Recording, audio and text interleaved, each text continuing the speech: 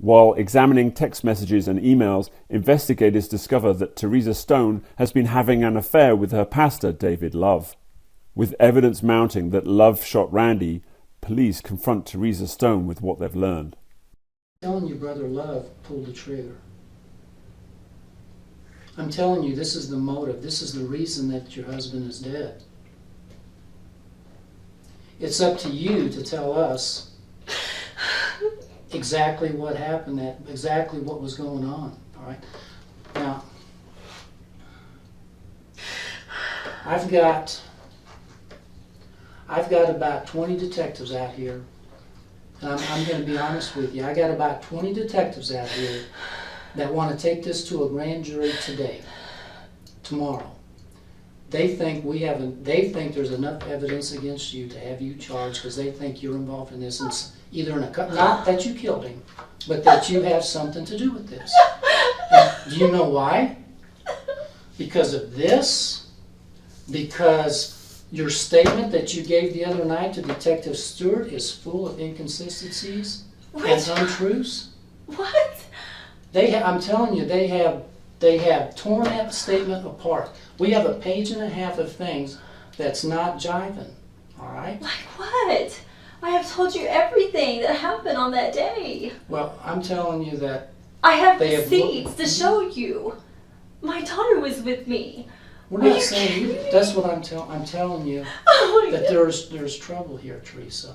There's trouble here. All right? You have got to tell us what happened that day. And if you don't tell us, then I'm telling you, I've been doing this for 24 years. I'm telling you, I can see the direction that this is going. And if you're not truthful with me and tell me everything that's going on and what you know, you're going to be a soul out on a plank, all right, all by yourself. My investigators believe that you are involved in this, either in the cover-up. They don't. There's no way. I'm telling you.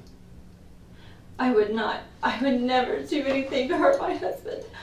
I love him so much. That's why I was trying to get rid of this. That's why I was trying to get Brother Love out of my office.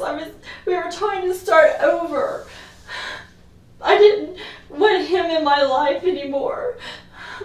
I wanted to just be with my husband for the rest of my life. Please, tell me. I'm telling you something. Tell me what is not driving. I want to know what's not. I need to know. For example, you say you went to the bank and made a deposit, right? Yes. You've been to the bank 3 times. They say that there is no activity on your account that afternoon. There is 2. I have the receipt to prove it. Well, I'm just telling you what the bank's telling us. Okay? If you got a receipt, we'll look at it. All right? I'm telling you, the bank's telling us 3 times now. We've checked 3 times. You checked with U.S. Bank. U.S. Bank. On my line of credit. Yes. The line of credit is not in my name. It is in Randy's name. They checked both your names, okay? We didn't go up there half-assed and just say, okay. They pulled up they were very helpful. They pulled up everything. We did it 3 times with them. And they're saying, we're sorry, but there's no activity, all right? That's their mistake. We'll figure it out. If you I will pull it off the computer myself and show it to you. Okay.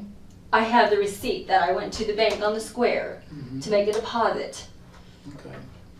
I cannot believe I'm just telling you, the bank's saying there is none, all right? So if you got a receipt, you better make sure you hold on to it. I will go home and find it. Okay.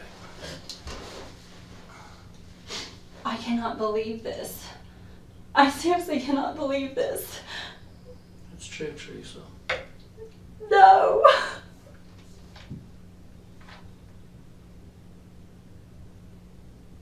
I have the receipt from my chiropractor's office. I have the receipt from JCPenney's.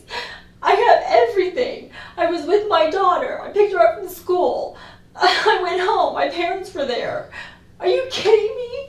When the detectives came over to your house to look for that gun and see if there might be a gun box or something, I've read the report and I've talked to them, and they said that you did about everything that you could think of to try to keep them from finding that box. I did not.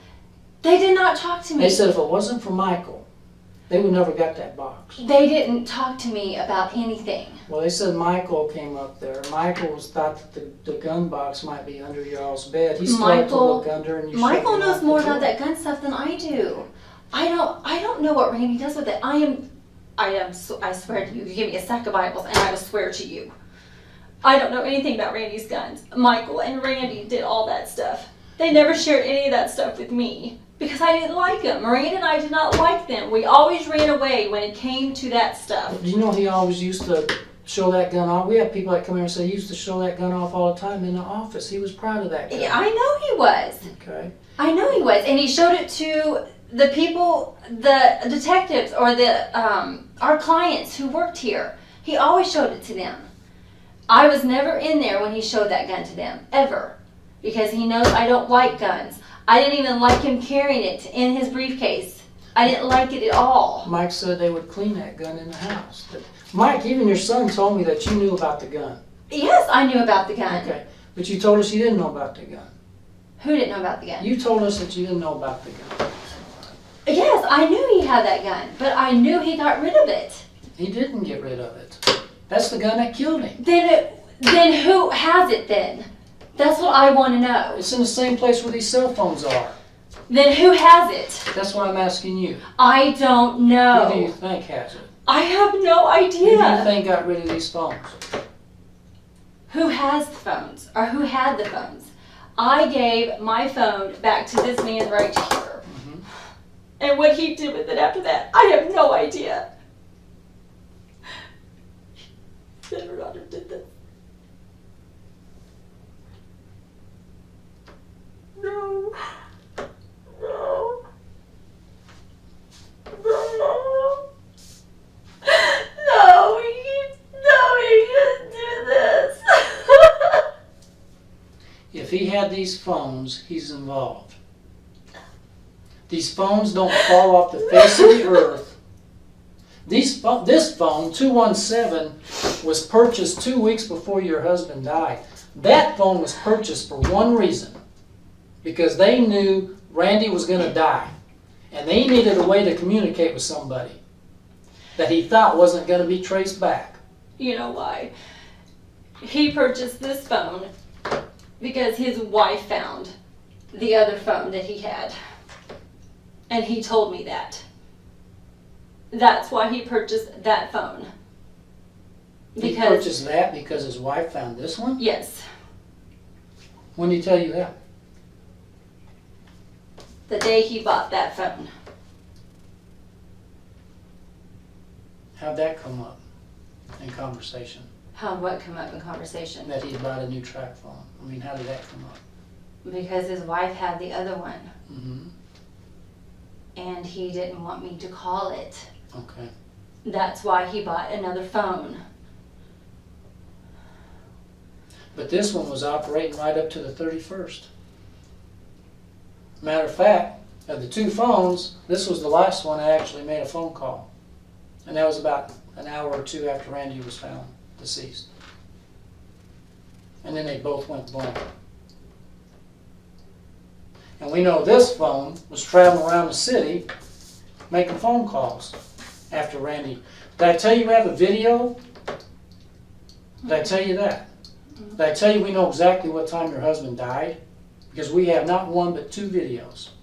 We have seen the car. And we have seen the man get out of the car. Who is it? I'm not going to tell you who it is. Why not? I am telling you because I'm trying to get some truthfulness out of you. Because I'm telling you that if you don't sit here and tell me the truth about everything you know, I'm telling you, you're going to end up in a whole lot of trouble. More trouble than you could ever imagine. I am telling you the truth about the phones. All I know is his wife found this phone, so he had to go buy this phone. Now, I don't know if he got this phone back and she didn't know that he got it back. I don't know. I did not talk to him on that day. I had not talked to him since that day he left our office because I was too mad. Randy and I were both too upset. So we didn't talk to them or anything. We didn't talk to Brother Love. Nobody. we were trying to start our lives over again and just move on. Because we had already gone to a new church. This was a planned killing. No. It was a planned, premeditated killing. And more than one person was involved. Why?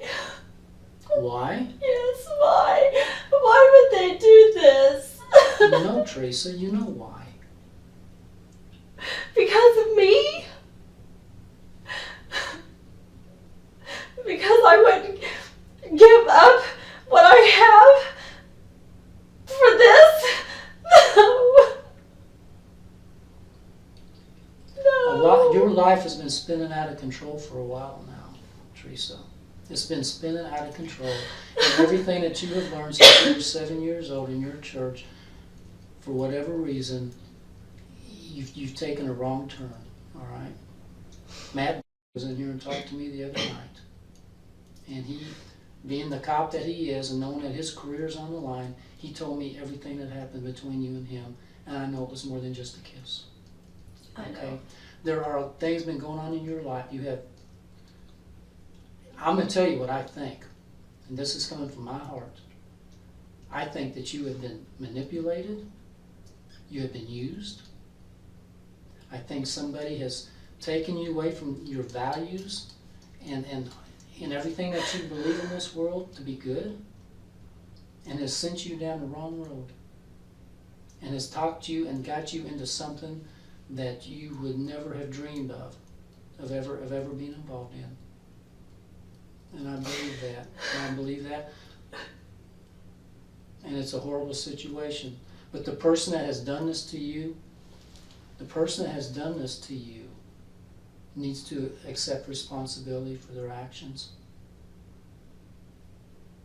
In the same way that you're accepting responsibility for your actions. You're accepting responsibility because you're paying the price right now, having to sit here and talk to me and go through this.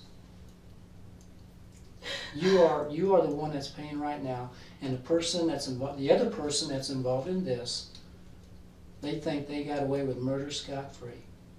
They think they don't have a thing to worry about. But here you are. Here you are.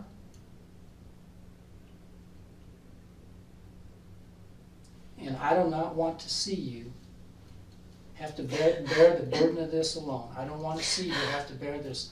You have got to open up to me. And if you want any consideration, or if you want anybody to help you, then you're gonna have to come and tell me the truth, and you're gonna have to do it now. You're gonna have to tell me the whole truth.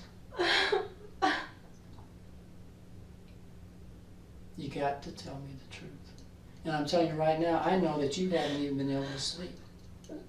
I know that this has eaten you up. You're not a bad person. You weren't raised to be a bad person. And I'm telling you that you cannot bear this. You cannot bear this on your own. Let me ask you one question. Yeah. You're not lying to me about anything in here. There is not one lie that's been said in this room. And I will tell you something else. There's stuff I know that I'm not even going to tell you. All right? And I can't tell you, because I can't sit here and tell you everything. Because when you walk out of here, you've got cell phones. You got people, you can talk. The thing is, I can't tell you our whole case, but I can tell you there's more evidence than what's on this table. But I'm telling you this because this is a wake-up call for you.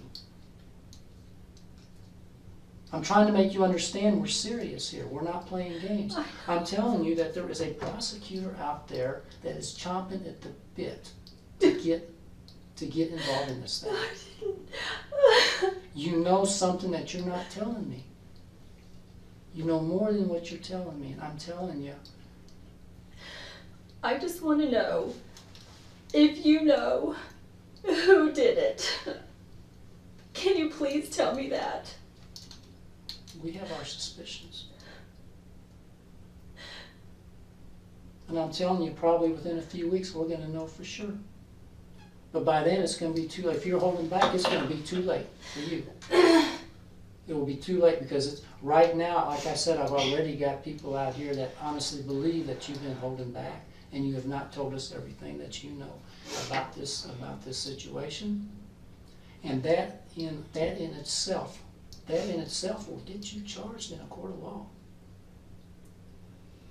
On a case like this, anybody who does not cooperate fully and disclose everything that they know is subject to get drawn into this net. And those that are cooperative and fully honest and come to us and say, this is what happened. The first person that comes to that door, comes into this office and makes that statement, that is the person that gets consideration. That is the person that looks like they have a conscience. That is the person that looks like they actually care about what happened that day, and they want justice, and they're willing to accept responsibility. That is the person that is going to get back on the road to where they need to be, especially with their Lord. I'm telling you, if you know something and you don't confess now, I'm telling you, you're not going to be able to get through this. Can I ask you one question? Yeah. Do you think he did it? Be honest with me. I'm not here to talk about him right now. No, okay? I need to know. No, I need to talk about you. We'll talk about David when we need to talk about David. And we'll talk about other people that we're looking at. We'll talk about them when that time comes. And we're talking about you tonight. This is your time. It is your time to help us solve this crime. It is your time to tell me what you're not telling me. I am telling you about these phones. And that's all I know about those phones. I know he bought this one because his wife found this one. Now, if he got this one back, I don't know. He didn't tell me that. He just told me not to call it. So I didn't. And I was trying to ignore him. I know he called my phone, but I wouldn't answer it. I didn't want to talk to him. I wanted to start over with my life.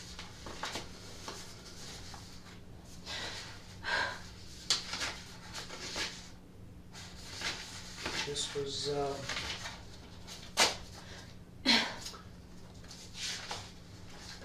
tell me again, this time be truthful. Tell me what was the nature of your relationship with David, truly. If you can't even do that much, I can't help you, Theresa. If you can't even be honest about that, I cannot help you.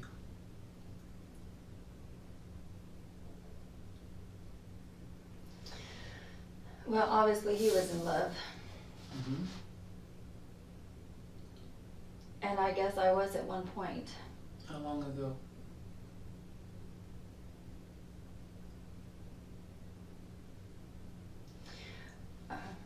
Just recently. Probably a couple weeks ago. No, well, probably about a month ago. Mm-hmm. About a month ago you felt like you were in love? No. A month ago, I wanted it to end. Mm-hmm. I wanted to start my life fresh with Randy. Okay. Let's back up. Okay. I need to know. 9 years ago. Well, I need to know what kind of things have been going on between you and him before you decided that you wanted to put an end to this thing. Because I know it wasn't just phone calls. Couldn't have been.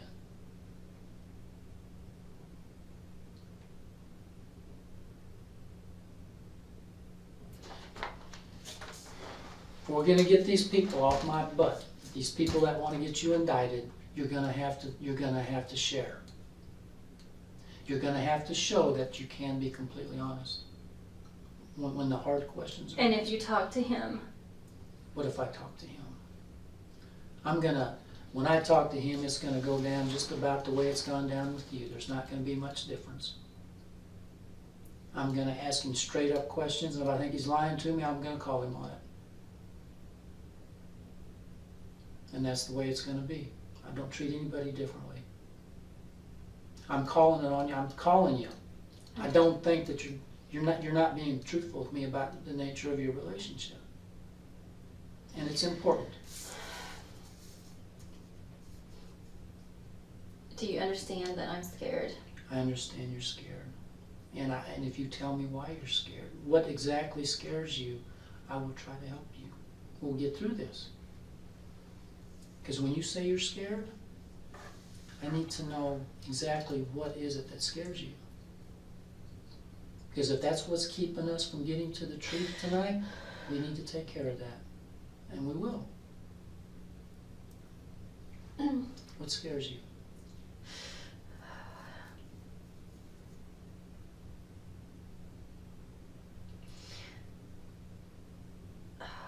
You can talk to me, and you're going to feel better after. I'm telling you, you're going to feel better after you talk to me. I just don't want this to get out to anybody. I'm telling you, we're not going to wave red flags and tell the world, okay? Theresa, I already know what you're going to say, but I have to hear it from you. I have to hear it from you.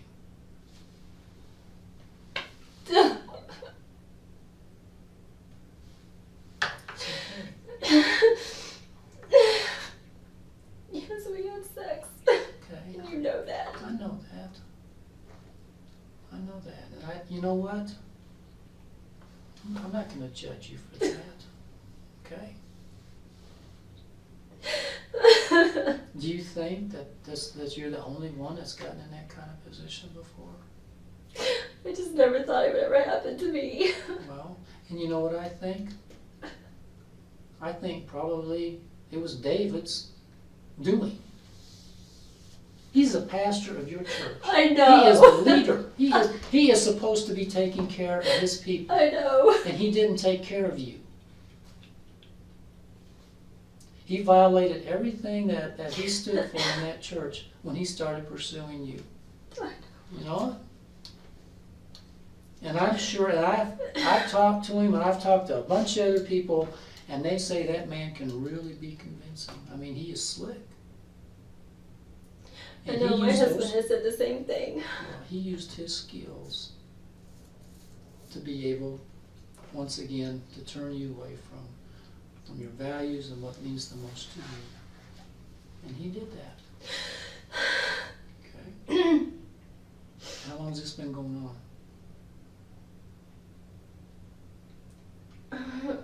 10 years. Okay. So this affair's been going on for off and on, or pretty steady? No, it's been off and on. Off and on? For Every 10 time I years? try to stop it, he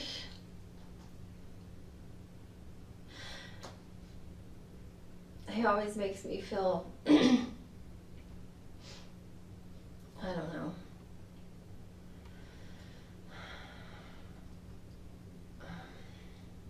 What are your feelings? What are your feelings for him? Obviously, you had some feelings for him, or this wouldn't go on. I like did. that, right? I did. Okay. So you were in love with him. This must have been hard on him. The fact that you were leaving the church. That you had told him that you don't want him. You gave him his phone back, right? You gave him his phone back. You were trying to knock it off, trying to stop it. When he came into that office, is that what that was about? Did he come in there and tell Randy that you guys had been together? No, Did that ever come up? no. Okay. So that didn't come up. He was just telling you about this Bruner guy. He was telling Randy about it because he was tired of other guys trying to come on to me. Okay. Because, David was tired Yeah. of other guys coming on to you? mhm, All right. because I would tell him, and I probably shouldn't have.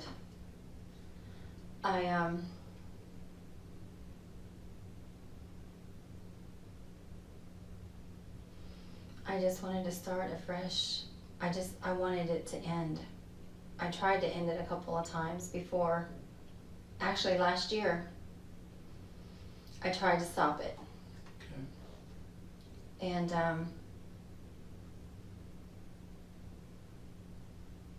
I wouldn't. How did he take it? Not very well. Tell me about it. Well, he's not really an angry person. He doesn't get angry. Mm-hmm. But he just wasn't happy. What did he say? He said, I understand, because I just told him. I told him, I said, this is not right. This is not what we're supposed to do. Mm-hmm. This is not what God wants for us. This is not the way it's supposed to be. And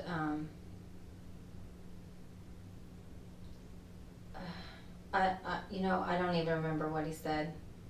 And where was that? Was that at the church? Yeah, I was in the kitchen. And how long ago was it? It was August of last year, actually. August of last year? Mm-hmm. Yeah, because he keeps kind of throwing it up in my face. Okay. So that's about the time he bought this track phone. So how did he end up giving it back to you, and y'all continue to communicate? Because he just kind of slid in there again and kind of made me feel bad, I guess. Okay.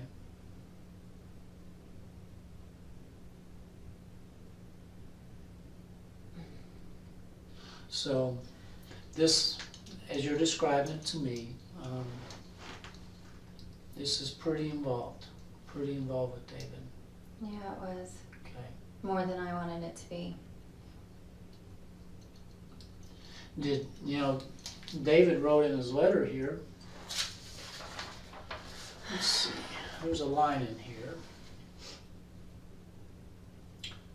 I'm not in control of things yet, but when we are fully together, our birthdays will be exciting, blah, blah. What's that mean? I'm not in control yet, but when we are fully together.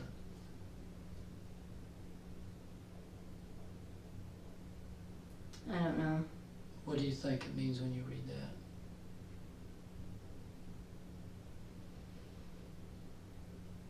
I'm not Maybe he in had control something in his- yet. Maybe he had something in mind. Did he ever talk to you about anything he had in mind? No. I always told him, if God wants us to be together, Mm-hmm. then he will put us together. I always told him that. And I always told him, I said, I love Randy. And I hate doing this. Mm-hmm. I hated it. Did Randy ever suspect?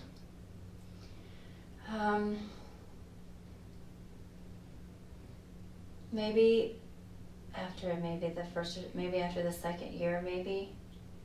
Okay. But he really never came out and said it or anything. Since we're being truthful, Mhm. all right, and there's no secrets about this, okay, it's already out. Mhm.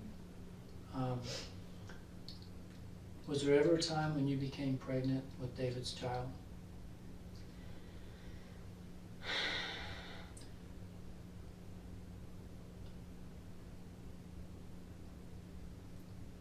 Because I think you did.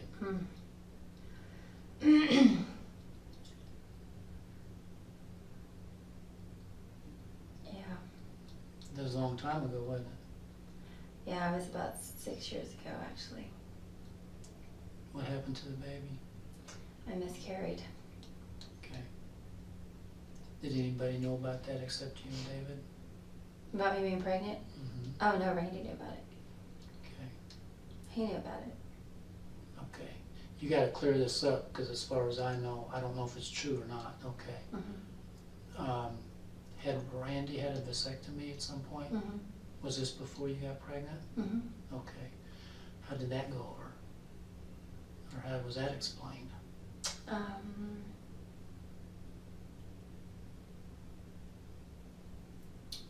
Because we went to the doctors and the doctors told us that it happens a lot. Okay. So, So he just figured it was a malfunction for Yeah. your lack of a better and word, we had a couple clients who had happened to them. right? Okay. So, How did David take it? I guess he knew. What did he, or did he know? oh yeah, he knew. How did he take that news? Well, he was kind of shocked. He didn't see how it happened, but I don't see how it happened either. But Okay. and in that situation, all I can say is that God spared me that day. You mean the miscarriage? Mm-hmm.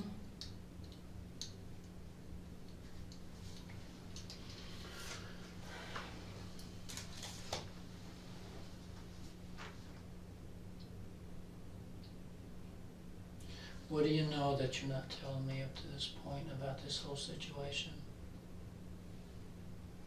What are you holding back? Even if it may, you think it may get you in some trouble, you gotta tell me. It's better coming from you than from somebody else. Because if it comes from somebody else after we've talked to you, I mean, you're gonna, like I said, you're gonna get drawn into something that's gonna snowball and it's gonna get huge and it's gonna be expensive and it's gonna get ugly and nobody's gonna wanna help you. I'm talking about people within the criminal justice system. They're not gonna wanna help you at all. Because they're gonna say, you know, Detective Rosewarne, you talked to her at least 2, maybe 3 times. You spent hours with her and you gave her ample opportunity to tell the truth about everything. And even if she did something that was wrong, she just sat there and thought she was going to try to get away with it. And at that point, they just go ahead and start filling out paperwork, legal paperwork, and they don't care anymore. But if somebody like you, somebody that really up until David Love did his magic with you, up until that you've lived a good life. You've lived a good life and you got 2 great kids and you got a great family and you've never hardly done anything wrong in your life.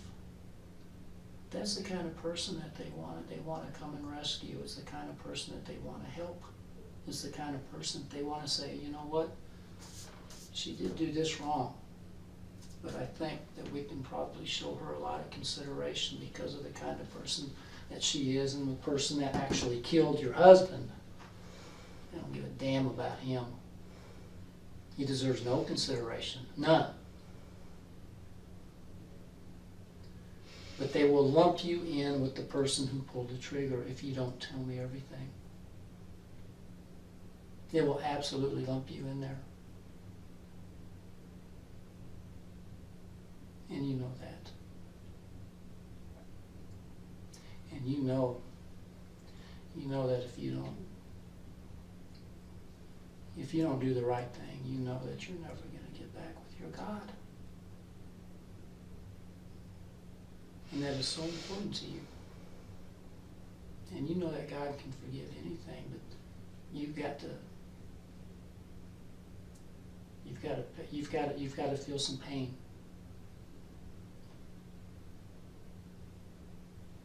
You got to feel a little pain before you can feel good. And you know the Lord, He felt a lot of pain. But look at the good that brought. And you tell me what you're involved in and what your extent of this. You tell me that. I'm telling you that when you walk out of this room, you're going to feel so much better because that burden is just going to be lifted off your shoulders. And you can start a new beginning, and you got people that can help you and get you through it. And when I go brief, the next time I have to go over to the courthouse and I have to talk to the prosecutor, then even I can talk good about you. And I can say, you know what? Theresa showed the courage. She showed the courage to do the right thing, and she helped us solve this case. And the person that took Randy's life can be held accountable. And Theresa made it happen. We did a lot of the work without Theresa, but Theresa closed the deal. But you can't be scared. You've got to put your faith. You got to put your faith in God. And don't be scared.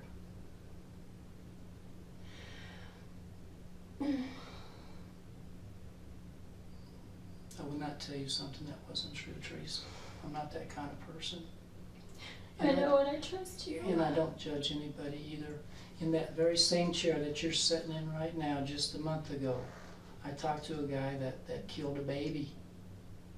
He killed a baby. And you know what? Of course he's in a lot of trouble, but you know what? I didn't judge him. I'm even still communicating with him. I'm still talking to him. I'm trying to help him. Because I'm not the kind of person that judges. I know that people get twisted around and they get wrapped up. And people like David and other people, they get in their heads and they make them do things that they would normally never, ever think of doing. Because it's not them. And I promise you, whatever you tell me, I'm not going to judge you, and I'm not going to just throw you out there in the ocean without a life raft. Nobody's going to do that.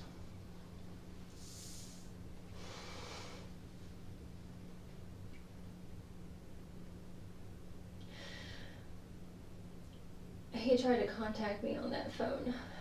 Mm-hmm. I never would answer. He left a message, and I checked it. When? That day. Okay. Tell me. I honestly don't remember what he said. You gotta remember. I didn't even listen to all of it. I didn't want to hear it, so I heard his voice and I erased it. I honestly don't. You heard David's voice? Mm-hmm.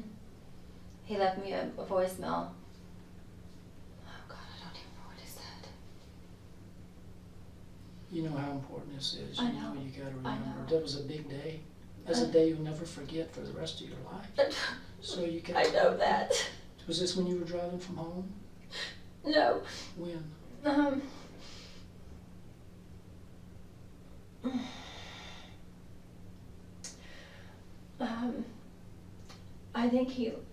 I think he left it when I was still at the office, because I pulled the phone out Mm-hmm. and I had a message, Mm-hmm. and I believe I checked it before I went to the bank, and I did go to the bank. I'm just telling you, we would keep checking, okay? If you got the receipt, keep it, okay? All right. So, what are you doing with the phone that day? That was the day that your husband died, I right? know. I have it. I mean, I had it. Okay. Where's the phone now? I don't have it anymore. What did you do with it? I threw it away. Where? I don't know. I don't know. Let me think. Hold on.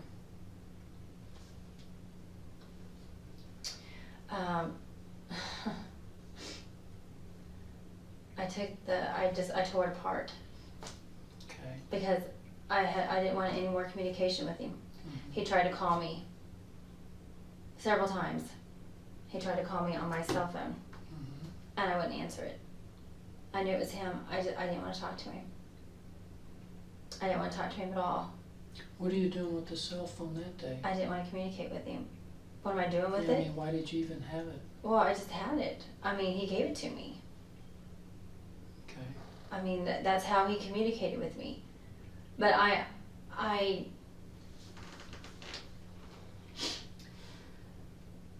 don't even know if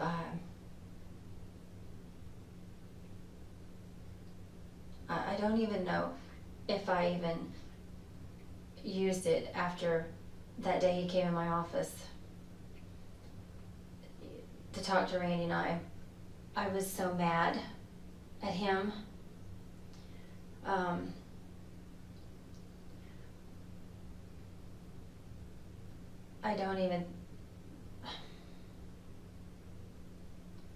I I think when he texted me, I would read them and never respond. Mm-hmm. I didn't want to respond to him. I didn't want to talk to him. I was mad.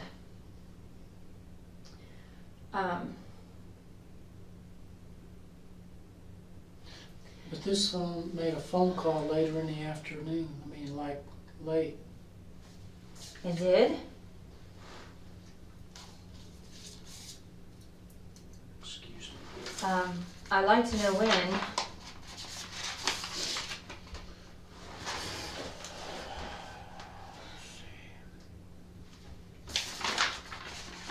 This is the wrong. We've got a bunch of more phone records. This is the wrong one. It's not what I need. As I recall, the last time that anybody used this phone, Mm-hmm. like I said, it was after we know that Randy, was Mm-mm. killed. It was after.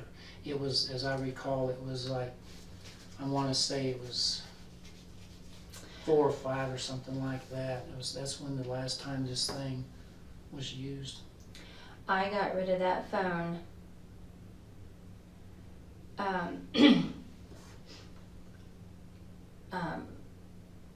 Mrs. Love took me to go to the bathroom, and I had to go to the bathroom, and I got rid of it. You were at the church? No.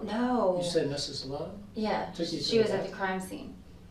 Oh, I'm sorry. Now okay. So you had it at after you found your husband? Yeah, it was in my purse. I Okay. carried it in my purse. All right, I understand.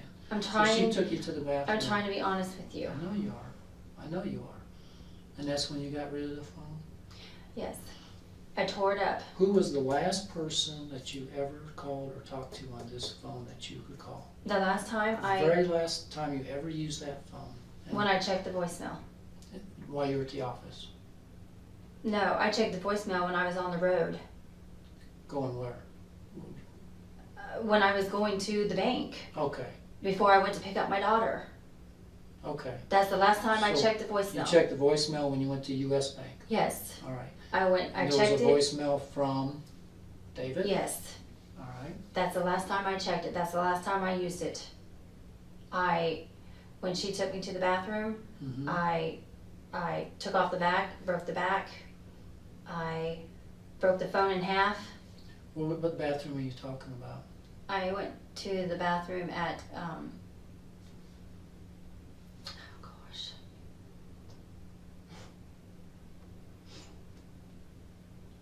Enterprise.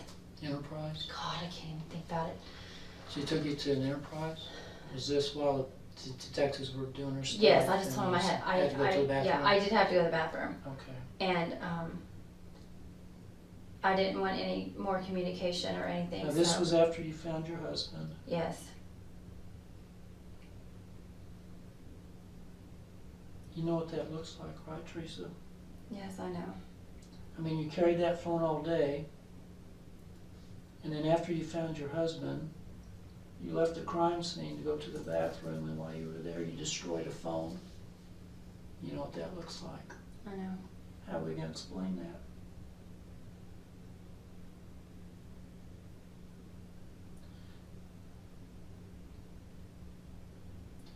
What did David tell you on that voicemail?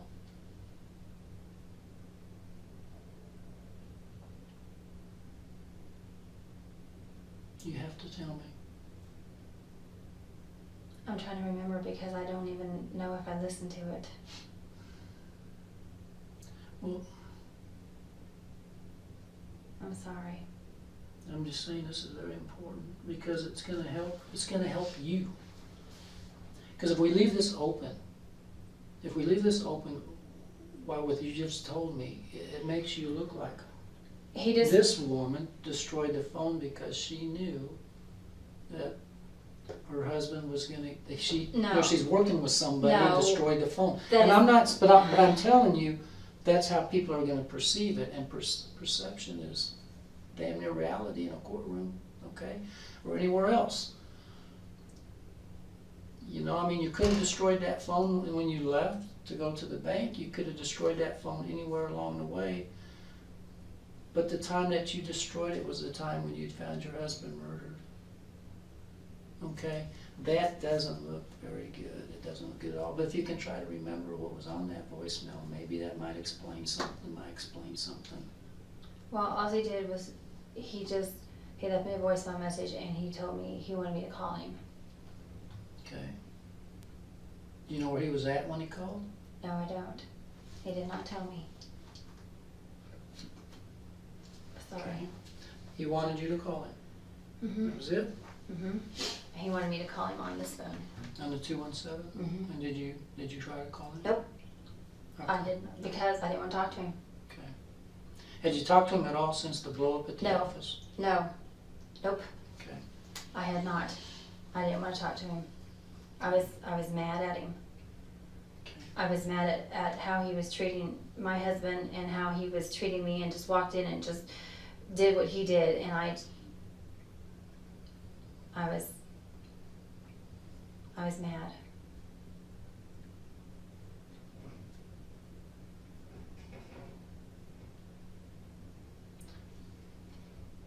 Getting away from the phones for a second. You called your parents, right, after you found it, Randy? Yes. And what did you tell them? I just told him that something had happened to Randy, and I needed them to come to the office right away. Are you sure that's what you told them?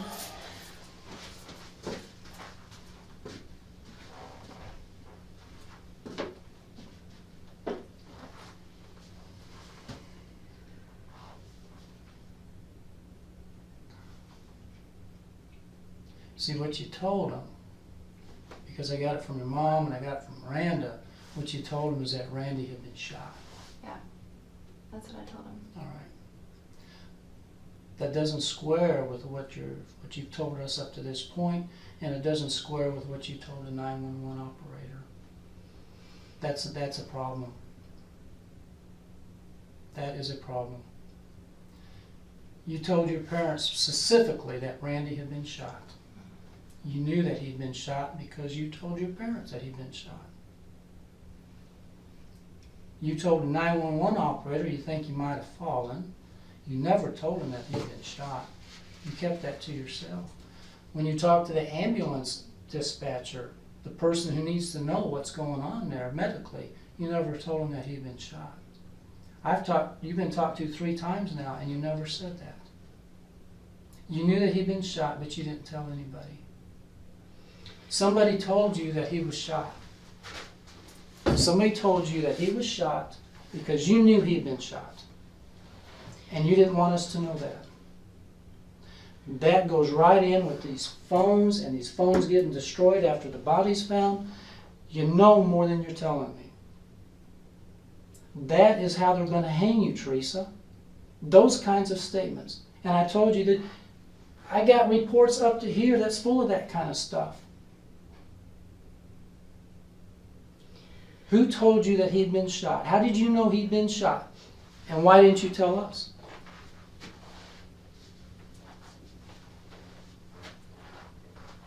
You're not being truthful with me, Theresa. I didn't You're know. not being truthful. Okay,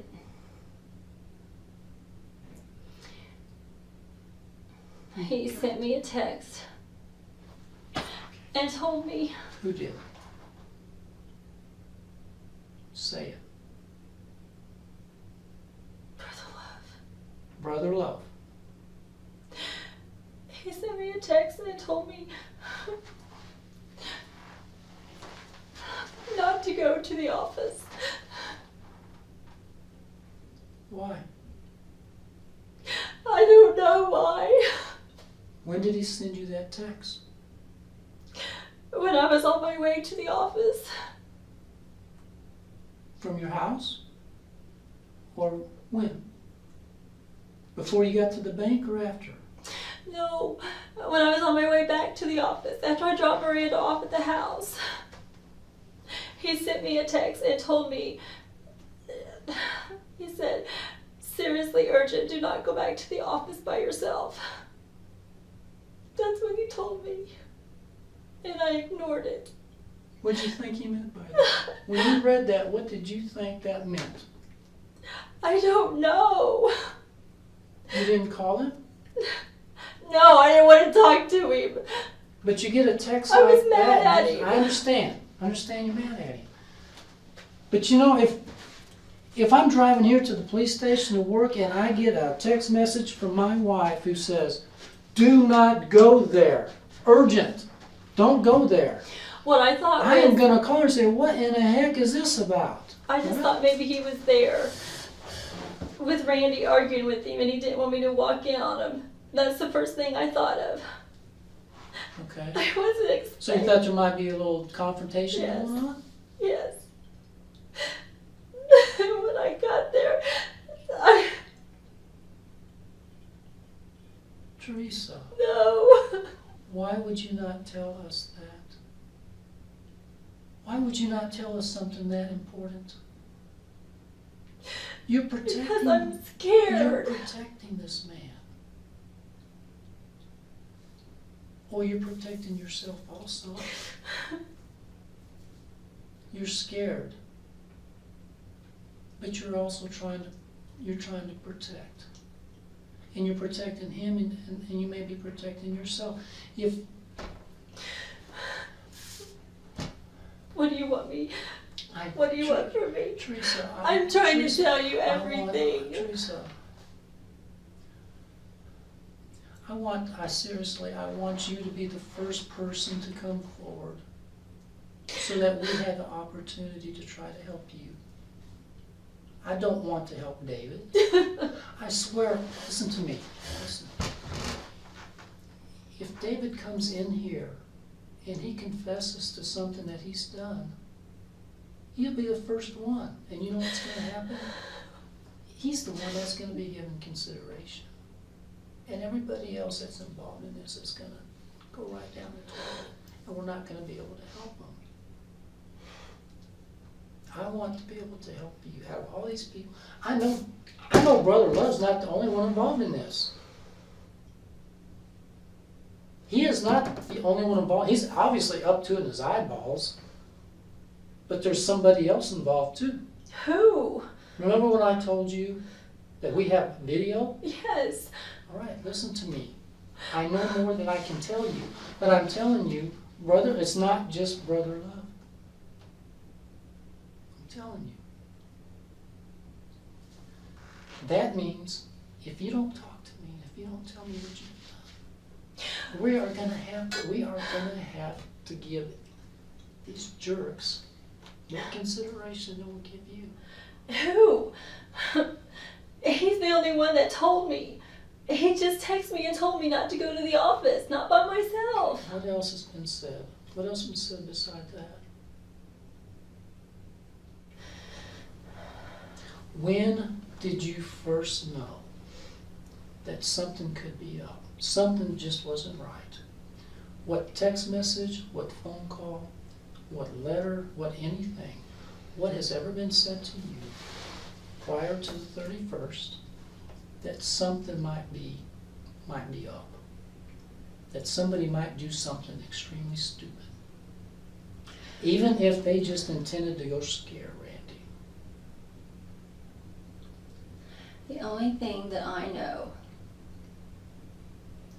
is I text David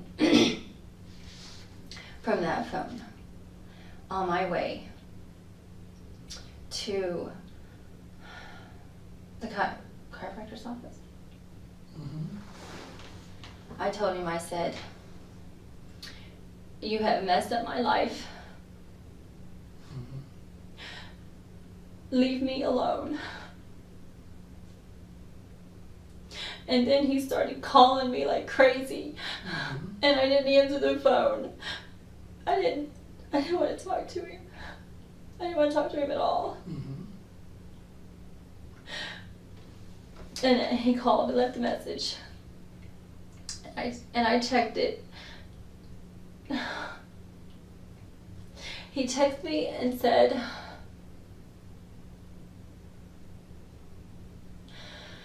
oh God, what did he say? What did he say?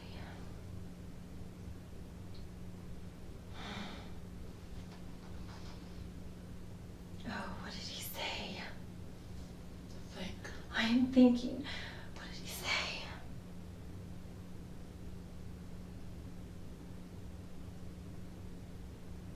Oh my God, what did he say? I know he sent me a text before he sent me that other one. Oh my gosh. He sent me that text about, it was around 3 something. The first one he sent me was around 3 something. Mm-hmm. The second one he sent me was the one that said, seriously urgent, do not go to the office by yourself. That was the last one he sent me. What time was that? Was it before or after the last text you got from Randy? You got that It at was, 3:08? So this was closer to 5. yes. Okay. Thank Theresa. Think about that text. It might be one of the most important things that Oh my gosh.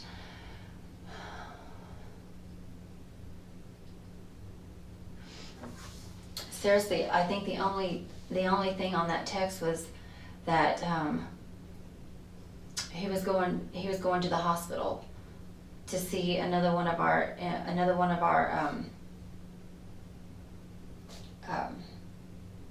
oh gosh, members Okay. that was in the hospital. Okay. That's what he told me. That was a text That was a text. on to this phone Yes. from that phone, Yes. 217, Mm-hmm. that he was going to go to the hospital. Mm-hmm. And do you know about what time that was? I know it's been a long time. And then it was about what time when you got the other one? And the other one said I got the other one right before I got to the office. right before you got there. Mm-hmm. I was actually passing Sonic on the Nolan Road when I read it, Okay. and it was all in caps.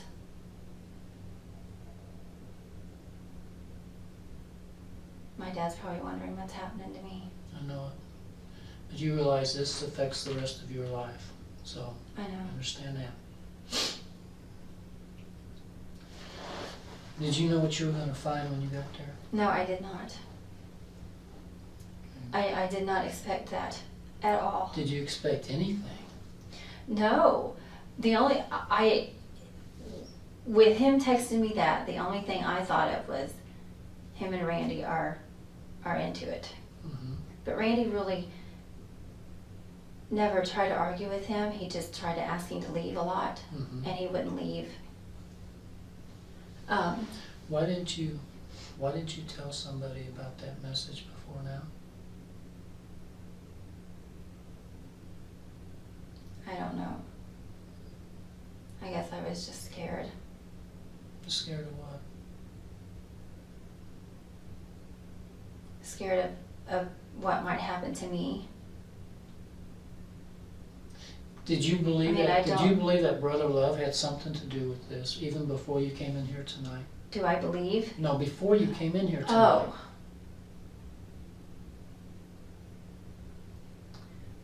Back in my mind,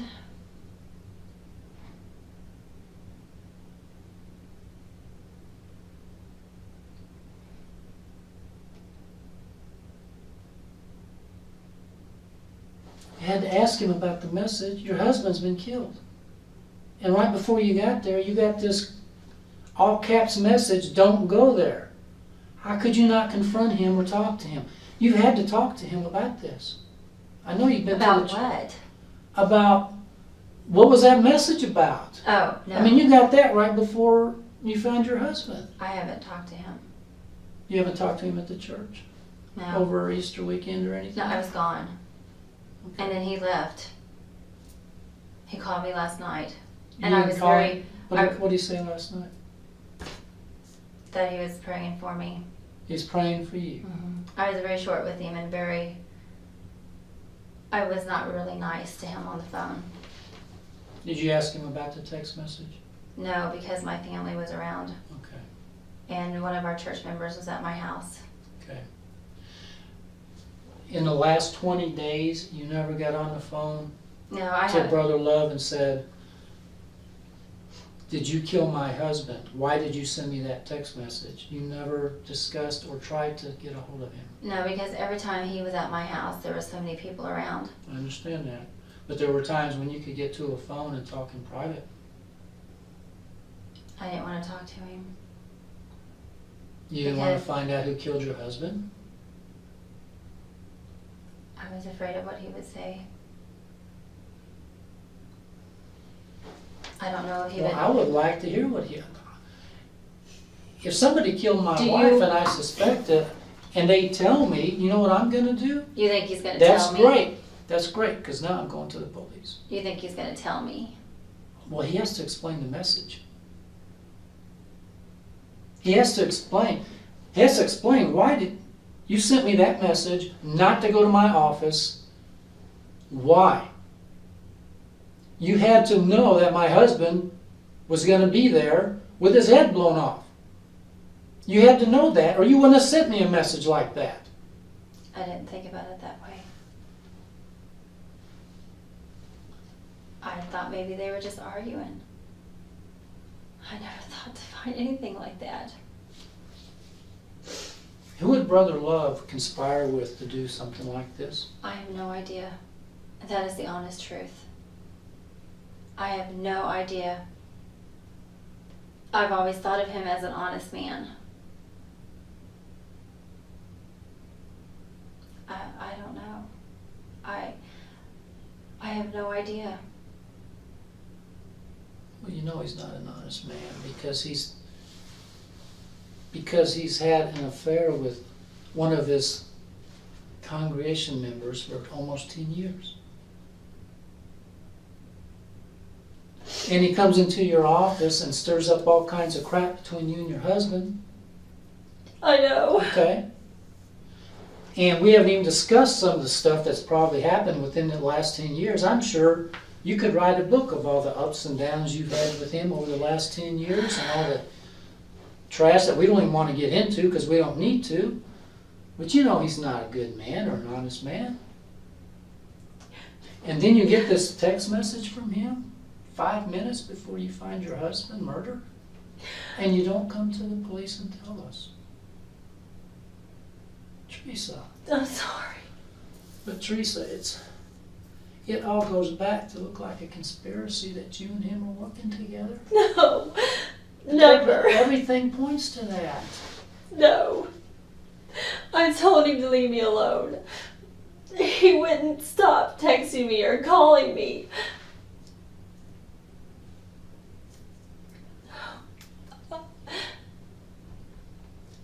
I think as a matter of fact, as we sit here, I think they're out picking him up.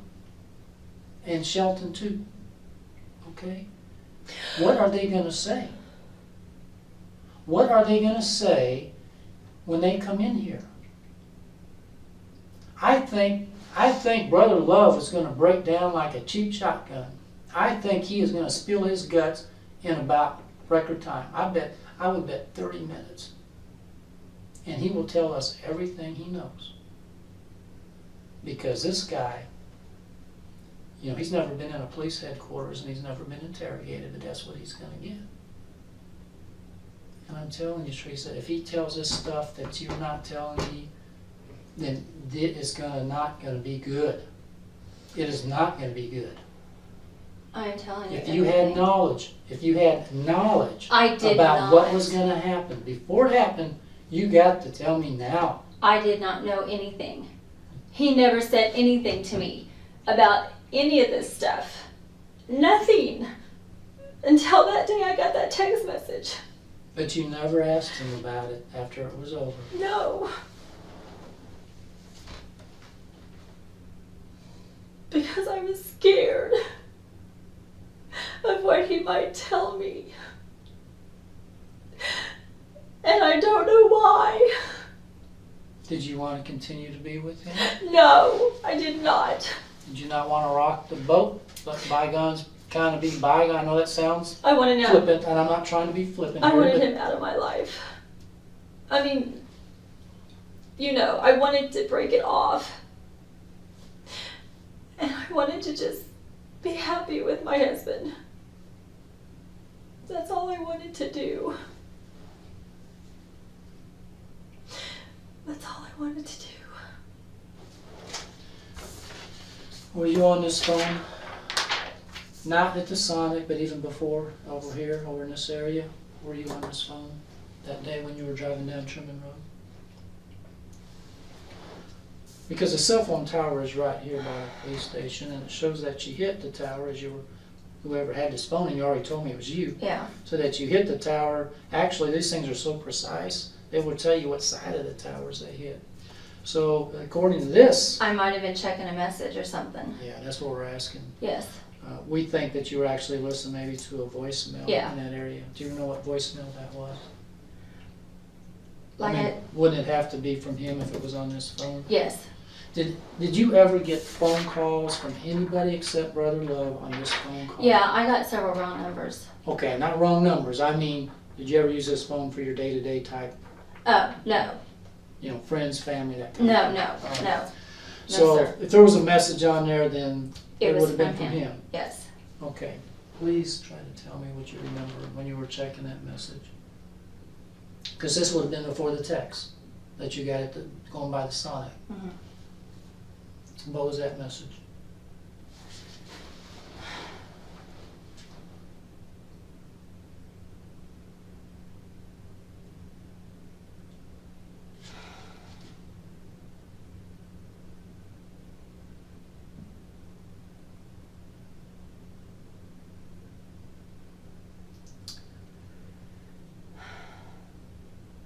It had to be important because by this time Randy, he's already gone. And within 5 minutes of that, 6, 7 minutes of that message, you get He just asked me a to text call. message. He just asked me to call him. That's all he did is ask me to call him. He said, please call me. I need to talk to you. Please call me.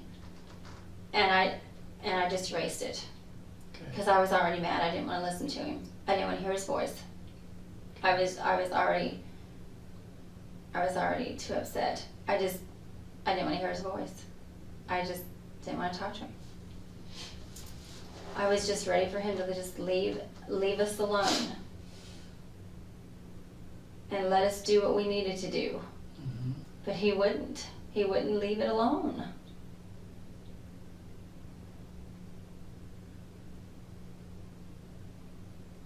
I don't know.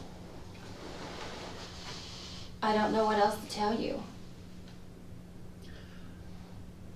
I need to know that you're not leaving anything off the table. I'm trying to think. Okay. I am trying to think. I need to know that when David Love comes in here, or anybody else associated with him comes in here, and they're questioned, Mm-hmm. I need to know that they're not going to drop a big bomb that is going to blow up in your face. I don't want him to sit there and tell me that, you know, Detective Rosewarne, I'm going to be honest with you because I know I'm in trouble here.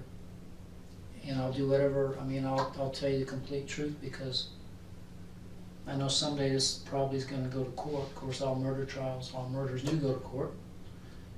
And I want to get the best possible deal I can get, so I'm going to be completely truthful with you. And I don't want him to tell me that, you know, it was quite some time ago that, you know, Theresa and I sat around and we talked about this. And we talked about, you know, the advantages of Randy wasn't around anymore, the advantages, how we could be together, or as far as that goes, whatever insurance or whatever money that Theresa might get, you know, that would go a long way to help build that new church they're trying to build. You know, if he comes in and tells me that kind of stuff and we're able to corroborate that, and the prosecutor feels like, you know, you weren't honest, then that's what I'm trying to tell you. You're not going to be the only one talking here. The other side's going to be talking. And if he tells the stuff you're not telling me, and we believe him, or if the prosecutor believes him, then you're out there on that island all by yourself with nobody to help you? The conversations that we had,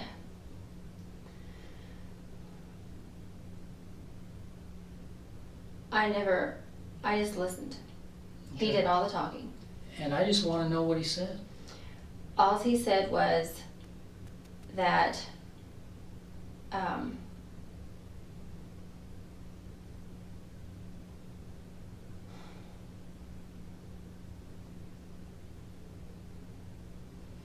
all he said that was that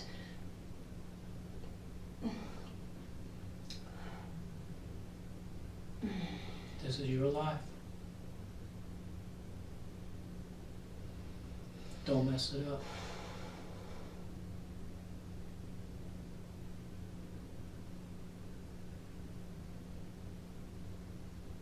Get it off your chest.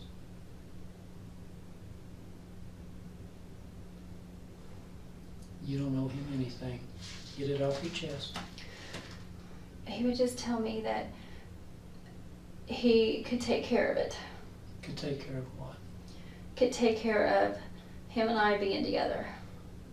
When was the last time you had a conversation like that? I mean, estimated. Ballpark range. A couple months ago, Couple months? How often would he talk like this? and I would tell him, Mhm. it is not in your hands. It's in God's hands. If he wants us together, he'll put us together. And you said that earlier. And I said that several times to him. Mhm. I told him. And he, of anybody, he should know that. Of course he should. Of course he And should. he knew I didn't like it when he said it either. I kept telling him, it's not in your hands, it's in God's hands. What were his exact words? Exact words that you remember. Boy, he just... Now, don't try not to paraphrase. Try to tell me what came out of his mouth. If you can.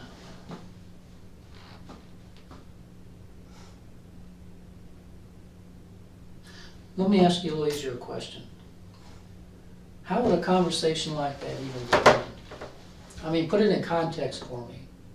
How would something like that even come up, or even how would that even start to happen for him to even make a comment like that? Well, I never really talked much. He, he would just start the conversation and just say that,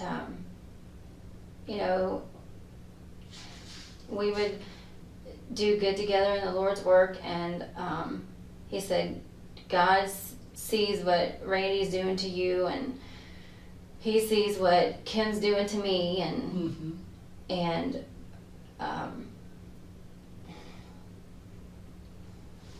He kept throwing Bible verses Mm-hmm. up at me, and what other Bible characters did in the Bible, Mm-hmm. and how they murdered and God still blessed them and stuff like that. And I was like, and I kept telling him, I'm like, that was then. This is now. Mm-hmm. God is the one that's in control, not us. We have no control over that. Did he use the word murder? No. What did he say? I mean, He never said anything. He just when we would have the conversation, he would just say that he could take care of it. and what did that mean to you? He would take care of it if I wanted him to, and I said, leave it alone. Okay. God will take care of it. And what do you think he meant by that when he said, I can take care of it? Be honest with me. What do you think he meant? I don't know. Did you ask him, what do you mean by that? Well, yeah. Yeah, what did he say? Well, he kept referring to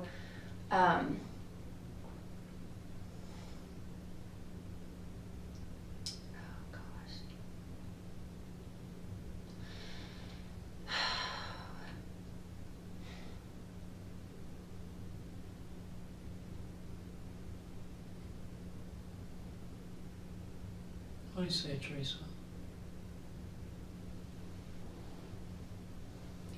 He just kept referring to Randy's guns. I want to hear about that. I mean, that's all he told me. Now, as far as Randy showing him his guns, I don't know about that. Well, try to make me understand, because I wasn't there. Keep in mind, I wasn't there, so I'm trying to piece this together in my mind, but you're kind of being a little spotty here.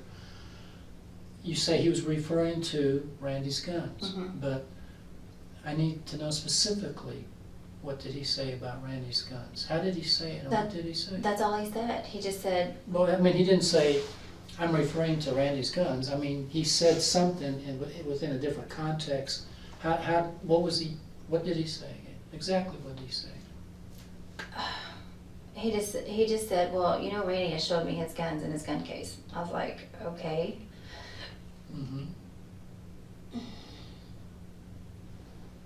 Sorry.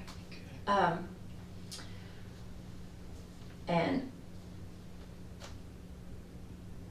And he said what? Well, that's all he would say. I mean, that's all he would say.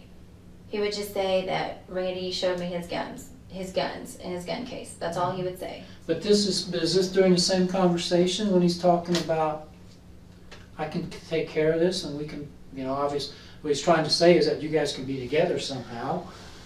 Was this within the same conversation? No, it was in several different conversations. Okay. How many conversations would you say in the last couple of months, or if you have to go back further, that's fine, but within the last couple of months, how many times did this type of conversation come up between you and David Love, the way you're talking about Randy and taking care of things and maybe you guys being together and guns? I mean, how many different times did this come up that you can remember?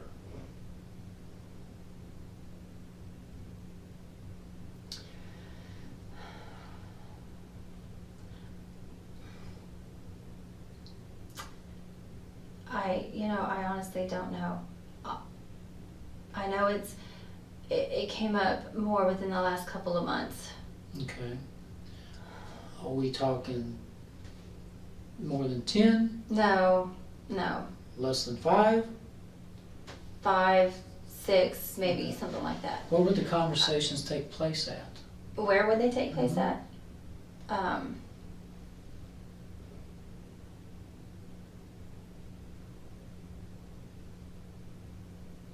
Mainly on the phones, I guess. Okay, so these are telephone conversations. Yeah. They're not face-to-face? No, I hardly ever saw him face-to-face that much. Within the last couple of months? Yes. All right. So these are phone conversations.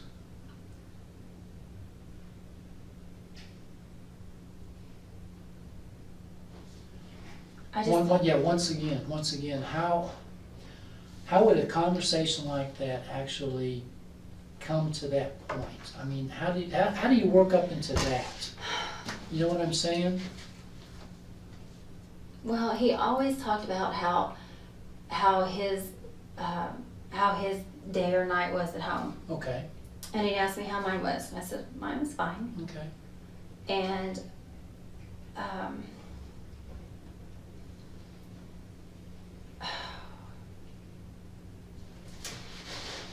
if you can just like try to recall one of those conversations and just, I mean, I know this is hard, but I have to get this in context correctly because I don't want to get the wrong idea here. I don't want to jump to a conclusion. And the best way not to is to get good, accurate information. I understand. So if you can lead me into how a conversation like that would actually take place. Well, he would just say that he missed me, and I would say, I miss you too, and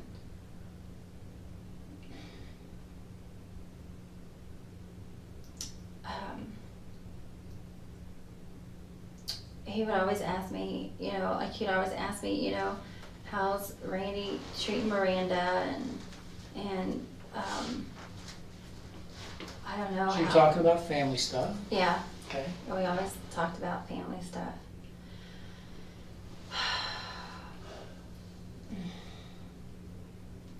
Who would initiate this kind of discussion? How would it? Oh, not me. Okay. I never did. How would he typically initiate something like that? where you're talking about guns and stuff. Well, I never mentioned, I never said anything. I'm saying within a conversation though. How would he initiate Well, that type of a...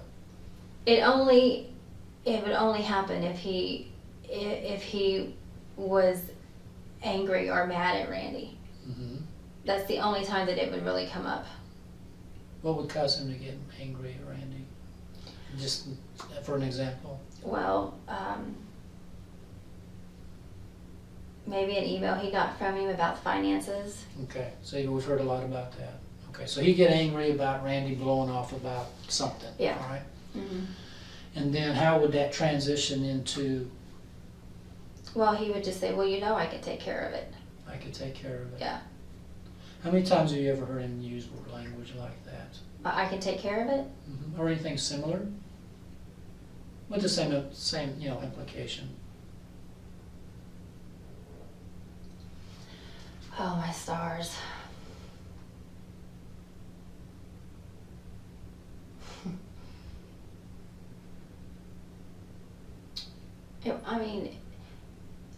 It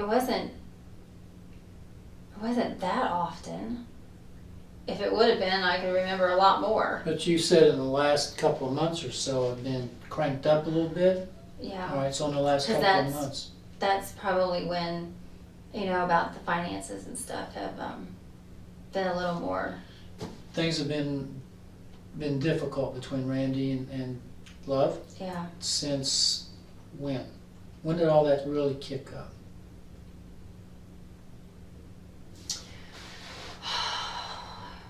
Didn't he send an email to the pastor? Basically, it was kind of a long drawn out, this is the reasons we got to leave the church. Mm-hmm. How long ago was that? Do you know when that was sent? Because I remember that you came down the stairs or something and you were kind of crying and you told Miranda, I guess we're going to have to leave the church. And I think it was around the same time period, wasn't it? Yeah, it was actually the day after. Okay. They were playing basketball at the church, and Randy just kind of wanted to talk to Justin, about what was on his heart. And he just wanted to talk to Justin. He didn't want Justin to respond. Mm-hmm. He just wanted to talk to him. And Justin just took it all out of context and just flat out told Randy that he was wrong and Pastor was always right. Mm-hmm. And that kind of got Randy upset, and he's like, it's over. I don't know what his exact words were. I can't remember, but he just called me and said he just got into it with Justin, and that he was just tired of everybody thinking that Pastor's always right, and that we're leaving the church. And I was just kind of silent on the phone, and I was crying, of course, and he said, you can be mad at me if you want to, and I said, I'm not mad at you. And he just said, I'll see you in a few minutes, and I said, okay. And then Justin called me. I think what happened was Randy accidentally called Justin. Didn't mean to, but he did, and Justin called the house, thinking that Randy called him. And Justin told me, he said, you guys are our best friends, and he just said he was praying for us and stuff like that. So I went downstairs and told Miranda that. Okay. And what time frame was that? You remember? What month? You need the date? No, just a month. Just a month. Gosh. It's it was still cold outside, so I think it was probably end of February. All right.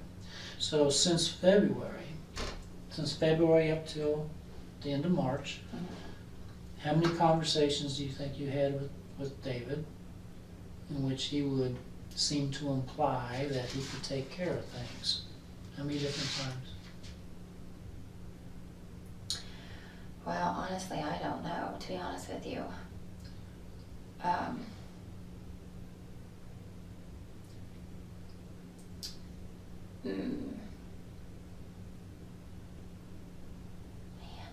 I don't know.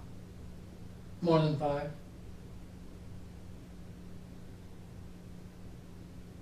In the last couple of months? Yes, since February, since the big blowout at the office?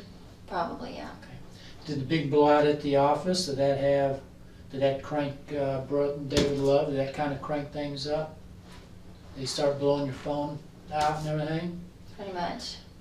Since that confrontation at the office, did he use that kind of language about taking care of I never things? talked to him after that. You never talked to him after that? Mm-mm. But prior to that, he had been saying things like that? Yeah. Did he ever give specifics? No. Tell me again about what he said about guns, about Randy's guns. Well, and this conversation only happened one time. Mm-hmm. And About the guns? yeah. Only happened once? Yes. Tell me what you remember. Well, all he said was, well, you know, Randy has showed me. He has taken me down to his safe and showed me his guns. Okay. And I said, really? And he said, yeah. And I said, okay. And then we just kind of got off the subject because I didn't want to talk about it anymore. But within that context, was he implying to you that he could take care of things with Randy's guns? Is that the implication? Is that how you took it? I mean, your wheels had to be turning when he's talking about. Well, yeah. We're talking about a pastor of a church, I know. and he's talking about Randy's guns and taking care of things. Am I getting this wrong? No. Okay. Then I would say, no. I said, I kept telling him, I said, yeah, you need to leave it in God's hands. God's the one that's in control. And I kept telling him over and over again, if God wants us to be together, he will put us together in his timing. Did David imply to you that he was willing to hurt Randy so that you two could be together? Or even kill him? Did he imply that message to you? Yes, he did. And did you tell him that's a no-go? Yes, I did. Or did you tell him that's an option? Oh, no. Did you ever imply to him or lead him to believe that that would be an acceptable option? No, I told him, I said, because he even implied it about his own wife. Tell me about that. Well, he even said that he would take care of her too. All right. Let me ask you this. We know that Randy was killed with his own Glock. We went out to your house or your parents' house and got shell casings, okay? Mm-hmm. From when he used to target shoot. Okay. And we already told you, they told you that night that they found a shell casing at the Yeah. scene. That Yeah. was, well, the ballistics, that was all that was checked out. They were same weapon fired those shell casings. All right? Okay. I want to know how anybody could get into that office, get that Glock, and shoot your husband. Because we're talking about the former war guy, the Marine, the guy who knows karate, the guy who is on his game, the guy who is always looking around for you. How would anybody get that gun away from him? I don't know. I have no idea. I keep asking myself that all the time. Well, I don't understand it. We know that whoever went in there, one, knew the gun was in there and how to find it, And I didn't even know he had it in the office. or two, somebody gave the gun to them and they walked in there with his gun. But if... And that makes more sense. Because Randy's not going to let just anybody go into his office and go through dresser drawers, No. right? I've been in the office. Nobody's going to go in there and even walk around his office to the back of his desk, because that would be, other than someone like you or Miranda or Michael, that would be probably very unusual for any customers or even church people to walk back there. There would be no reason for them to go back in his space. No, he Right? didn't even like me going back there. Exactly. So when the person came in, my investigators, and I trust them, I trust what they're telling me, Mhm. he already had the gun.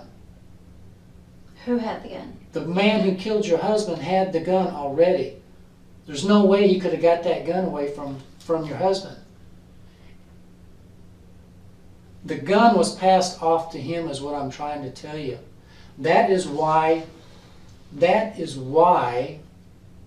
I got 20 detectives out here that want your head on a platter. Who would have passed that gun off? Only you would have been able to do that. No, I don't touch guns. I don't like them. But you were in his briefcase. No, don't. I know you don't like guns, okay? I know you don't like guns. It wasn't in his but briefcase. That doesn't really matter, all right? That's the only time I opened his briefcase, Mm-hmm. was to find that Avon book. Other than that, I never touched his briefcase. I never touched it. I never touched his briefcase, ever, unless he asked me to go get something out of it for him. And you asked, but you did get in his briefcase to look for the Avon catalog. Yes, I did. Okay. Yes, I did. Did you take the gun out of there and pass it off to somebody when you left? The gun was not in his briefcase.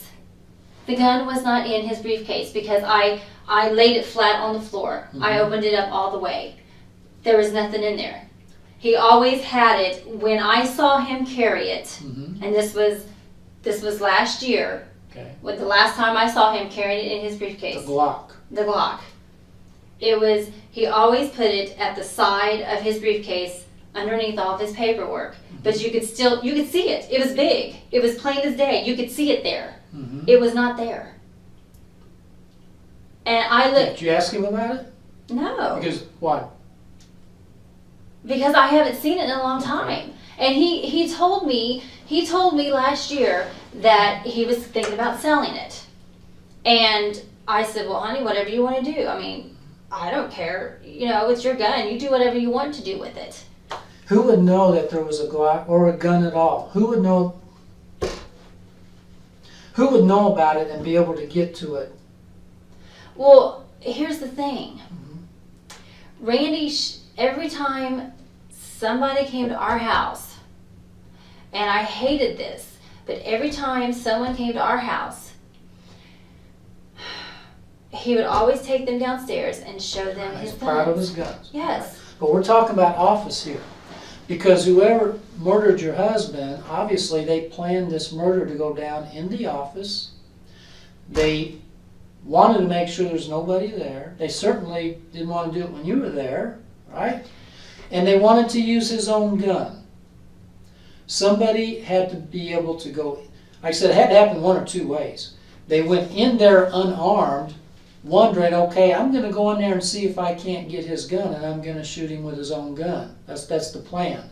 But that's not a very good plan. No. Because if he's sitting behind his desk, how are they even going to get to the gun? Right? All right. So that's not a good plan. Secondly, they're not even going to know for sure if the gun is there, because even though he liked to carry guns, that doesn't mean he's going to take it that particular day. I mean, I'll be honest with you, I'm a cop, and sometimes I run out the door and forget my gun. I have to drive back home and get it, all right? So they don't even know if the gun's going to be there. So if they're going to go in there and assassinate your husband, and that's what they did, they got to have a plan. They got to have a good plan. And it's not a good plan to go in there and just hope I can somehow get around his desk, somehow open up the drawers and look for a gun, and then somehow be able to point it at him wherever he may be and shoot him.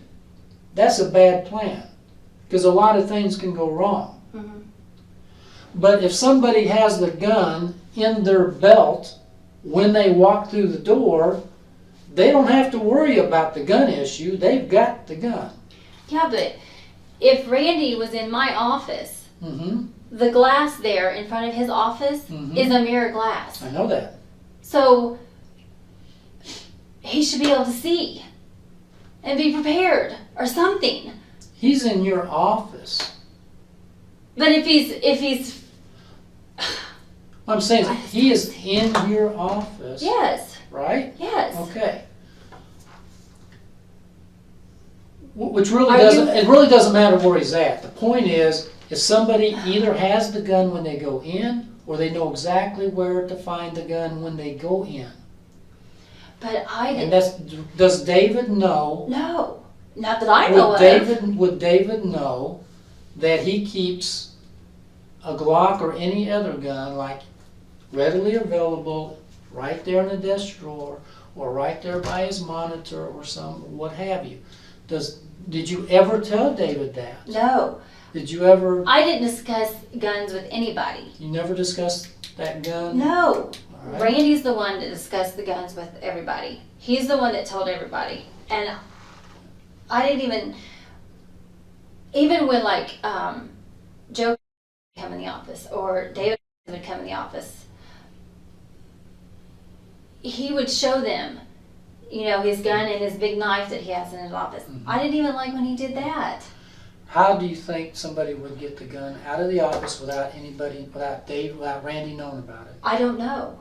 You don't know? I have no idea. Because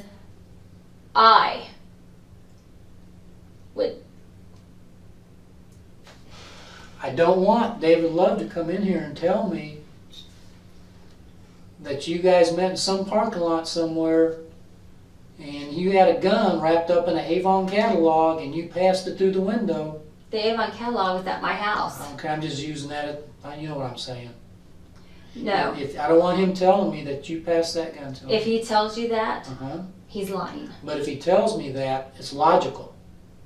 He's lying. Okay, but you understand the reason? I understand, Do you but understand he's how lying. Okay. You understand how hard it would be to get that gun from Randy? Randy's not giving up his gun. Oh, I know that. Yeah. I know that for a fact. Are you Yeah. kidding me? I lived with you for 20 years. I know that. That's what I don't understand. Was there anybody in that office while you were there that morning that would have access to... Is there somebody that you're not telling us about that went into the office that morning? No. No one was in there. That but would have Randy been and in I. there and had access to grab the gun? No one was in our office that morning but Randy and I. Okay. And that is the honest truth. No one was in there. I don't even think we had anybody come in and drop off payments except for the mailman. Did David Love ever tell you when he's yakking about taking care of things, did David Love ever tell you something to the effect that, I know he keeps a gun in the office, this would be easy? Well, he knew about his little gun, yes. He knew about the little gun. Yes. And I think David Love even told me that when I talked to him at the church. Yes, he knew about the little gun. But as far as... I honestly thought he got rid of that thing. Because he told me he was going to sell it. The little one or the Glock? No, the Glock. Okay. I know he had it. But I hadn't seen it in a long time. Okay. And when Michael found the case, Mm-hmm. I was shocked that we even still had the case, because he told me he was selling it. And when he sells a gun, or when he purchases a gun, he buys everything with it. So I couldn't believe that we still had the case, and we still had. Michael told me we still had. When Michael was about to look under the bed, why'd you tell him, no, don't look there, and then redirect him downstairs? Why did you do that? Well, because I thought there was another gun under the bed, but there was not. What It kind was- of gun? It was down in the safe. He's an 18-year-old criminal justice student. Who cares if he sees another gun under the bed? Well, no, I just know that Randy used to put one under there, Yeah. and I don't Why would that matter? think it was the Glock. Well, they were looking for a box. Well, I know. I just did not know if it was under there or not. I didn't. Why didn't you just let him look? Because He did look. No, he started to look, and then my detectives tell me that you basically encouraged him, no, don't look under, and moved them away from the bed, and basically pushed them out the door to go down to the safe, and then you and some other folks stood up there, and then really Michael had to almost bulldog his way back into the bedroom because he was determined to look under that bed because he was sure it was under that bed. Well, because that's where Randy used to carry it. Well, but why did you look like you were obstructing what the detectives were trying to accomplish? No, I was afraid that, because Randy used to carry, he had two different guns that he used to carry under the bed. One was the Glock, Mm-hmm. and he had another one. I think it was like a 9mm or something like that. Well, Michael said that one was, I thought that one was one that was under the bed, the 9mm, but Michael said it was downstairs. So I was just kind of scared. I didn't want them, I was afraid that if they found that gun under there, that maybe we would get in trouble for having a gun under the bed. That's all I know. I am telling you the truth. I swear on a stack of Bibles if I had one, and I don't swear. I am telling you the truth. I did not know that we had that box there. I did not know. And it was found where? It was found in our closet, underneath where he keeps his shoes and stuff. I did not know it was there. You should have seen the dust on it. I did not know it was there. And Randy, here's the thing. Randy does not sell without giving everything. Exactly. Gun people do not sell a gun with just the gun. They sell the magazines and everything that came with it. Now Glock, at the factory, they fire test rounds and they keep a couple shells and it goes in the box. It goes with the customer. There were no shells in that box. Do you know what happened to them? No, I don't. I have no idea. Did they get it out of the gun case downstairs? Is that what you're talking about? I'm talking about the box itself. Oh, no, I don't Glock know. box. There were no shell casings that normally come with the box when the gun is sold or bought. I have no idea. I honestly have no idea. I don't know. Again, you see, when I got detectives that say it looks like she's obstructing us from finding the box, and then when we actually find the box after you've been upstairs alone for a few minutes while they've been sent downstairs, I wasn't upstairs now alone. the shell casings, huh? I wasn't upstairs Well, alone. there was a couple people with you, right? I was in my... The pastor, David Love was there, wasn't he? No, I don't think so. He wasn't there that day. I'll I don't check the think. reports, but I thought they said David Well, Love he was might have one been of in the people. He might have been in the living room.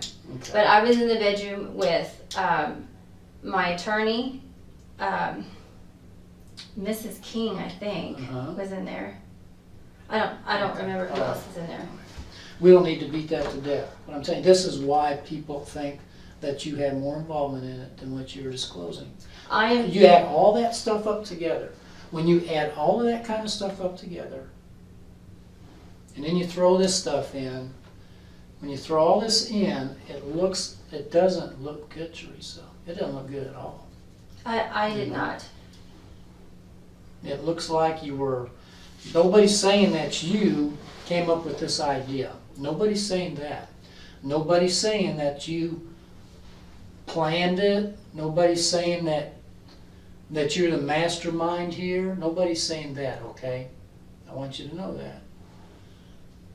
But people are saying that at some point when this decision was made, that Randy had to die, when that decision was made by somebody, Theresa was brought into it and she did not stop it. Matter of fact, she made herself unavailable for the whole afternoon to make sure she wasn't going to be in the office. I did not. Do you know what I mean? Yes, I do, but I did not. No, I did not. I did not want my husband to die. Even your actions at the scene seem suspicious.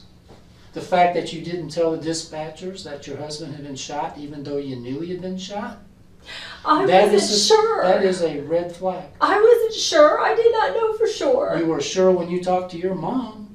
I told her that I thought he had been shot because I have watched enough TV. But you didn't tell the dispatchers that. You didn't tell the police that. All right? I'll be honest with you right now. I mean, we've talked to all kinds of people, and you've been married to this man for 20 years, and he's laying there the way he's laying with all that trauma. And to see that would send most people flying out the door. Flying out the door screaming for help. If nothing else, people, they want to get away from that. They want to get away from that. What did Theresa do? You actually walked over the top of him. I was trying not to panic. But you had a cell phone. But what I I'm didn't saying even think is about your using my cell reactions phone. are just so abnormal. Listen to me. I'm telling you, all these little things that people see. I was just... People see these things and they say, that doesn't sound like somebody that just walked in and found her, her spouse dead. That looks like somebody who maybe expected to see that when they came in. No, I did not expect to see that. All these little things. There's a bunch of them that people have pointed out. There's a bunch of them. There's a bunch of things. Now, I think you've done pretty good here. I really do. You've told me things here that I didn't expect that you would tell me, but you did. And I'm proud of you, Theresa. I'm proud of you that you have come forward and you've told us what you have. But you don't believe me. No, I believe the things that you've told me. I believe that text message. I believe everything you told me about David. I believe that you have had this decade-old long affair with this guy. I believe all that stuff.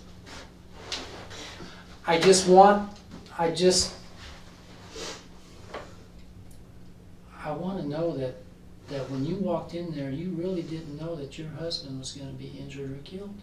I didn't. I was just expecting them to be talking or arguing or something. I wasn't expecting anything like that. Not at all. But you're helping David by not, for the last 20 days you've been helping David by not coming forward. You know, a woman who's lost her husband like that should be burning up my telephone. You should have been burning up my telephone. Do you realize that in the 3 times that you've been talked to now, well, the time that I talked to you last week and today, and I've talked to you on the phone a couple of times, right? Not one time have you said, do you know who the bastard is who killed my husband?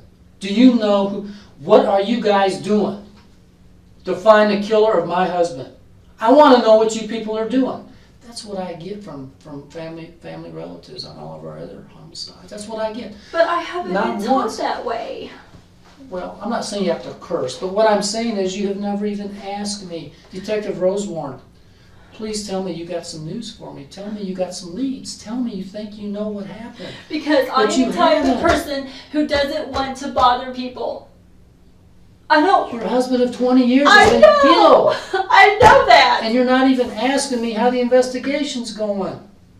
Are you kidding me? It makes I me talk think about that you it don't all want the to. time. It makes me think that you don't want to know if we're making progress I because you're talk about afraid it all we're the going to time. find something out. You're afraid we're going to find something out. You should have been burning up my phone about that, if nothing else. I understand why you're afraid, why you're embarrassed about the affair. I understand that. That's normal that you wouldn't want to talk to me about that, okay? But that text message that you got, don't go to the office, urgent, don't go there. Well, it wasn't on that phone, but... What happened to that old phone? The one that you had that night? What, that one? No, well, when you were This here, is my phone. we were taking pictures. This one. Was that one? Yes. Okay. It's the same phone. Well, you just said that's not my phone. Well, I was talking about text messages like you said I got. But you didn't even bother to tell us that. You didn't ask me how we're doing. You didn't ask me if we're getting close. And you didn't even tell me that you suspected David Love of being involved in this. You know. You know what I mean? Yeah, and you know what? Mm-hmm.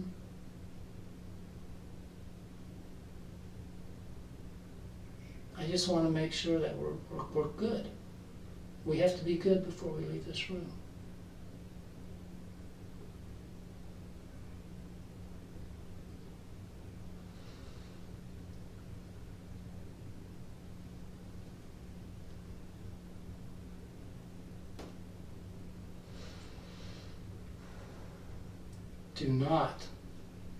Do not help David. This is a bad man. He has messed your life up more than you could ever imagine. He has destroyed your family. He has jeopardized your future. Over what? Because he wants to sleep with you? And he's willing to even do his own wife and kill her? Do you think he won't kill her? If he was part of this, if he in fact organized this assassination of your husband, he will kill again.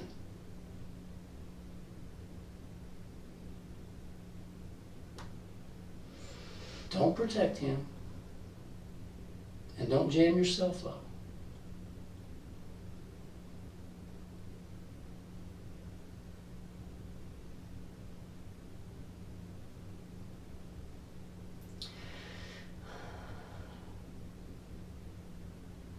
You know I want to say something else, don't you? Yes, I know you do, Theresa, and I'm begging you to let me try to help you. I just want you to know one thing. Mm-hmm.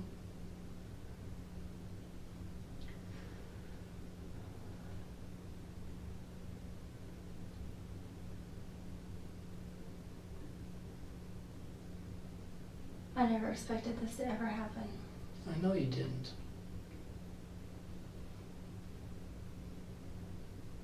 But what did you expect to happen? I expected him to leave me alone. To leave me alone.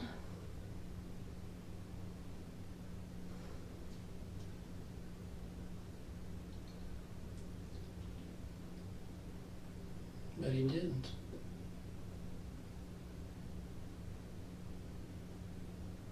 I can't believe this is happening. I know. I really can't. I'm making myself so sick. I'm sorry. Are you okay? All right. What do you need to tell me? What do you need to tell me? God help me, please. No, you need to pray. You need to pray. Please, God help me. Please help me. You know what God wants you to do. We both know what God wants. We both know. And we both know that it has to be done. He told me that Wednesday night. At night? He told me that Wednesday evening at the crime scene. Okay. That if you guys ask about the gun, Mm-hmm. that Randy sold it 3 months ago. I just have a feeling that he took it. I don't know how, I don't know where. So you think that gun's been gone for 3 months? But Randy's never talked to you about that? Okay. He told me that. At the crime scene. If the police ask about Randy's gun, you're to tell them that he sold it 3 months ago. Do you think he sold it to Randy? Do you think he sold it to David? I don't know. I honestly don't know. Okay. I don't know. Okay. Listen to me. Okay? He also told me, and I should have called you. You know what he kept telling me? He kept telling me everything was going to be fine. Mm-hmm. Everything was going to be fine. Mm-hmm. He took my baby away from me. How do you know it was him? Did you know it was him before you came into this room? Hmm? Is that a yes? And how did you know? Oh, I can't believe he did this. How did you know that it was him before you ever came up here tonight? You know I haven't been sleeping. Yeah, I know you haven't. This is tearing you up. Miss Tara Miranda. And Miss I'm Tara trying to Miranda. protect a godly man. Supposed to be a godly man. He told me in my room that next day. Mm-hmm.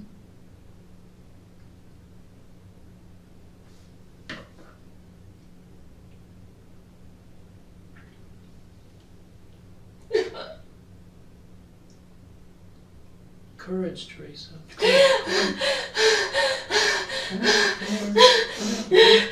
What did he say? Theresa? What did he say?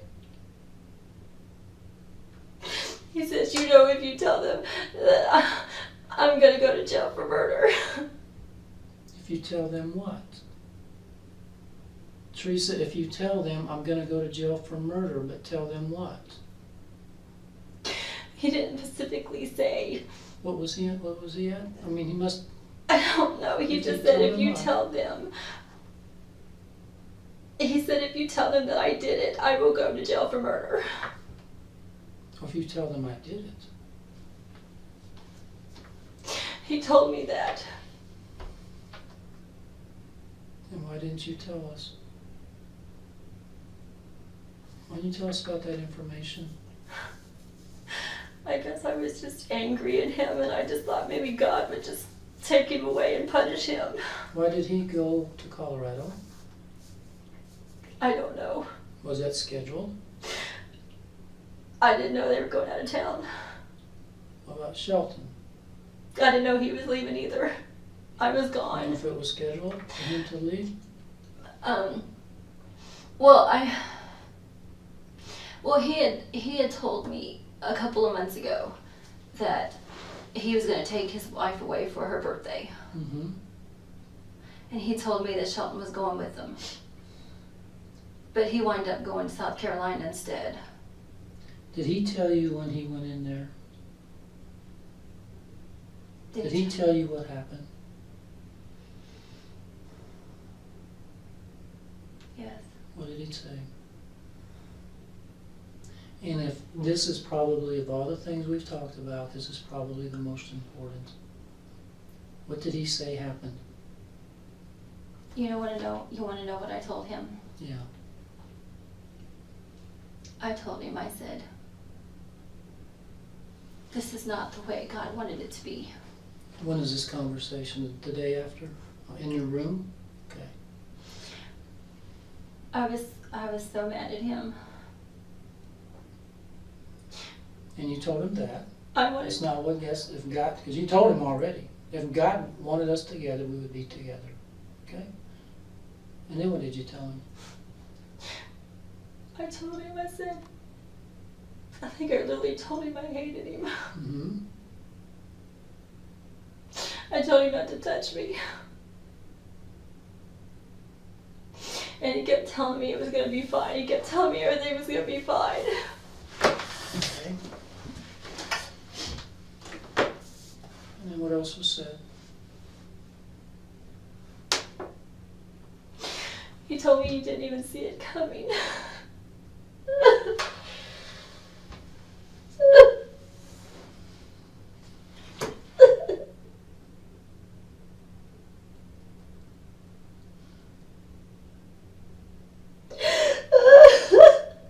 He said that to you? Yes, he did. Did he say how it happened? He just said he didn't see it coming.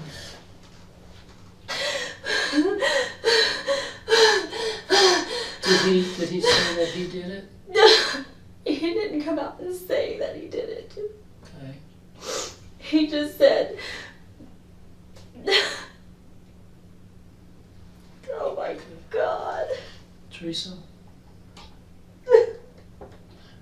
We're just going to finish this. I'm going to get you some water or something, okay? But we need to finish this little part up, okay? What else was said in that room? That was it. When he says he never saw it coming, what did you say? I looked at him and I was like, what? What are you talking about? And then that's when he told me that, he said he walked in the office And he just aimed and didn't even look.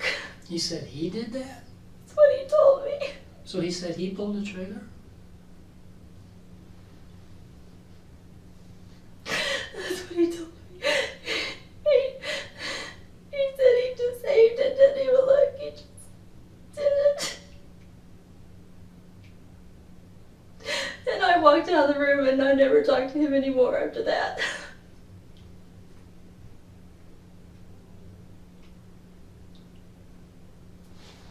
I am not going to protect him anymore.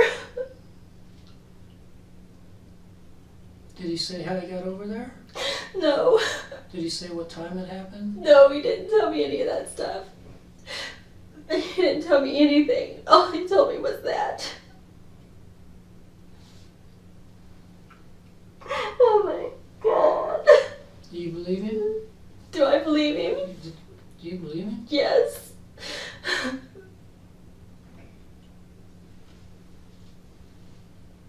Do you know where he was between, say, noon and 3 or 4? Do you know what his schedule was or anything, where he was at? Somebody told me he was at a hospital, but I don't know what time. I don't know where. I don't know anything. He told me he even told me he had gloves on. Okay. Now, as we talk, you keep remembering little things, so I don't want you to forget anything. I'm So, just tired of protecting him. but tell me, let's not, like I said, you just told me about the gloves, so I'm just learning about the gloves. What else do I need to know? Because we're not going to protect him. But by gosh, if he did this, by gosh, you know where he needs to be, right? Okay. But we got to have good, accurate, detailed information. That's why you got to dig in that head of yours. He told me the gun was 20 miles away. Did he say where he dumped it? What about the phones? Now we know you got rid of one phone, right? He said he ran over his, but I don't know. Is the reason that you tore up the phone is because of what he said in the parking lot about the gun? You were scared that the phone might implicate you guys? Okay. So he says that in the parking lot, and then by that time your bells or your wheels are turning, right? Because he's telling you, if they ask about the gun, he sold it. You tell him he sold it 3 months ago. And it is awful. I'm so scared and I'm so upset that my tears won't even come out of my eyes. It is okay. It is okay. Because, all right, it's okay to be scared. All right.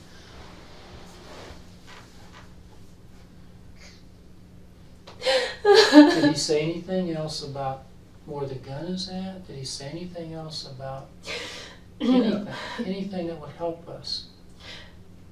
He didn't tell me where it was at. He just told me it was 20 miles away. Okay. And I never asked him. I was so mad and angry.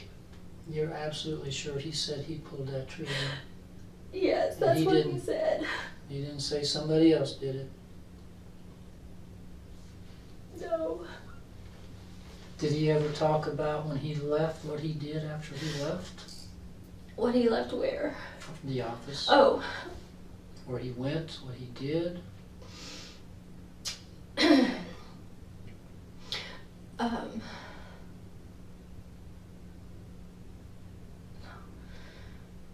No, I heard from my mom and Kim that he was at a hospital visit or something. That's why it took him so long That's why to it get took there. him so long. We've been told that he was over at St. Joe visiting one of your church people. Yeah, that's what I was told. Okay. After that, I don't know. Okay. But I guess what I'm talking about is when you were in a room talking, and after he admitted to what he did, Mm-hmm. did he give any mention about what he did when he left Farmers after he shot Randy? No. Did he say where he went, what No. he did? No, he did not. Did he say where he had come from? No. He didn't tell me any of that. Didn't tell you any of it? Nope. He did not tell me anything like that. I don't know. I don't. Okay. I guess I didn't want to know.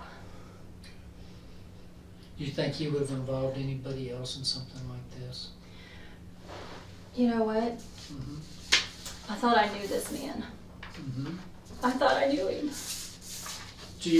I'm going to ask you something, No. and I don't want you to take it wrong, okay? But I don't want you to draw conclusions.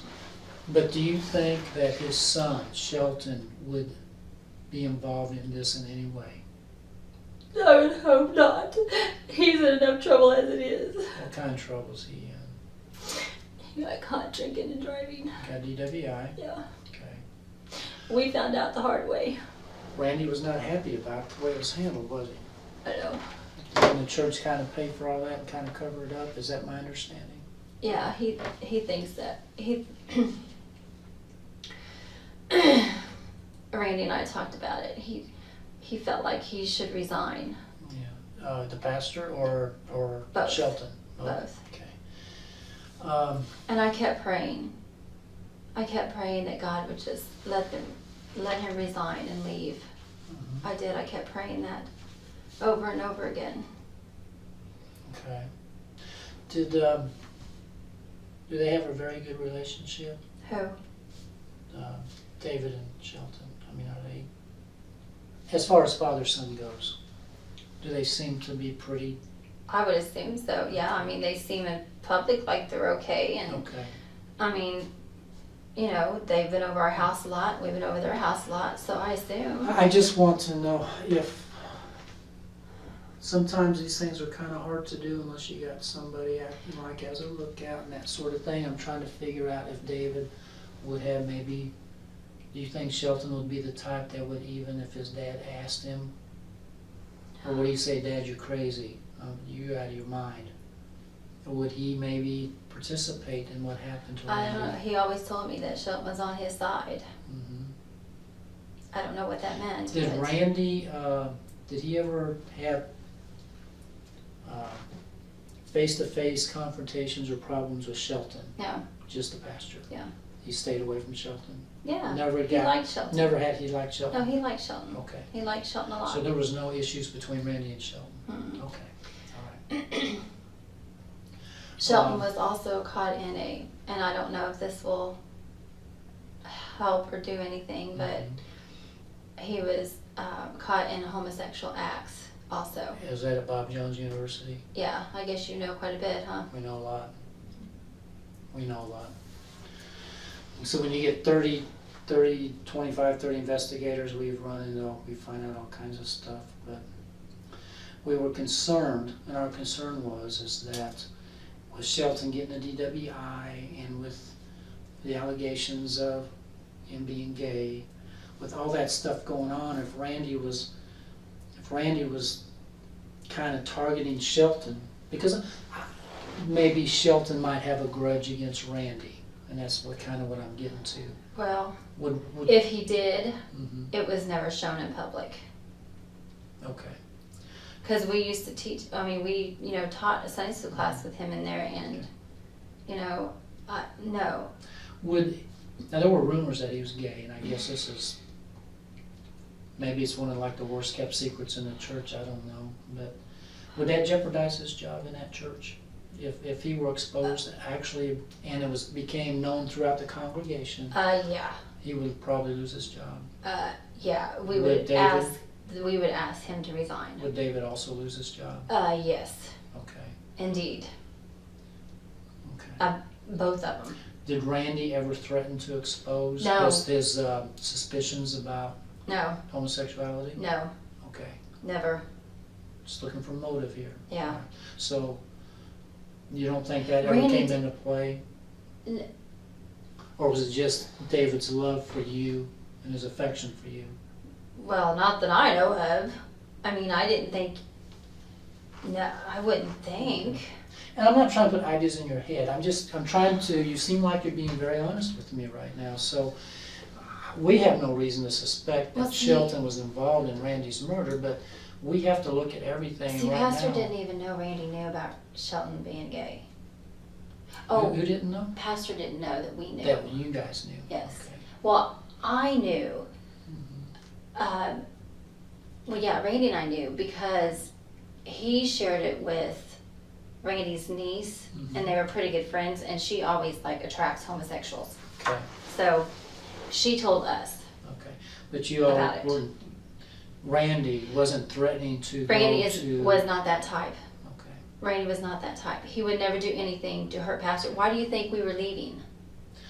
Financial stuff was part of it? Well, no, I mean, why we were leaving. We were leaving because Randy did not want to overstep his boundaries. Okay. With It's your church, we're just gonna take Exactly. we're just gonna excuse ourselves Exactly. and you guys do what you feel that's is right. best. Yes, he would never ever do anything.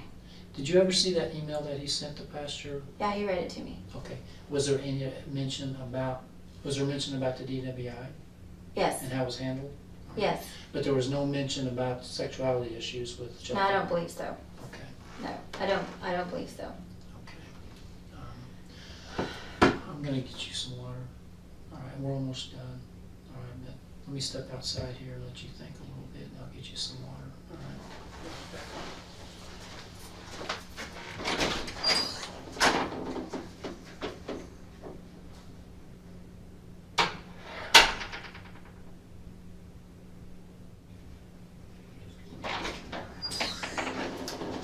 Oh my gosh, there's some cold water, Teresa.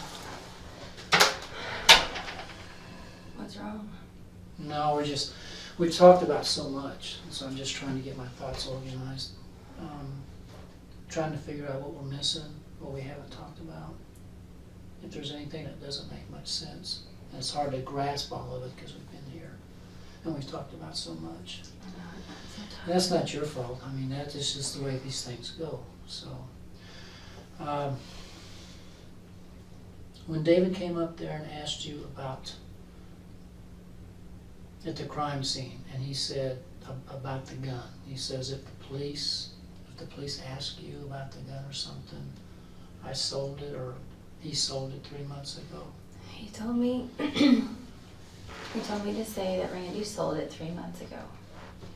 That's what he told me. Okay, so that implies to me that somebody other than Randy had the gun. Randy didn't have the gun. That would imply that to me. Exactly. Okay. That's what I'm trying to tell you. And which makes sense because you, like I said earlier, you don't go in there to commit a murder if you don't have a weapon. All right. Which takes us back to that age-old question here: is how would David Love end up with the gun? How would he get that away from Randy? And even more than that, how would Randy, if Randy was missing, and these, you know how much a gun, a Glock 23? We're talking $500, $600, $700, depending on where you buy it. It's a pretty expensive handgun. So if this gun just disappears, and Randy being the kind of guy he is, I mean, he's a law-abiding citizen, he's going to know somebody has stolen my gun. Probably he needs to report it, because if somebody uses the gun in a crime, he certainly doesn't want to be tied to. But there's no report to that gun being stolen. I would think that he would mention it to you because you guys are so close, all right? Mm-hmm. Hey babe, have you seen my Glock? My God, it's not my briefcase, it's not my desk. I've torn this house apart, but he never said that to you as far as what you're telling me. So I'm trying to figure out, how could this gun be gone even for a few days without him mentioning it or reporting it stolen or coming to you to talk to you about it? That's not making a lot of sense to me. This gun really bugs me. How David Love got that, of all people in the world, the church pastor, how in the world he could have gotten his hands on that gun? I don't know. I honestly don't know.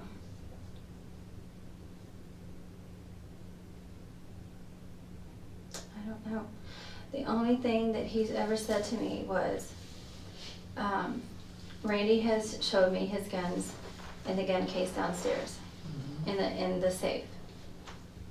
And unless he watched Randy open the case,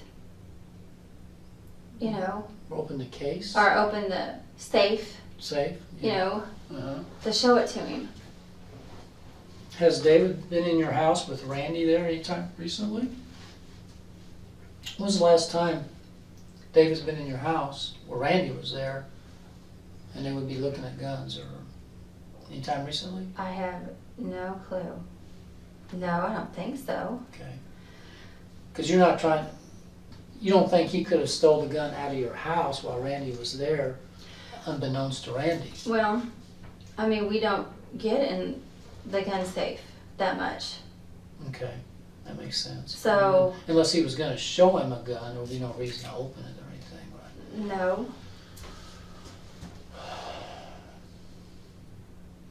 Like I said, Randy never.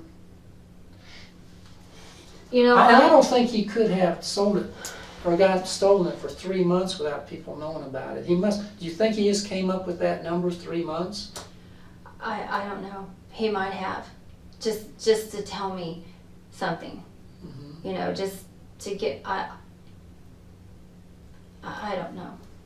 I really don't know why he just told me. Just tell him that he sold the gun 3 months ago. That's all he told me.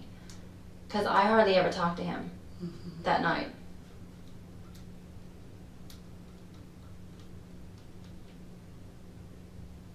I don't think that gun could be gone for 3 months without Randy reporting it stolen. I mean, he might have even called Matt. He's a Kansas City cop, and he's pretty good friends with him. Mm-hmm. He might have said, "Matt, what should I do here? My Glock is gone." No. But I talked to Matt, and Matt said, "I never got a call like that. No. There's nothing in our police system that shows it was reported stolen." That gives me reason to believe that this gun probably had to be taken very, very recently, like within a day or so, or Randy would have noticed it. He would have noticed that gun gone. Somebody had to give him that gun. Somebody had to have access to that gun to give it to him for him to have it. He couldn't have had it for 3 months. He just threw that number out there. 3 months. He could have said 2 months. He could have said 6 months. For some reason, he said 3 months. But the fact is, that gun couldn't have been gone for very long. Randy would have noticed that. How in the world could he have gotten that gun? Who would have had access to get that gun?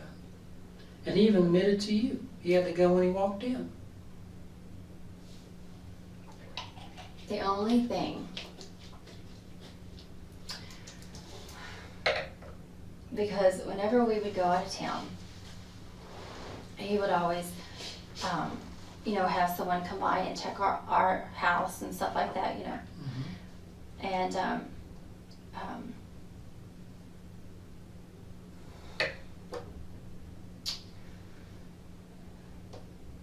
the only ones that I know of that, even could get into our house was Pastor and Justin and my parents. Your pastor had access to your home? Well, because we would have them go in and, take the mail in or the paper or something like that, I mean. So you have a key to your house? No, How would you leave them one when you guys would go out of town? No, we would just give them their garage door code Okay. and they would go in that way. Have you changed that code recently? It's been the same for a while. So you're telling me the pastor had your garage door code? Well, I know he has given it to Pastor and Justin and my parents, of course. Yeah. Only because, we've asked them to, do things at the house while we're gone, mow the grass and stuff like that. Mm-hmm. And have to get in the house to get the key to unlock the shed because it's downstairs. Mm-hmm. But I don't know how he would get in the case, in the safe.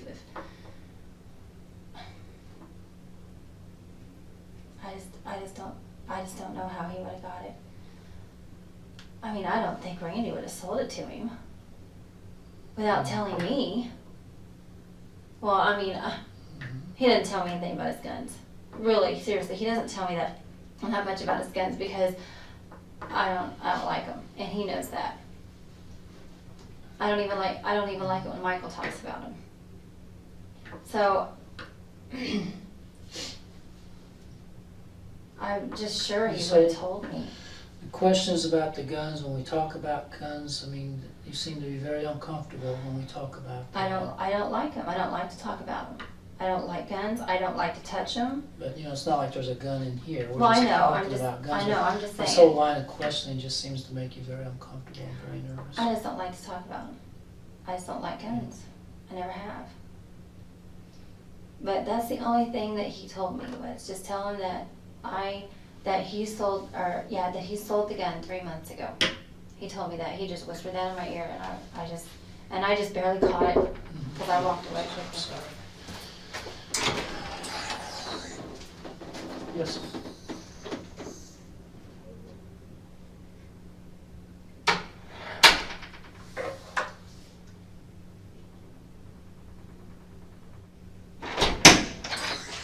Come on in, John. Hi. This is John Howell. He's been working with me on a lot of this, okay? I guess they've got David. Here's the deal, They Theresa. got David. Here's the deal. Detective Rosewarren has done, I mean, he's been 100% honest with you. David's in custody and he's talking. Okay? Right now is your chance, and you probably have about 10 minutes to tell us everything that's going on with this. Because a lot of the things you're saying doesn't make sense. Okay? About, You've been on, listen for I a need to second. know about what? Okay, you've been honest, but he's had to drag it out of you. Okay, and I'm scared. and we understand that. Okay, but the fact is, David's in custody and he's talking, and it's like Detective Rosewarren said to you, is the first person that comes in and is being 100% truthful is the one that's the winner. Right. Okay. Yes. When did David get the gun? That's the most important thing right now. I don't know. All he told me is that he had a way to get it. That's all he told me. When did he tell you this? It's been a while. Okay. It's been several months. And what exactly was the conversation? He just told me that I'm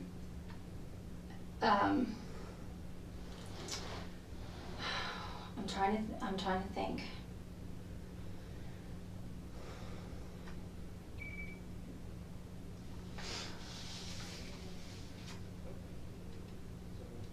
Theresa, he doesn't. Our bosses are out there and they're not very nice. Okay? I understand.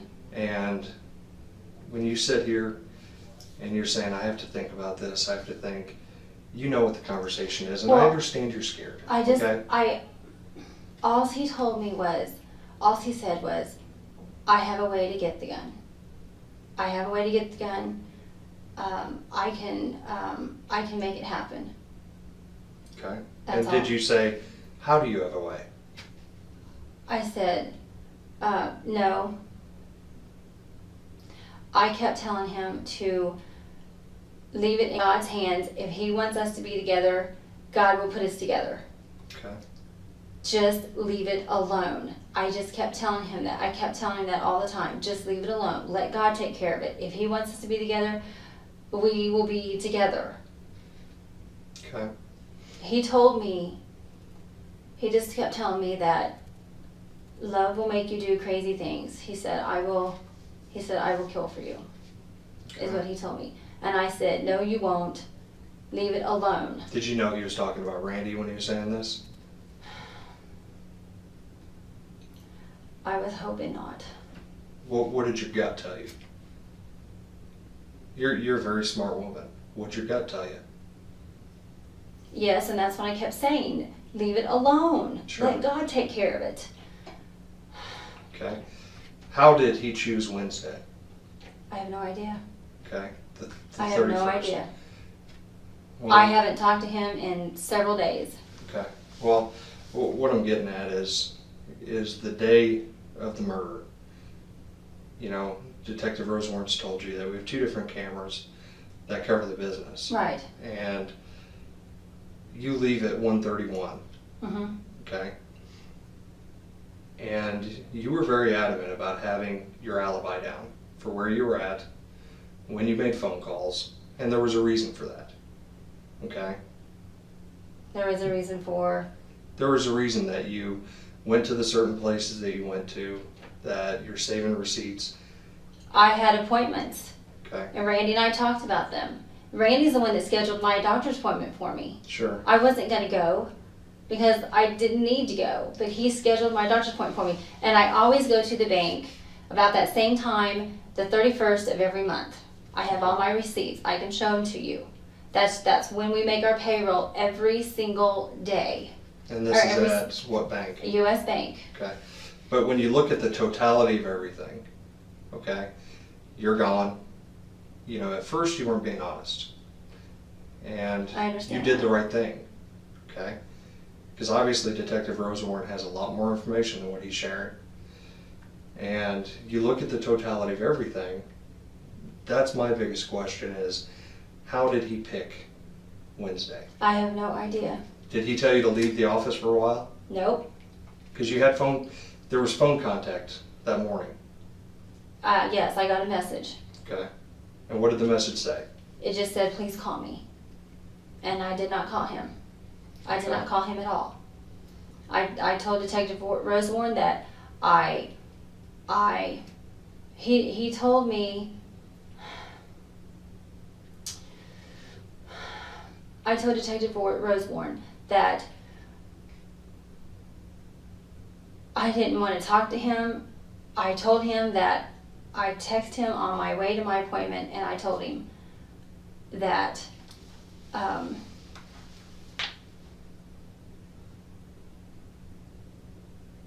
I told him he has messed up my life and that I never want to see him again. And what did he respond? He kept texting me and calling me, and I never responded. So what did those text messages say?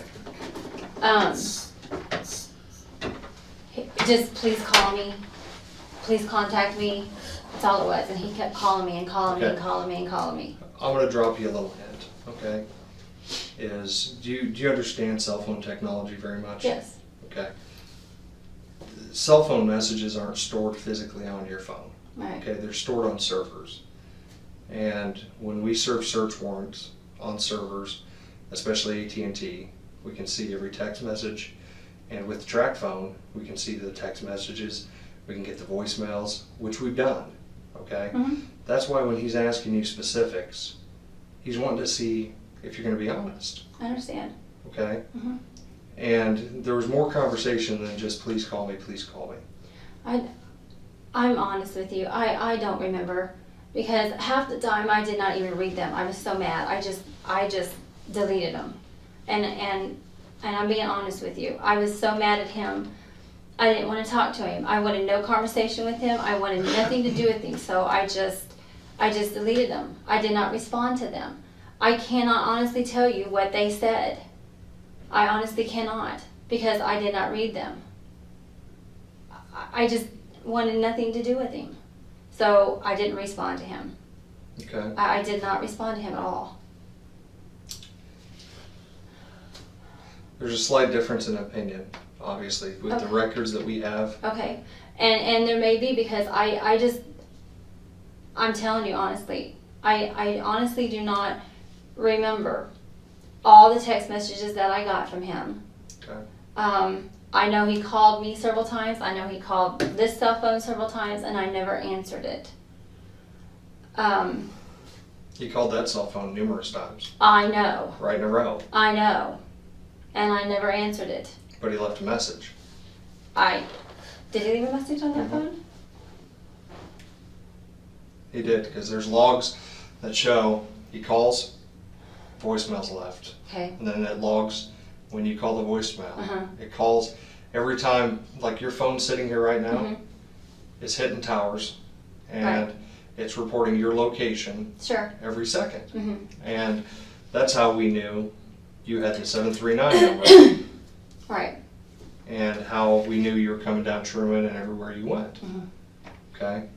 He's given you every chance in the world, but like I said, some of this just isn't adding up. I am trying to remember everything. So when was this that he told you he had a way to get the gun?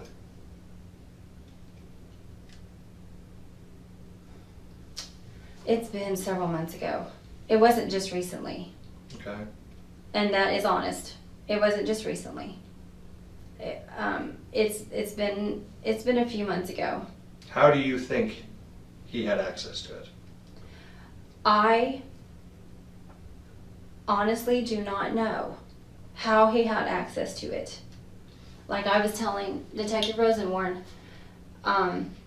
we did give them the code to our house to get in because when we were gone, and we haven't changed it in over a year. And we Okay. go out of town a lot. So When was the last time you were out of town? with Prior to the murder? Argentina? yes, Argentina. And when We were was gone that? for 10 days. We left the day after Christmas, the 26th. Okay. We were gone for 10 days. What we're trying to do here is make sure that what you're telling us adds up, because, like I said, they're talking to him right now. I understand. And if he suddenly springs, hey, this is how I got the gun, and you're not telling us that, we're done talking to you. I don't know how he got it. I honestly do not know. I, myself, before God, never, ever touched it, never, ever gave it to him. Did you give him the code to the safe? No, I don't know how we got the code to the safe. I honestly don't know. I know Randy has showed him the gun several times because he's been in our house a lot and he's gone down there with Randy. So I don't know if he stood there and watched Randy open it. We do have it hidden in our house. It's underneath Randy's ties. That's where it's at. Yeah. And How did he tell you he was going to get the? Because he told you I have a way, but how did he tell you? he did not tell me. He did not tell me how he was going to get the gun. Did you ask him? No, I never asked him. Did you say? I mean, what was your response to that? My response was, just like I told him, my response was, leave it alone. God will take care of it. If he wants us to be together, he will make it happen. Did it concern you that he's coming out and he's flat out telling you that he can take care of Randy, he can get him out of your life, he has a way to get the gun. He's telling you, I can get this done, I can get this taken care of. And I kept telling him all the time, leave it alone. And I understand that, but did it cause you concern that he's telling you all these things? You know why it really didn't? Because he's a pastor. And I expect a pastor to be above everybody else, not beneath everybody else. Sure, but obviously he wasn't on board and he wasn't above board on a lot of the things he was involved in, correct? Yeah.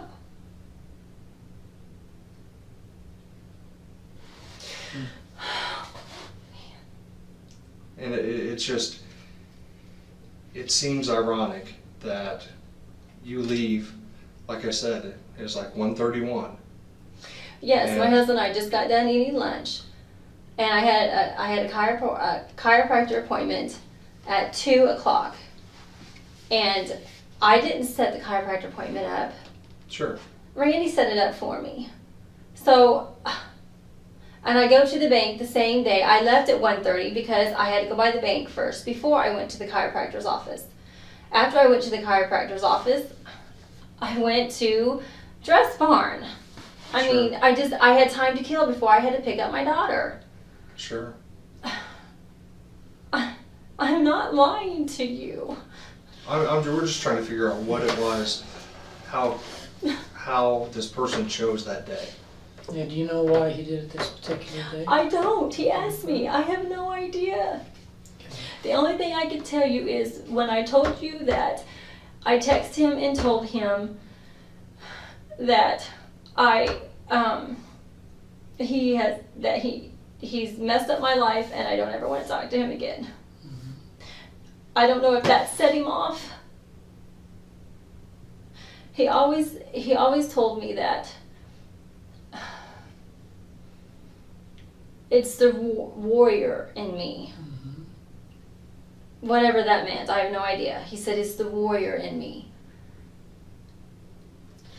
Do you think that, given the opportunity to talk to David, do you think that he would openly talk to you about this murder? I don't know. Because you haven't talked to him basically since after the funeral and stuff, right? No, I mean, I talked to him last night on the phone a little bit, but I was kind of rude to him because I didn't want to talk to him. I was very angry because he had hurt another friend of mine in the church, and I was very angry. Okay. So I really didn't want to talk to him. If, for example, say he gets questioned tonight and then he, let's just say that we let him go home, and say you called him like tomorrow or something, or even later tonight, I don't know. If you were to call him, I don't know if you could, do you think you could get him to talk about this on a recorded phone line? Sure. If Do you you want think me to. Do you think he would open up? He doesn't know you're here, does he? No, I didn't call him. I haven't talked to him Would today. would he have any knowledge that you've been at the police station since 6 o'clock? Not that I know of. My parents haven't called him. How do you know? Well, I mean, because I've been home with them the whole time. No, what I'm saying is, but you've been in this room for a long time. Yeah. How do you know that you're, I guess you'd have Oh, to ask them. I but don't know. You don't know? I Do you haven't- think they might call him and say, I don't know. Okay. Because they know that I'm upset with him. Mhm. So I really don't know if they would call They him. would call him. No, I really don't know. So let me ask another thing that's been kind of stirring, is the day after Randy's murder, you said that David Love was in your bedroom and tells you what happened. Mhm. Was there anybody else standing there when this was said? No. Okay, He made sure that there was no one around. okay. He didn't shut the door, but he just made sure that no one was in there. Okay. Because my son kept coming in, and Was I this- wanted him to stay, but he wouldn't let him stay. Were the detectives in the house at the time he said this? No. Was this No. before or after?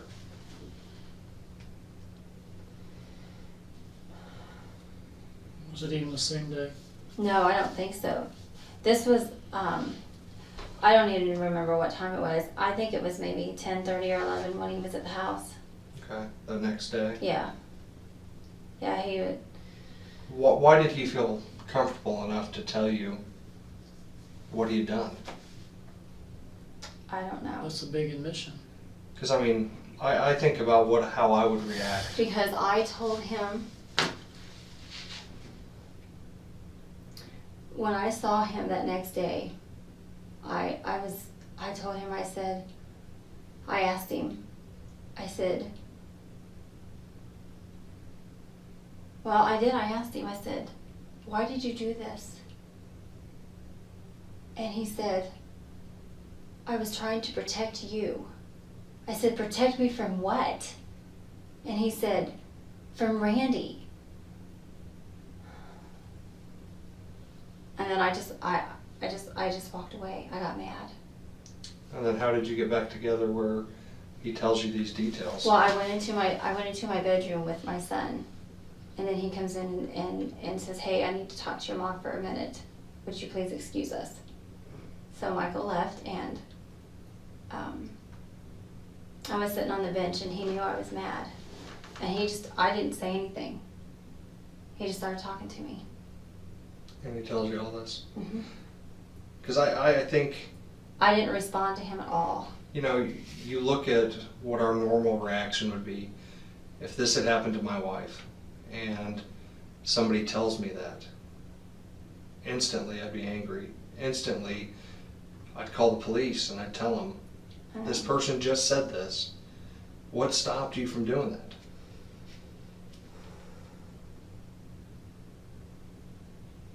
Because he told me, I told you this. I said, because he told me that if I said anything, that he would go to jail. That he would go to jail. He would be, put in prison or whatever. That's where he needs to be, don't you agree? Yes, totally. But Theresa, that doesn't make sense to me. This man just admits to murdering your husband. and you're concerned about him going to prison. I don't understand it. And I understand. we're skeptical people. I okay? understand. He felt comfortable enough to tell you about this. And you know what my gut's telling me? What? Is that you knew beforehand this was going to happen. I did not. Okay? And what I'm saying is this. You didn't pull the trigger. Maybe I didn't know anything like this was going to happen. Maybe you were taking him saying this not seriously, but my gut tells me something caused you to leave the office, to stay gone, and then you're getting these phone calls, you're getting these text messages, you're getting these voicemails. It doesn't make sense. I was gone for reasons. I had things to do. If I didn't have my appointments, I would have left the office till 3 o'clock. Okay. I had no reason to leave early except for my appointments, and that's what I did. Sure. And we're just trying to help you because I know. if he says otherwise, how is that going to look to us? The only thing that I can figure is that he was watching me out of somewhere across the street or something, and he knew when I left. Other than that, I have no idea. I have no clue because I never talked to him, never told him my schedule, nothing. Randy didn't talk to him, and sometimes Randy would talk to him and tell him my schedule and stuff like that, and people don't need to know my schedule. Randy and I are the only ones that need to know my schedule. Sometimes Randy would just talk way too much, and he would tell personal things about us that people didn't need to know. But he didn't talk to him that day. I didn't talk to him that day. I didn't tell him nothing about my schedule. No one knew our schedule that day except for me and Randy. But your actions, Theresa, and let's just look at this. It's itemized here. We got at the crime scene, the pastor told you to lie to the police. Okay. He told you what he had done sometime during. Back up, because at the crime scene you get rid of the phone. You get rid of the phone. He tells you, basically admits to you what he did during the time of, I guess, before the funeral or what have you. These are all actions of somebody who's trying to protect their own rear end. Because, and like again, what we're saying is, this is not somebody who wants to help find a killer. This is somebody who says, oh crap, I can't believe you did that, and you've got me involved in it, and I should have went to the police from the very beginning, but now we have to circle the wagons and hope this just goes away. If we just, your actions speak louder than words today. Your actions tell us this is somebody who was afraid you're going to get in trouble. All right? Not because you would gladly throw him under the bus. He's murdered your husband. All right? And when he tells you that as a grieving wife, you would be more than happy to throw him under the bus. But because you don't throw him under the bus and because you attempt to protect him, it tells us that you're trying to protect yourself as well. You're trying to. There's two people trying to protect themselves. David and yourself. I don't have any. Theresa, we've worked other cases. I know that. Similar to this, where somebody made an admission to the victim's spouse, and you know what they did? They immediately came to the police station. They were blowing up Detective Rosewarren's phone and saying, "This person just told me this," because they were disgusted. I know, and I should have come to you sooner. And you didn't do that.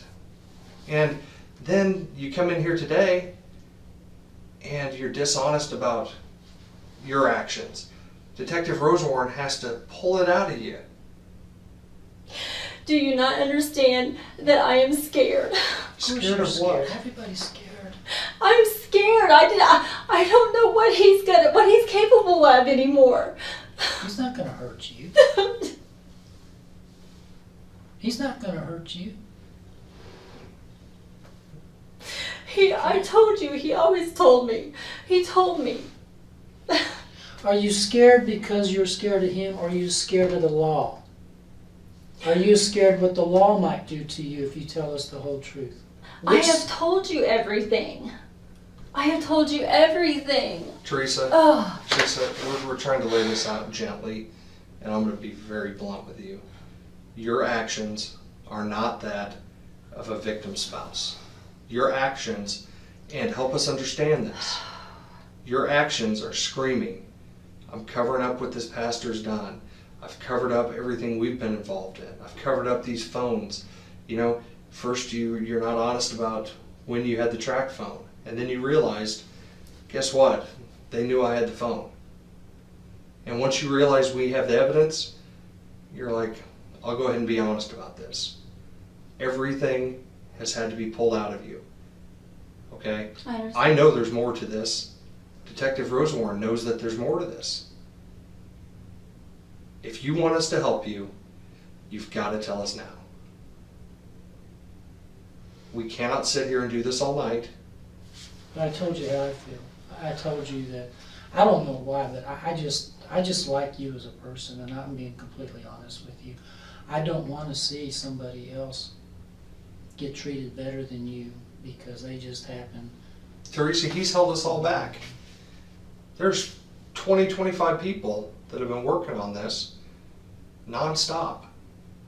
And he's the one that's going to bat for you when we're sitting in the meetings with the prosecutor, when we're sitting in the meetings with all the other investigators.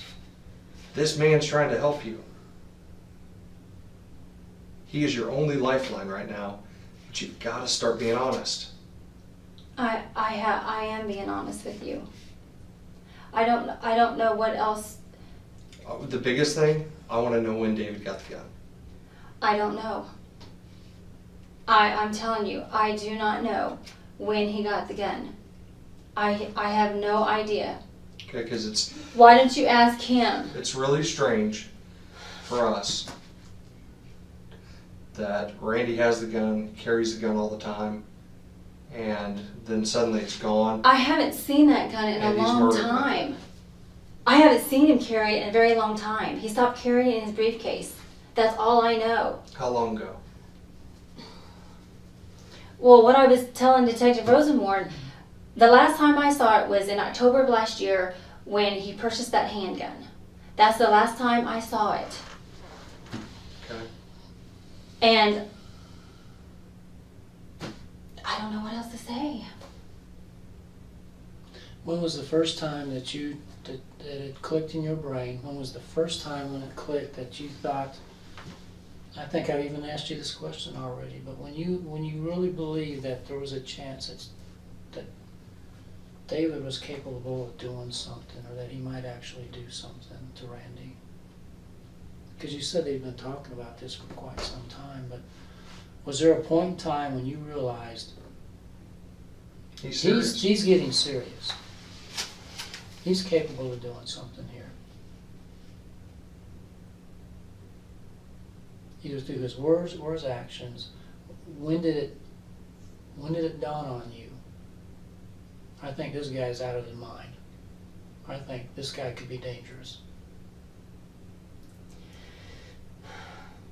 The day he came in our office.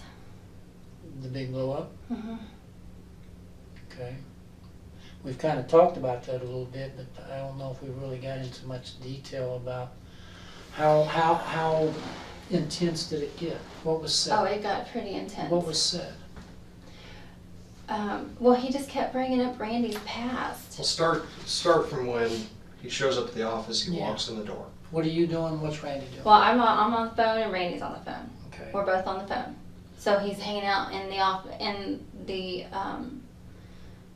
foyer there for a little bit. Mm-hmm. So I get off the phone and he comes and asks me, how long is Randy going to be on the phone? I said, I don't know. And Randy knew he was there because he told me later that he saw him walk in, but he was busy on the phone. So he was just making conversation with me, and I didn't want to talk to him. I was too busy. I just had so much stuff to do, so I didn't really talk to him. I just went back and went on to my work. And when I saw Randy get off the telephone, I went in there and I said, "Hey, Pastor's here. He wants to talk to you." And then Pastor walked in, and Randy said, "Pastor, I really don't have anything to say to you. I really don't want to talk to you. There's nothing to say." Mhm. And then he starts into Randy's past What's he about saying? everything. What's he saying though? He starts talking to him about his internet problem. Mhm. He starts talking to him about his emailing other girls and his pornography problem, stuff like that. That was all that was said for a little bit, and Randy said, "That's all behind us. We've gotten over that." And then he said, "Well, you don't know about Matt Bruner, do you?" And Randy's like, "Well, what about Matt?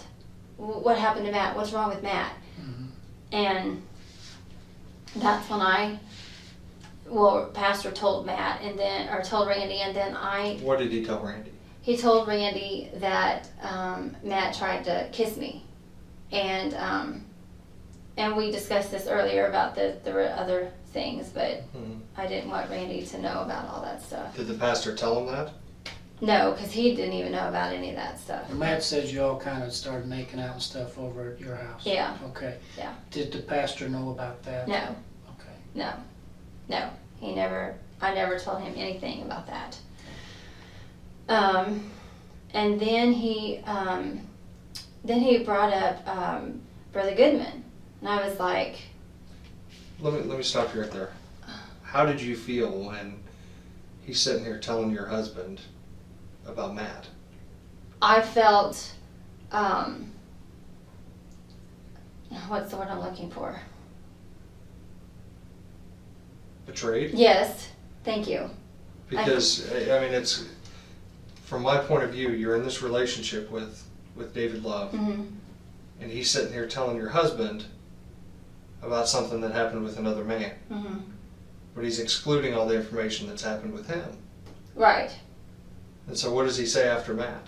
After this about Matt? Well, he starts going on about Brother Goodman, and I said, "What are you talking about? What happened with Brother Goodman?" And he starts going on about something that, What is he saying? well, he said that he kissed me, and that he wondered how that would feel, or something like that. And I was like, "What are you talking about?" I didn't know what he was talking about. He was bringing up allegations that I never even discussed with him or anything. I mean, I didn't even know where this was coming from. And so Randy was like, "What are you talking about?" I'm like, "I don't know." I was getting mad. I was getting furious. And then he starts, and then Randy starts saying, he says, "Well, I think you need to go." And then he starts telling him, he says, "Well, what is it, pride? Is it pride that's bothering you? Is it Aaron Locke's taking over the bus that's bothering you?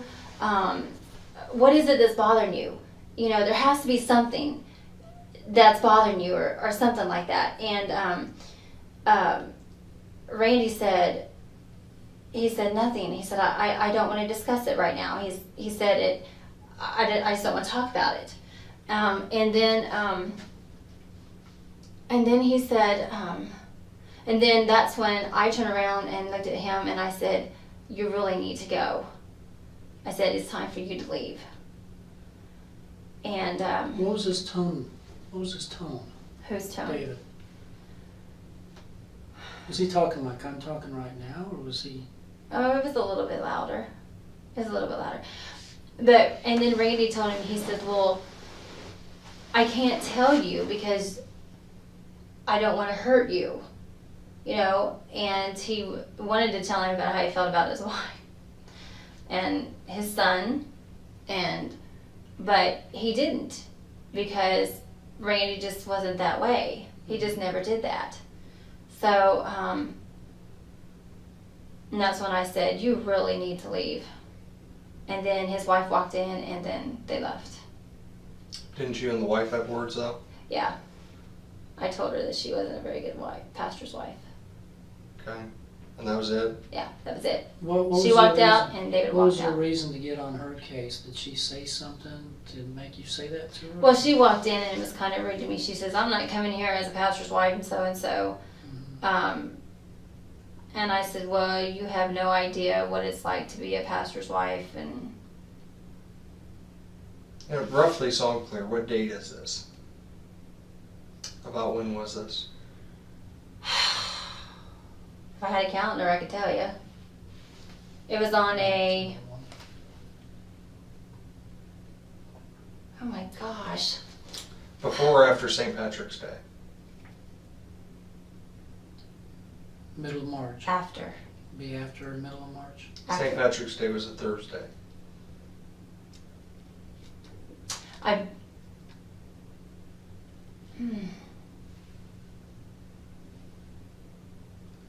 Let me think.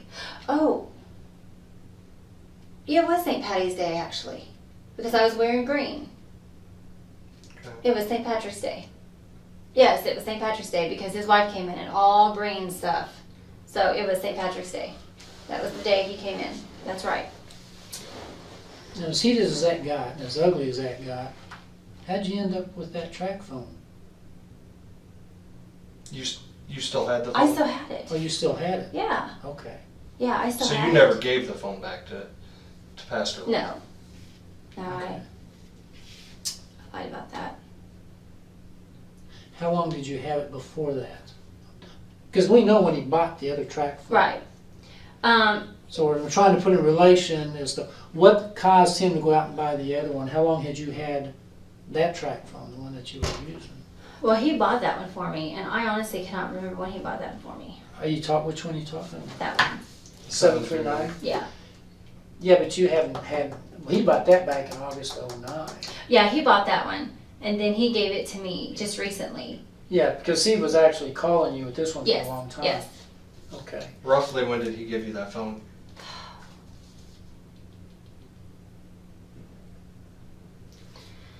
Oh my goodness. Let me think.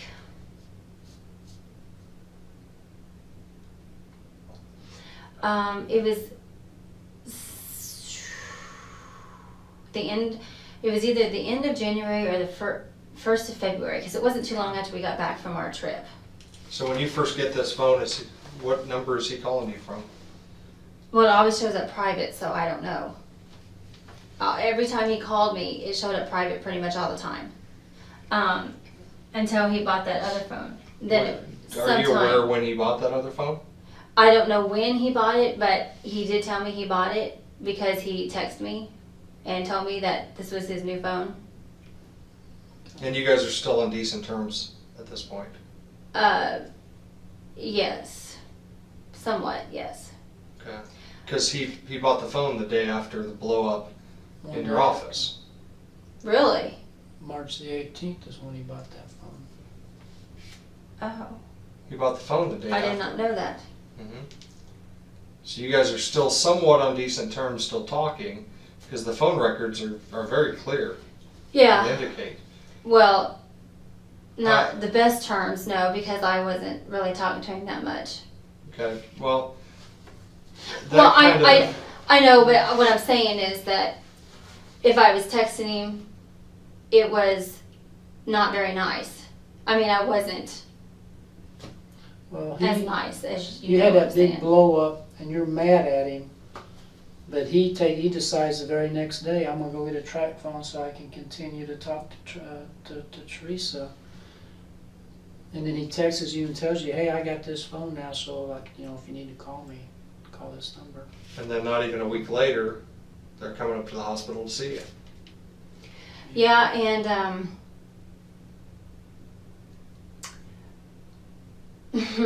I wasn't expecting him to come up and see me. Okay, but there's phone calls from the hospital to the 217, to his track phone. So you called him? Yes, I called him because he kept calling my cell phone. he kept calling this cell phone, and I was tired of it. So, yes, he did call me. Okay. Take what I'm we're sorry, talking I just forgot Take that. what we're talking about and see how we're having to drag this out of you, and your actions aren't making sense. Because you go back, he gives you this track phone, January, February. You're talking, hold on. You're talking, St. Patrick's Day, there's this big blow up in the office. Mm-hmm. He tells your husband that Matt tries to kiss you. And he's stirring up the pot. Mm-hmm. The very next day, he buys this new phone, sends you, I've got this new phone, and you guys are talking. He comes and sees you at the hospital, and then it gets real. There's a lot of phone calls after the hospital. You guys are talking even more. That's not behavior that's indicative of somebody who's trying to break it off, somebody who's upset, somebody who is done with all of this. I never answered his phone calls, though. Okay, that's not what your phone says. There's a lot of phone calls Okay. that go to voicemail. Uh-huh. Okay? Okay. But there's also phone calls where you guys are talking. Okay. So, Yeah. But the conversations were not good. okay, given what you're telling us, this isn't making sense, and then suddenly you get up to about the 28th, and there's a lot of phone calls. Okay? Mm-hmm. You're talking the 29th, the 30th, the 31st, he's blowing up the phones. There's a lot of phone calls. Lots of. You're checking the 739's voicemail all day long.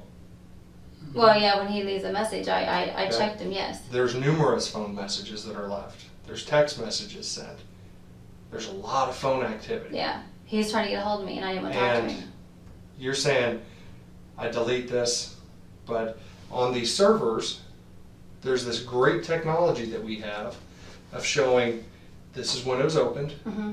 this is when it was deleted. Mm-hmm. And it's not making sense to me looking how when it's opened, it's obviously read, and then at some point later it's deleted. So you know what's being said, and that's what we need you to tell us. We know that you read the text messages. He's being very vague about the information. Like he said, that particular day was what we're most interested in. But he's like he said, he's blowing up your phone, and text messages are being sent, and voicemails are being left in voicemail boxes.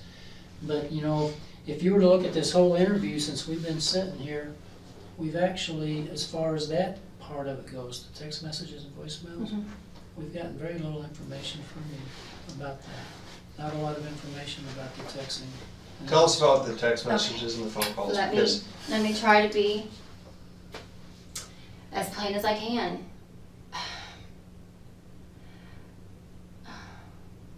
Well, can I go back to the 17th? Sure. Okay. That night before,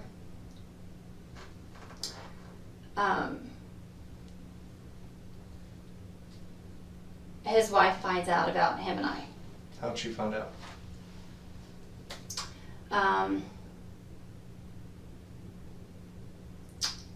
She found the phone that he went to replace this one with. She found Which one? 217? Yes. 217? No. What's that other one? 739. Yeah, it's 217-4363. No, that's not right. What was his phone number prior to the 217? That's what I'm. Oh, I don't think. Yeah, Prior to 217? This one. This one. He didn't have that on the 17th. Well, one of these she found.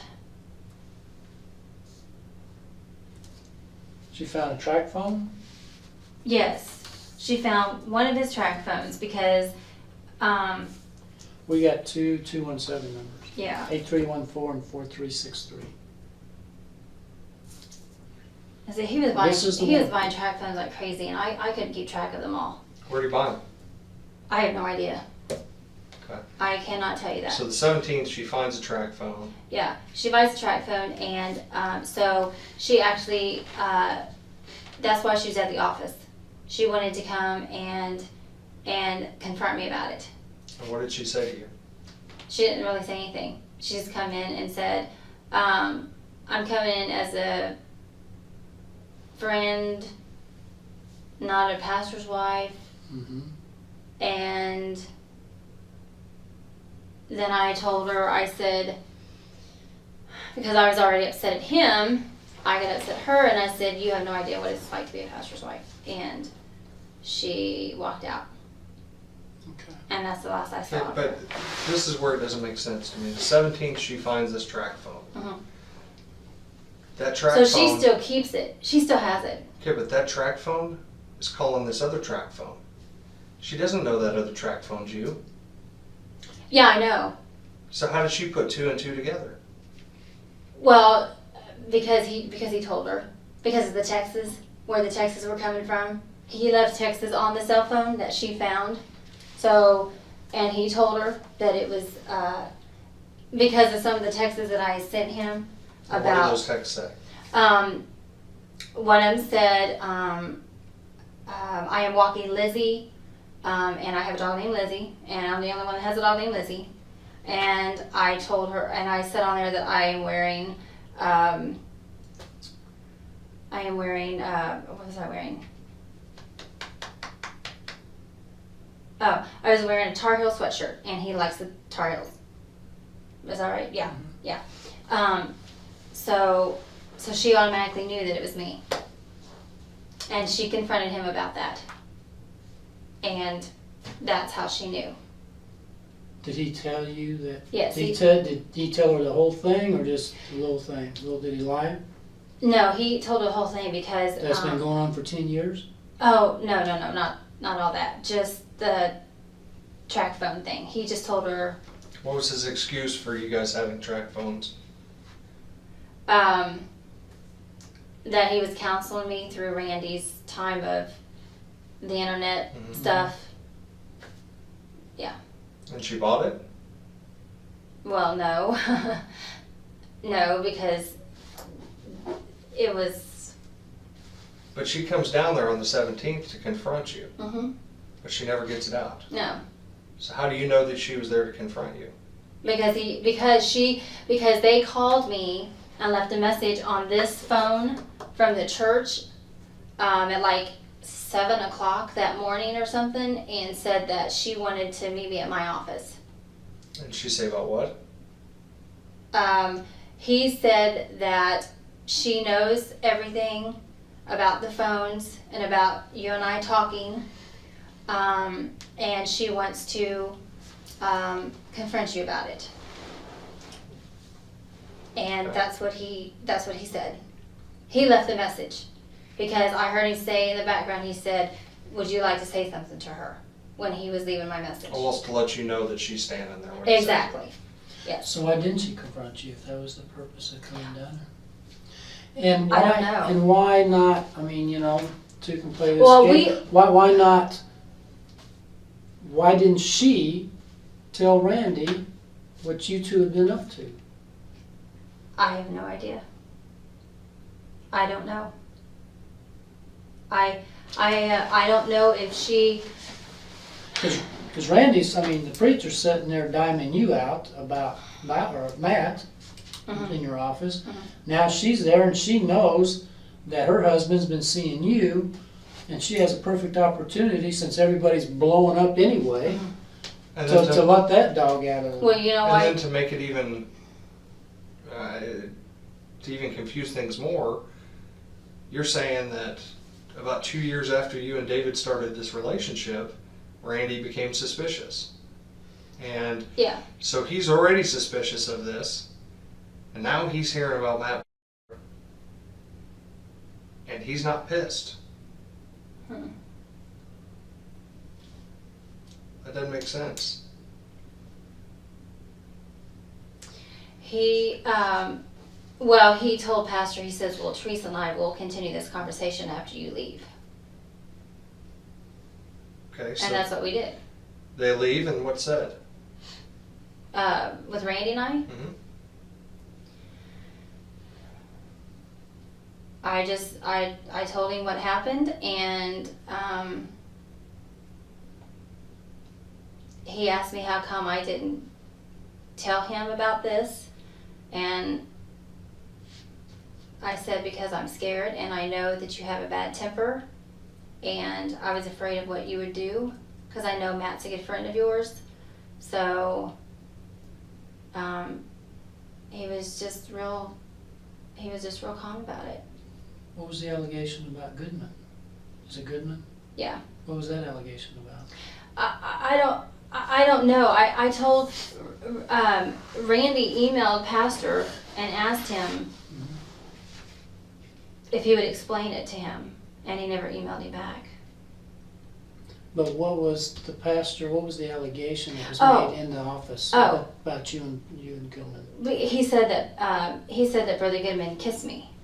When would that have happened? Because he lives in Kentucky, right? Yeah. When would that kiss supposedly happen? Well, I mean, we were down there at Christmas time, Okay. but I don't know if Brother Goodman called him and said that he gave me a hug and a kiss on the cheek, but he always does that. Unless he felt guilty about that. I mean, I don't see why he would, but... So if investigators down in Kentucky go knock on that door and say, Brother Goodman, what's the deal with this kiss? Because they're gonna talk to him, Mm-hmm. And and he's gonna know that this is a murder investigation and we're not playing games, so he's gonna have to be honest, or he's subject to being prosecuted, and he's gonna be made aware of that. So what's he gonna say? is he gonna say there was something more than that? Probably. Probably, because I don't think Pastor Love would be talking about this if it was just a kiss on the cheek. Yeah. What happened with Brother Goodman? Well, it's not like it was supposed to happen. You know? Sure. We just gotta know what we're dealing with here.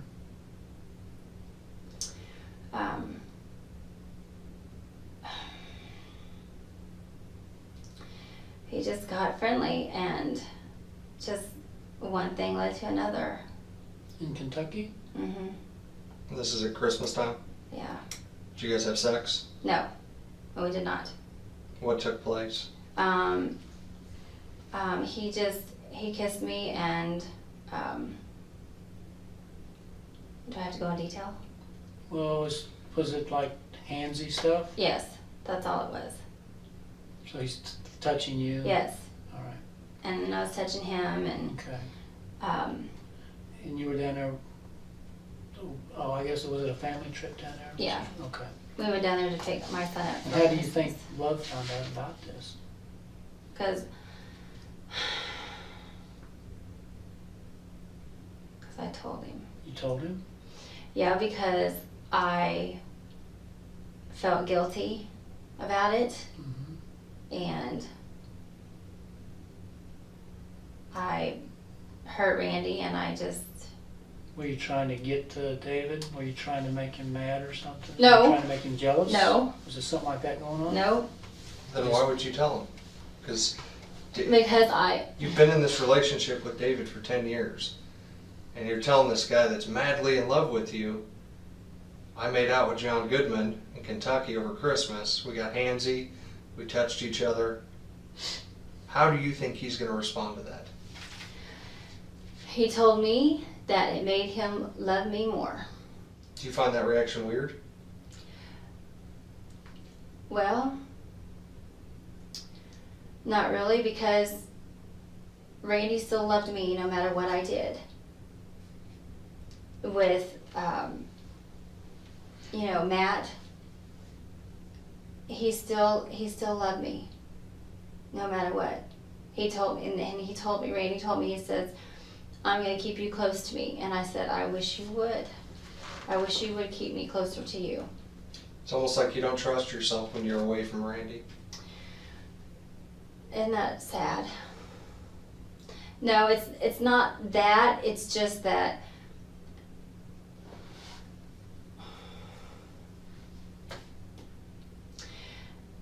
because I know how Randy was when we first got married. I still have no self-esteem.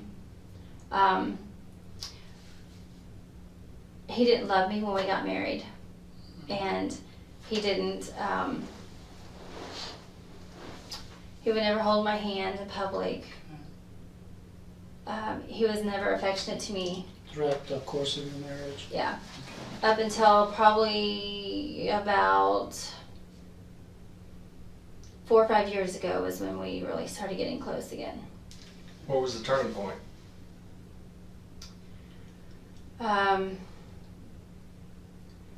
When I caught him emailing other women on the computer and found out that he was doing pornography and stuff. Mm-hmm. And I confronted him about it. And I had told Pastor about it, and I asked him if he could help me talk to Randy about it, and he did. I mean, he met with Randy every Wednesday. Mm-hmm. Oh, excuse me. He did. He met with Randy every Wednesday morning, and would talk to him about it, and then he would call me and tell me what they discussed. He would tell me how Randy reacted and stuff What like was that. the purpose of calling you and telling you what was discussed? Because a normal pastor wouldn't do that. No, he did it because he loved me. Did Randy know that he was giving him briefings on their counseling sessions? No. Randy never knew? Okay. No. How do you think Randy would have reacted finding out that you and Pastor Love have been in a sexual relationship?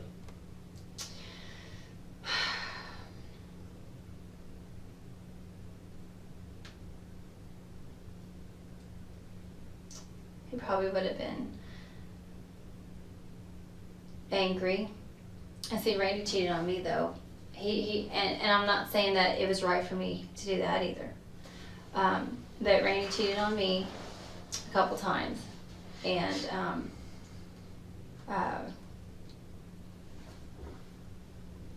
I couldn't leave him. But you're not answering my question. How would he have reacted knowing that you've been in a sexual relationship with Pastor Love? Would it have been over? No. Mm-mm. So if he found out you've been with Pastor Love for 10 years, he'd still say, my arms are open to you. Yeah. Because that's just how Randy was.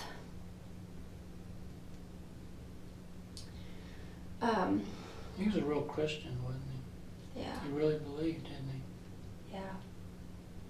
He was, even though he had done a lot of bad things, and I could be wrong about that.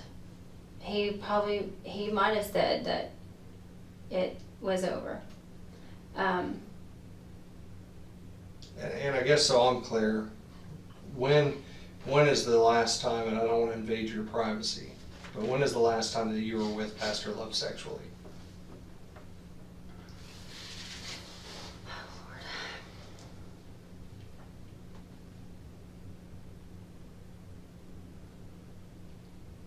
A day, a week, 2 weeks? Oh, no, it's been well over a month or so. Okay. It's been,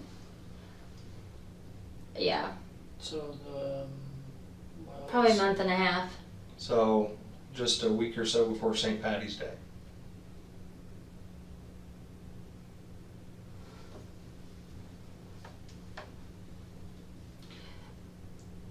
That sounds about right. was it before I St. guess. Patty's Day? Before the blow up? Oh yeah, it was. Oh yeah, it really it has been a while. Where I would you honestly guys cannot tell you. where would you guys normally meet when you guys were going to be sexually involved? Well, we never planned it. Sure. Yeah. It just kind of happens. Where like And I'm not proud of this, guys. no.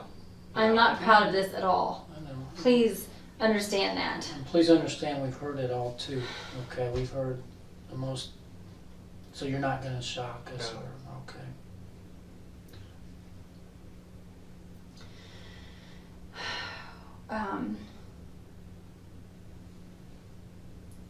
Because when we were deeply involved, I mean, of course I would call him when Randy would leave, Mm-hmm. you know, and if I knew he was going to be gone for, you know, an hour, then he would come to the office if it was convenient for him, but yet his wife kept a lot of, I mean, it was hard for him too because she would call him a lot. Keep tabs on Yeah. it pretty Mhm. close. Exactly. So we're talking your office, Yeah. farmers, hmm your home, Yes.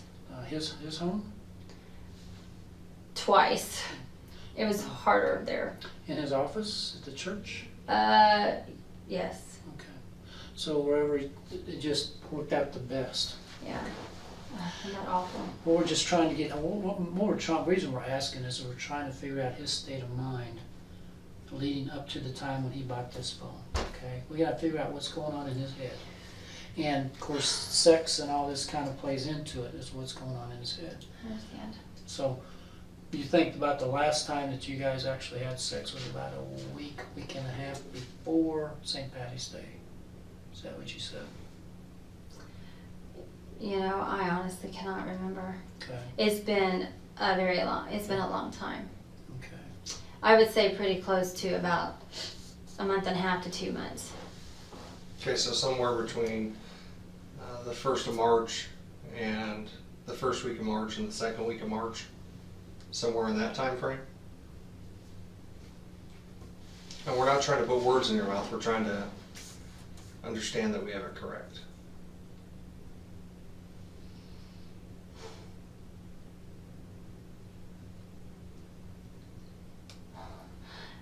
Oh my.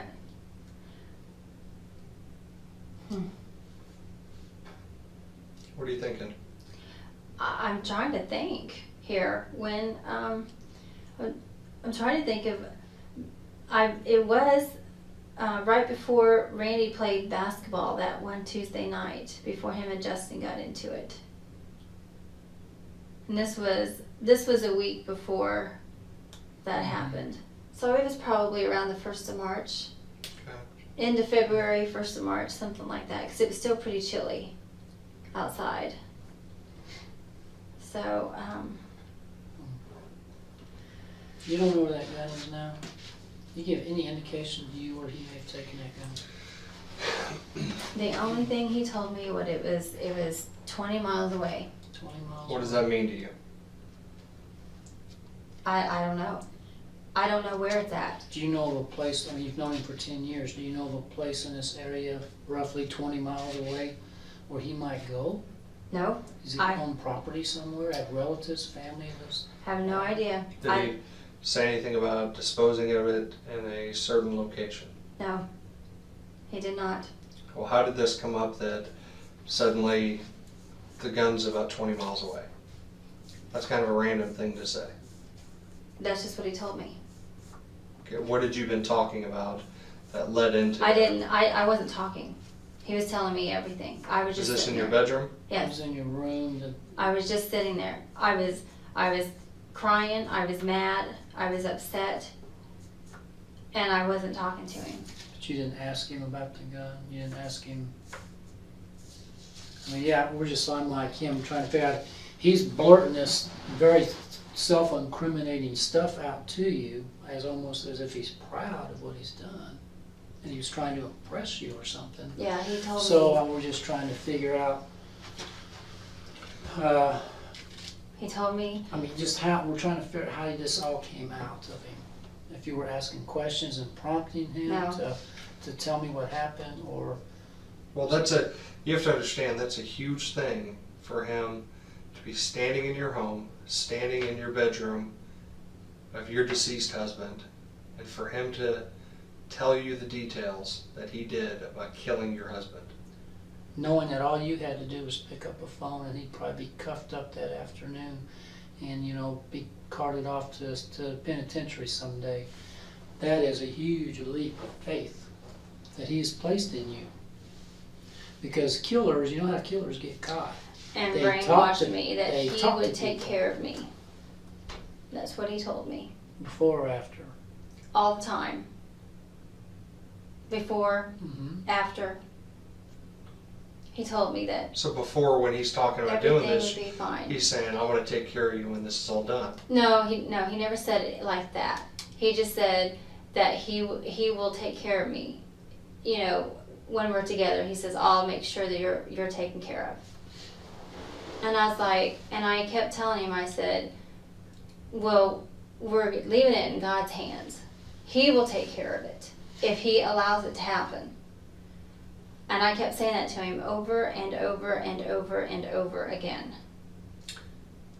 It seems to me like you're not telling this man, "No, I'm not going to be with you." It's almost like you're leading him on, saying, "Well, you know, he's making these statements that I can take care of this. I know how to access the gun. Leave it in God's hands. Leave it in God's hands." You're not saying, "No, don't do that." Yes, I said that several times. I Yeah, said, well, we're not do hearing that. not, I told him, I said, don't do anything stupid. Leave it alone. I told him that. I said, don't be stupid. I said, be smart. I said, just leave it alone. God will take care of it. And he seemed to think that Randy was abusing me or something, because he always talked bad about Randy. And I know, yeah, sometimes I would tell him when Randy was, you know, not treating me very well or something, but I never, And that would upset David. yeah. And is that when he would get pissed and make these comments that I can take care of this?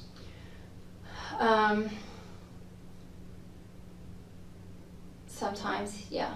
Because And he kept telling me that it's the warrior in him.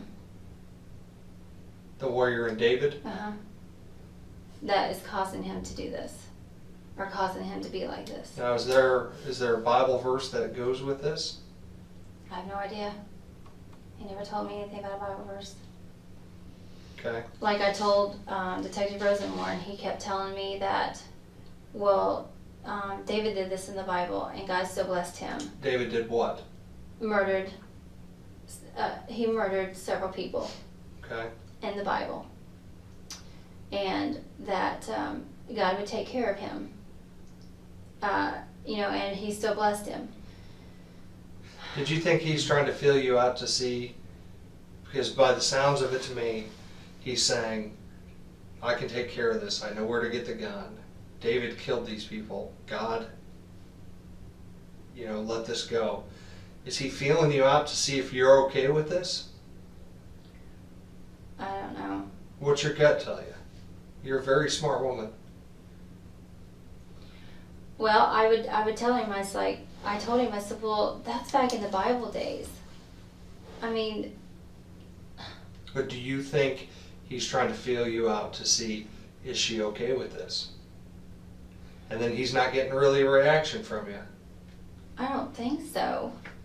I mean, I didn't feel that at the time. I mean, Okay, but I didn't with your feel knowledge like, now of him saying, I shot your husband, and then you look back in retrospect at what he has said to you, what is your impression of those conversations? that he's trying to figure out how I feel about if he did something like this. Okay? I just, Doesn't sound, Theresa, it doesn't sound like a real strong response when he's talking about that. Because when you say, well, God will take care of this if he wants us to be together, then God will you know, leave in his hands and so forth. But that's not like, David, you're out of your mind, you're crazy, I don't ever want to see you again. If anything happens to Randy, then I will turn you in. That's Now- not the kind, should have been a response that he got. Yeah. But he didn't get that kind of response. You almost gave him a lukewarm response where, you know what? I don't want you to do this. I think you But, you know, we're going to leave it in God's hands. If he wants us to be together, you know, God will take care of it. But you're not telling them no. Yeah, you're That's not the thing telling that, him that's the thing I don't understand. I did. Okay, I but never told him. I always told him, I said, David, I said, just leave it alone. I would tell him several times to leave it alone. Leave Randy alone. Everything will be fine. I would tell him that because he would call me and tell me how his night would go with his wife, if she would get mad at him and stuff like that. I don't know if he was wanting me to respond in a way. I just kept saying, "Oh, I'm sorry." I mean, let's role play for a second. what do you want me to say? The day after the murder. Well, let me back up again. The day of the murder, you know what you're walking into when you get to that office. No, And I you're really hoping to didn't. God, hold on, and you're hoping to God that's not the case. You go in, there's abnormal responses to you stepping over your dead husband to get the phone. You're going outside, you contact the police, and then you dispose of the track phone. You come up here and you're interviewed, and you're less than truthful. The next day, David Love confesses that he murdered this woman's husband to her. What would you think if you were us? Take all that into consideration.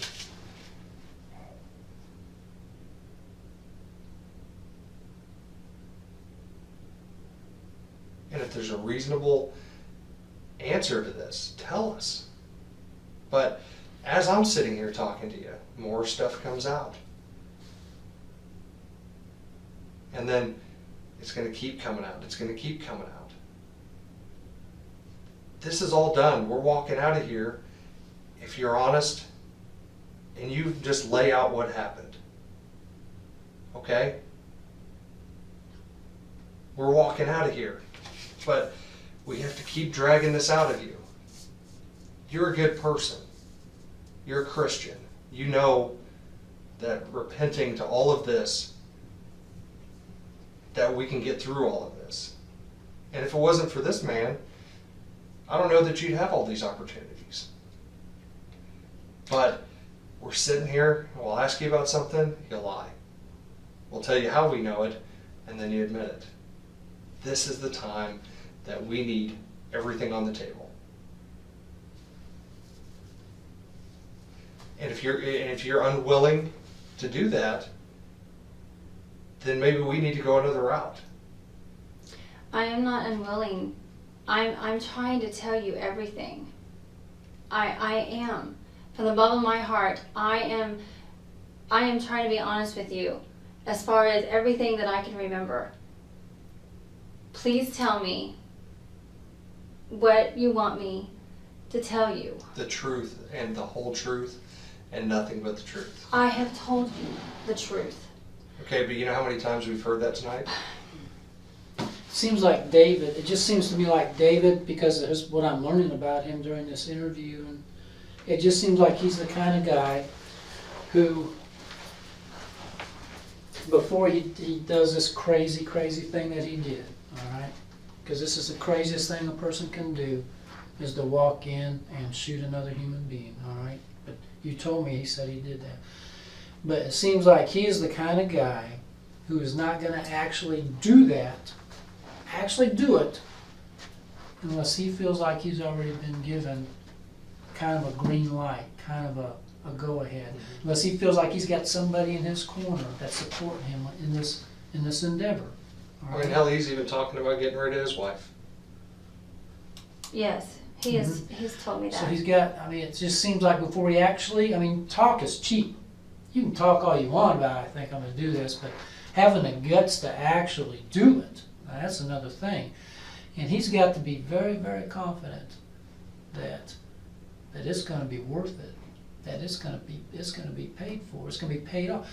To take another human being life and risk going to prison for the rest of his life,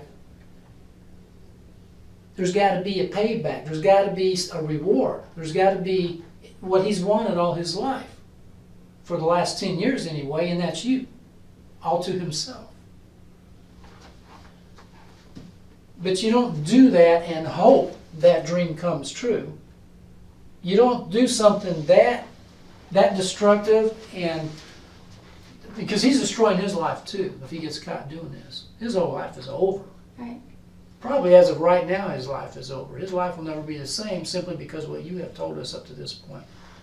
But for him to take that chance, something in his mind had to tell him, I'm going to have Theresa. I'm going to have Theresa when this is over. He has to believe that. Theresa, hold on. You're sitting and you're shaking your head no. Okay? You're sitting here, and the whole time he's talking to you, yeah, because you know it's the truth. What, about what he's saying about David? Yeah. You know it's the He had to have truth. some affirmation that he knew it was a done deal. Once Randy was gone, he knew he had you, or it wouldn't be worth the risk. He had to be. I never, ever gave him inclination about anything. You know what? I'm going to say this is that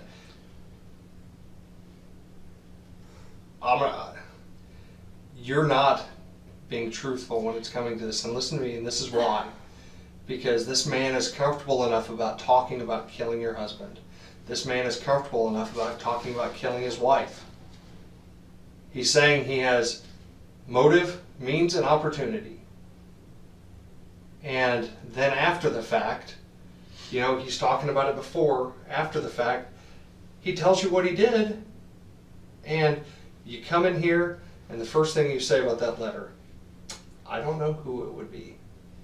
And you were hoping and praying that our lab didn't test it and see that that note was a lot newer. And, you know, I want to know what those initials are at the bottom. You don't say you don't know, because he writes this letter. He's not going to write something that you don't understand. They have to mean something to you. What does this? This one I've never understood. What is HP? HP means honeymoon in Paris.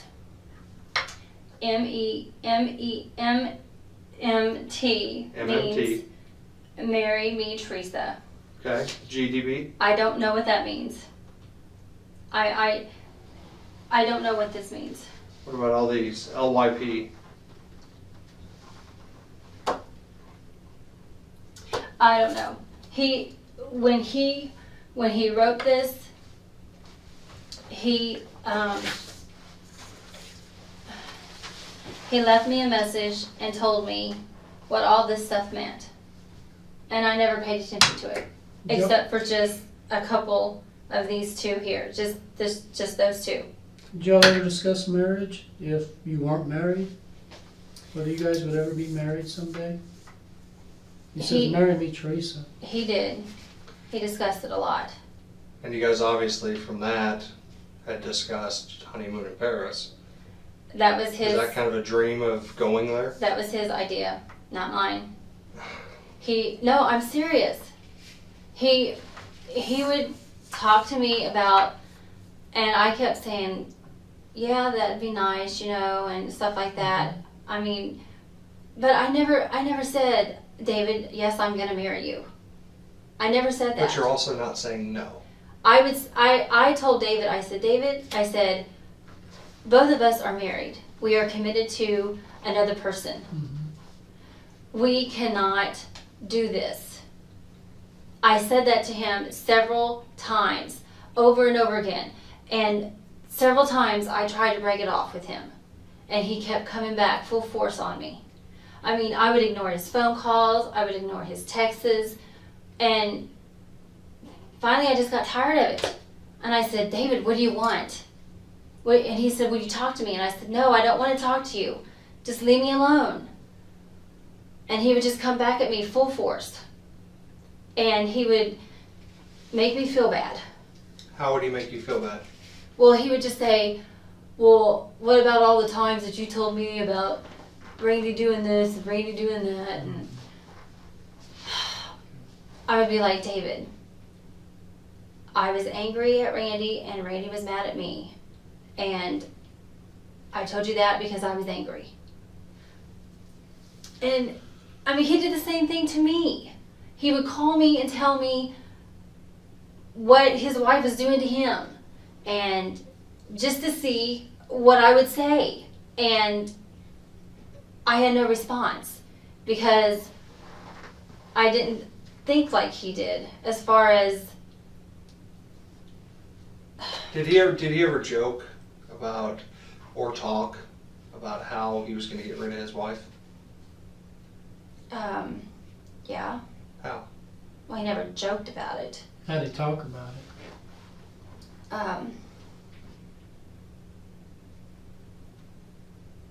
Oh my goodness. First time he talked about it is he said that he wished he could just break her neck and put her in her car and send her over a cliff.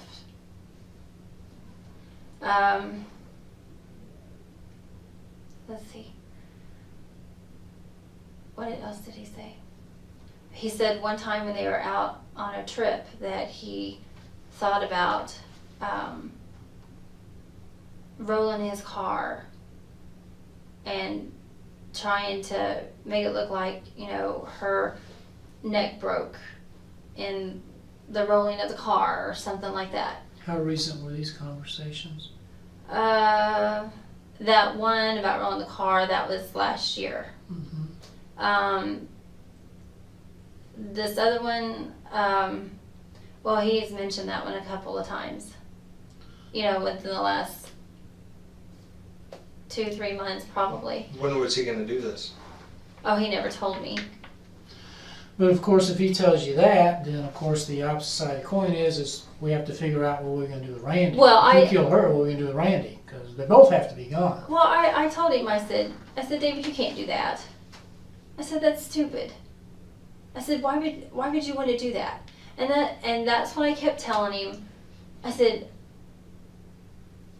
leave it alone. Did you start to think this was credible a couple months ago when he's talking about killing his wife? He's talking about killing Randy. Did it finally click and you say, I think this guy's serious? It did. Did that concern you? Yeah, a little. But I guess I was just too naive to... But you're not too naive because you're somewhat playing his heartstrings because you're stringing him along. If you truly wanted to end it, you had the perfect leverage ever to say, you are the pastor of this church. If you keep pursuing me, I will expose what we've been doing. And it would have stopped immediately, wouldn't it have? Yeah? Probably. And you didn't do that. No. And, you know, I'm sure there's some remorse of, I shouldn't be doing this. I shouldn't be involved in this. But it still continued to happen. Let me go grab her. I'm going to grab those phone records real quick. There's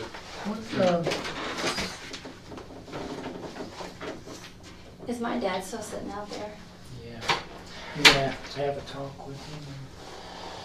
You're going to have a talk with him. And I said you don't have to tell him everything, but obviously he's going to want to know why this went on so long. And I get it's from you and your dad and your parents. Detective, Mm-hmm. I'm not lying to you. Well, like I said, I don't know what the other side's going to say on this, but I don't know. it just seemed like there had to be a point. There had to be a point when David said, "Yes, I can do it," because Theresa believes in this, or Theresa is okay with this, so I can go ahead and I can do this. I guarantee you, it was there that. ever a point when It was that last text I sent him. And I told him, I said, you have messed up my life. Leave me alone.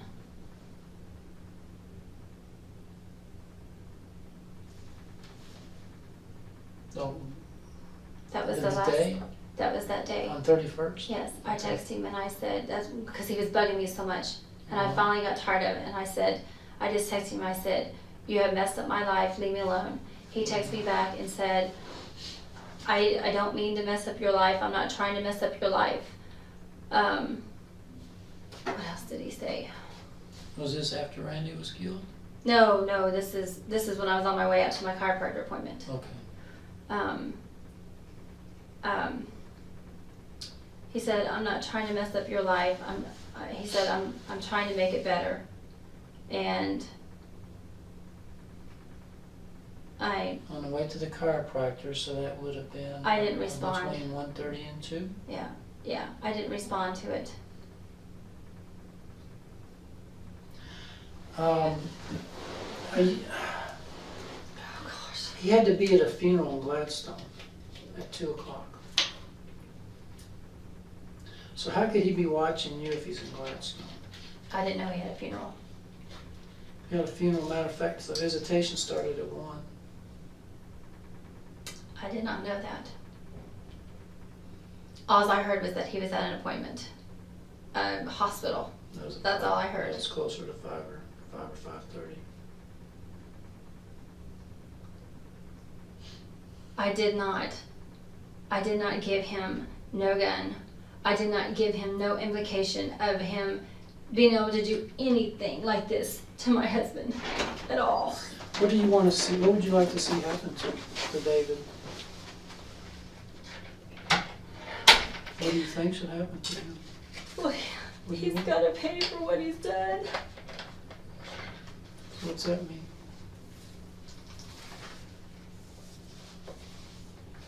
I know I've hurt a lot of people. I know I've hurt his wife, and I know I've hurt his kids. And I'm sorry for all that. But I never ever told him to ever do anything that's stupid. If he's charged Never. and tried and found guilty, what do you think should happen to him?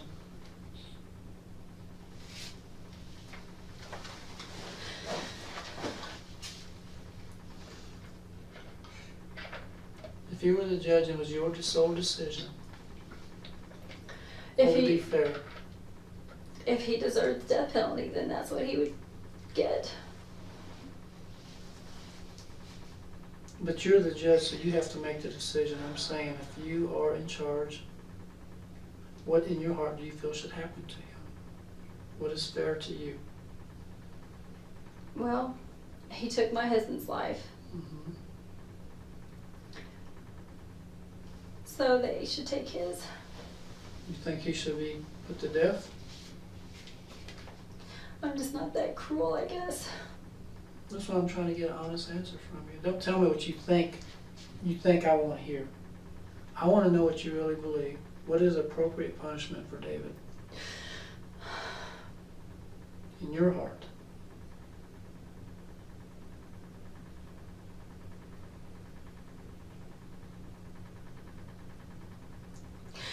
To go to prison for the rest of his life.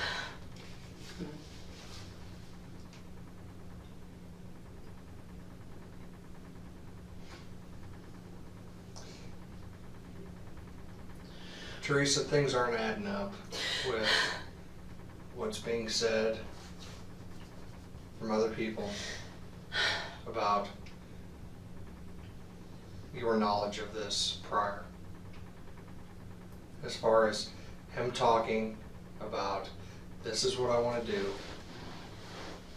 him talking about what he's going to do with his wife, you know, the marry me Theresa and all this other stuff. Okay?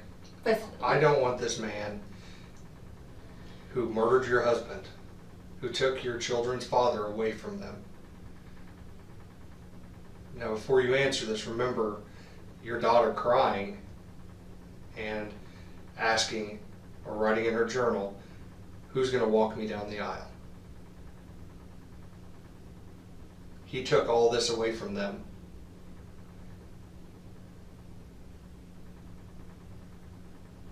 How does it get to this point, and then after the fact, you lie to us,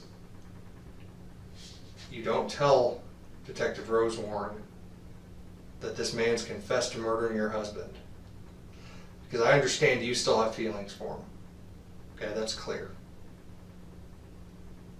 Okay, you have to. Because for you not to call the police after this man confesses to you that he put a bullet in your husband's head and took him from your children, there has to be feelings there. There has to be plans afterwards. Do you not think that here down the road, whenever he gets rid of his wife, that even if this would have passed and this goes unsolved, that Detective Rose Warren wouldn't have been able to put two and two together? Because you guys were very careful about using track phones, and you had pretty good discipline on the phone. You communicated with him. You use voicemail instead of talking directly to each other a lot of times. I mean, all that stuff just shows evasion, it shows covertness, trying to be covert, trying to be slick. Calls to the office in the morning where you talk for 10, 15 minutes. Mhm. And, you know, Well, I have gone over. I mean, because he knew that Randy wasn't there. That's why he called me. Well, we figured that part of out. It's what you guys were talking about. Is what is the question. It's not. We did not. I never once talked to him about anything like this, ever. And when he would, I just kept telling him, it's stupid. Okay. Don't do that. Okay, It's- but until a little bit ago, and I'm being honest with you, until a little bit ago when I said, you never told him no. And the next thing out of your mouth was, oh, I did. I just, you know, you hadn't been saying that for the last several hours. Okay? And I did. I told Detective Rosenwarren. I told him. I said, this is in God's hands. Is Yes. what you said. yeah, this is in God's hands. Leave it alone. You have no control over it, so leave it alone. Okay? And what does he refer to in there about control? That he's not in control of things Keep reading. yet. Yet. Yet. He's telling you he's going to take control.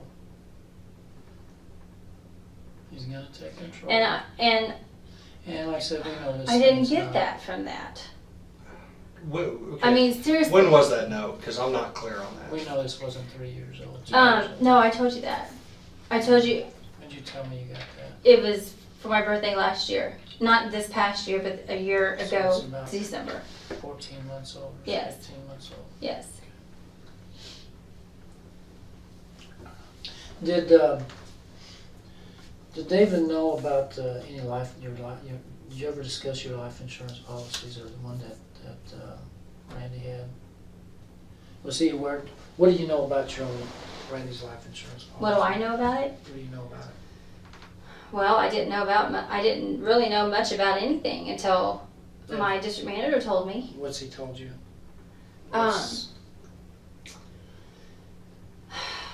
I have one policy Mhm. that it was a group life policy from Farmers. Okay. And then the other ones are going to the kids. Okay. How much is the group policy? It's $100,000. And Michael? How much was for Michael?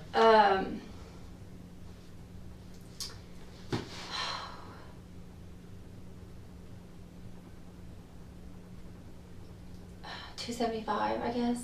I Closer think. to 500? Well, that's the whole amount, yes. That's what But I'm it's asking. split up between the two kids. Okay, so Miranda's scheduled to get about half of that? Yeah, All right. Did the pastor know anything about this money? not that I know of. You ever talked to him about it? No.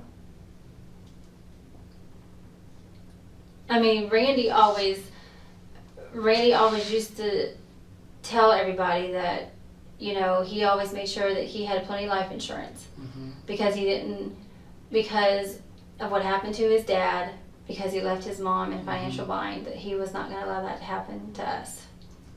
Well, because I know that, like I said, the pastor, it sounds like he's trying to get you for himself, but he's also trying to build this massive church complex out there. I mean, do you think money played a part in this as well? Because he may have thought that if Randy died unexpectedly, that might be a windfall for the church. Did that ever come up in the conversations?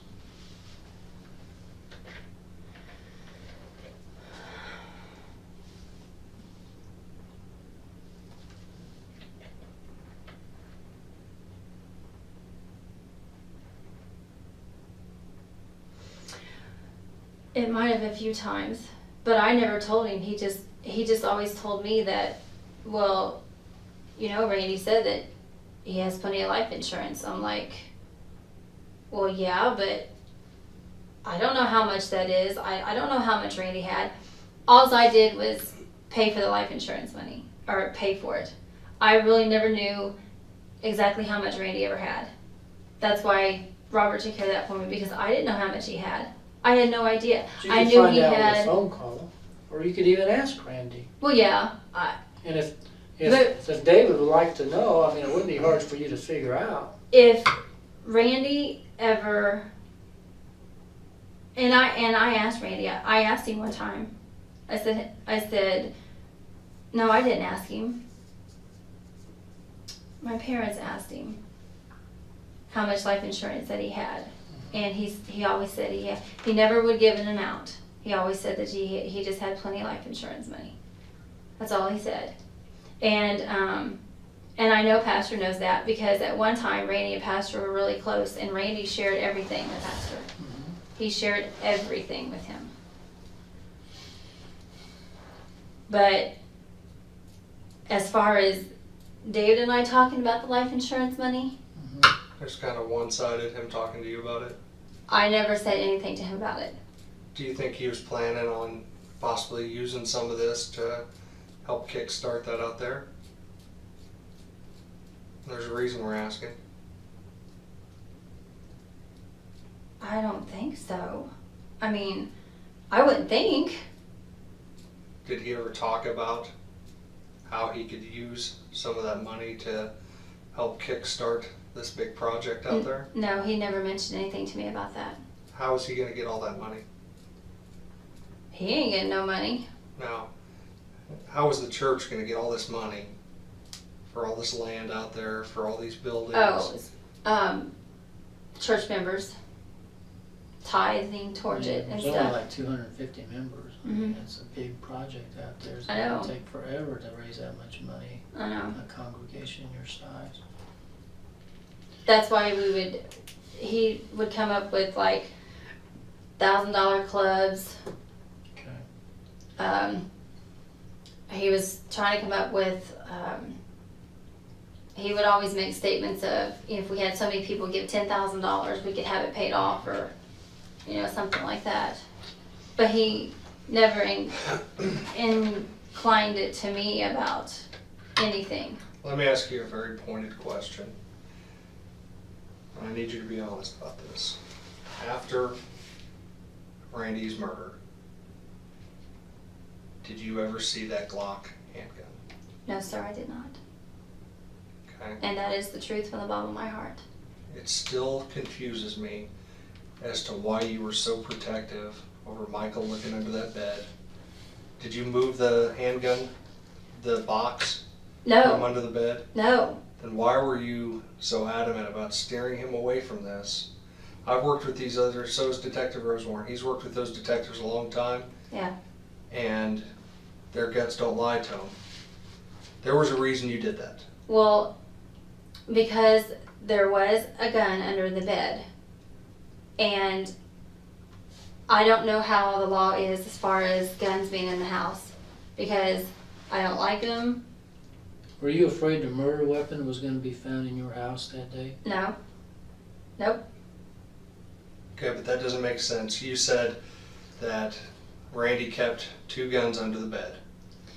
No, he only kept one. The only one that I saw under the bed was the one that I thought was under there. Okay, so what did you do with the gun when they went down to the basement? I didn't do anything with it. Michael took it. Okay. He took a gun from upstairs, downstairs? No. Did you look under the bed after Michael and the detectives left the room? Did you get under the bed to see what was under there? Mm-hmm. What did you see? Nothing. There was nothing under there. I was expecting to see the gun Did under you there. go to your closet to see what might be in your closet? No, I did not. So after you looked under the bed, you didn't do anything else? You just No. waited for their return when Yeah. it came back up? Mm-hmm. But what? It doesn't make sense to me. I don't understand that. And I'm slow sometimes. I don't so- know what to. No, you're not. I don't know what to tell you. What were you concerned about being under the bed? There's That- guns in that house. That 9mm. Why would you be concerned about that being under the bed? Well, because I didn't know if I would get in trouble for having it under the bed. Because that I don't have a concealed carry. I don't know the laws about guns. Okay, but how long has the gun been under the bed? Years. Yes. Okay. It's never a concern before. No. But now the police are standing in your house because your husband's been murdered, and Michael's wanting to look under the bed, and you're pretty obvious. No, go look in the basement because you do not want them looking under that bed at that moment. I didn't know where they were gonna go. I didn't say anything. I just looked at Michael and I was like, because I didn't want Michael to get in trouble if he found a gun under the bed. Why would Michael get in trouble for finding a gun? He's helping the police. I know, but I don't know the rules about Theresa, guns. Theresa, listen. There's a reason we're asking about this. I know that, and I'm Okay. trying to be honest and truthful with you. Okay. I really And am. your Seriously. response isn't making sense, though. I'm being honest with you. I did not know if that gun was still under there or not. And when I looked under there, it wasn't. Michael told me after they left that he had taken it and put it in his room the night before. I did not know that. He did not tell me that until that night. So that's why I was wondering where it went. Because I know it's always been there. So when he did not bring a gun out from underneath the bed, I was concerned about where it was at. So would your fingerprints be on the Glock box that was found in the closet? Probably not. Maybe, I don't know, because Michael found it underneath my clothes, and there's other stuff under there like games and backpacks and stuff like that under there. And my clothes hang down low so I can't see what's under there, so I'll move the clothes, or sometimes I'll just feel under there, so it might be on there. I'm just being honest with you. I think Michael said he was home for Christmas, right? Yes. I think he said he saw that Glock around Christmas time. Did he? It was early as Christmas. I don't know. Or as late as Christmas, I guess. I don't know. That I could not tell you because I was never around them. They cleaned the guns in our bedroom, and Miranda and I, when we walked in and we saw them, we walked right back out. Why are you so scared of guns? I just don't like them. I never have liked them. Because of Randy being in the military and all the guns and stuff that he has handled, I know he's good with them, but I just don't like them. I never have liked them. They scare me. Didn't you go shooting with them though? I did, and I was scared to death. Were you? Yes, I was. What'd you shoot? Which gun? You know, I honestly can't even tell you. I think it was the 9mm. I honestly cannot tell you. Okay. I've only shot a gun once, and that was the only time I ever shot a gun. I honestly don't know. And so, I still I guess I just don't understand why you would be concerned about Michael helping the police find a gun. I wasn't concerned about Michael helping the police at all. I wasn't concerned about that But at you all. thought he would be in trouble. Exactly. Why? Or I would be in trouble for a gun being. For... I'm just telling you, I don't know how all this stuff works. I don't know what the rules are about having a gun in your house. Randy's the one that dealt with all that stuff, not me. So I just thought if they found that they would question me about why there was a gun under the bed. And it was on Randy's side. It's always been there because that's where he puts it. That's what he used one night when our alarm went off in our house at 3 o'clock in the morning. That's the gun that he picked up. And it just scared me. I don't know the rules.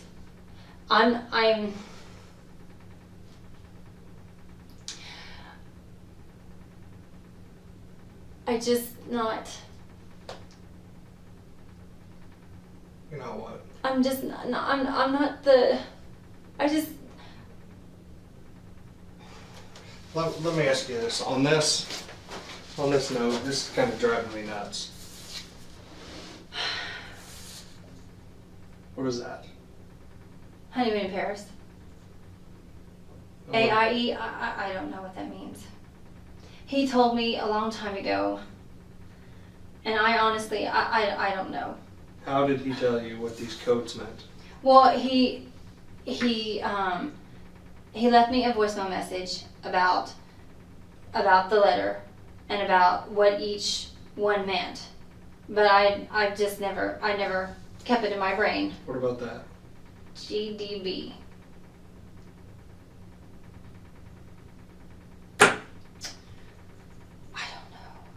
I don't know. Just think about it.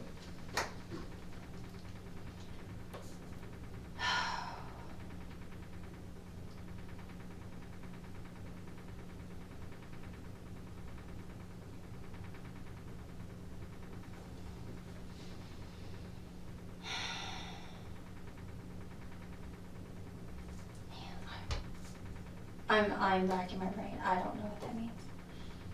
Okay. GDB. ULUAN. Oh, On that far right side. this one? Mm-hmm. What does that say? ULUAN? Is that what you said? Yeah. ULUAN.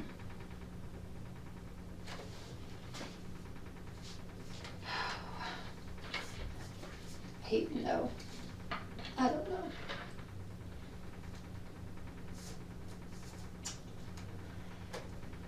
LYP? I'm pretty sure I know what that means. Okay. Do you want me to Tell say it? Yeah. Lick your. Okay. Okay. ROE? ROE.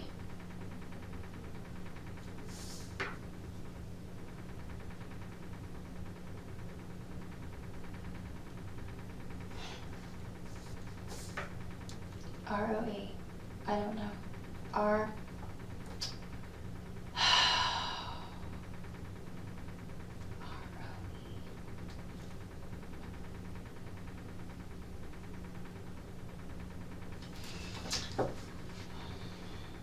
See, if you look at this, it's IULUAN. What is this? That might be IWLUAN, because that should be down there.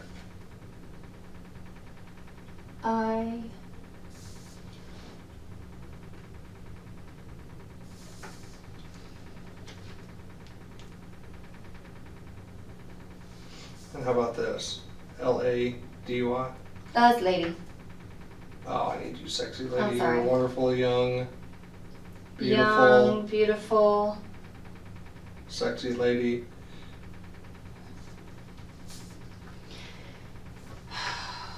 Okay. This should be up here Mm-hmm. because it says happy birthday. And that should be down here. Beautiful, sexy lady. Okay. You are wonderful. Wonderful. Okay, I And got then that. AIE. AIE. I mean, he told me what it meant, but I can't remember. it's all right. Think about it for a second.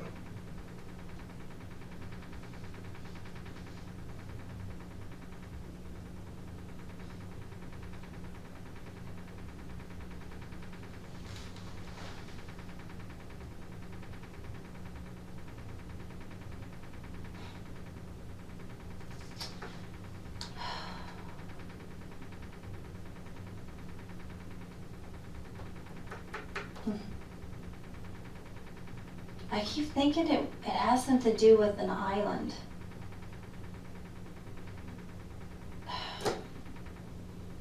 But I don't know what. Because his parents were missionaries on an island. And he always talked about how he wanted to take me there. Oh my gosh, I cannot remember.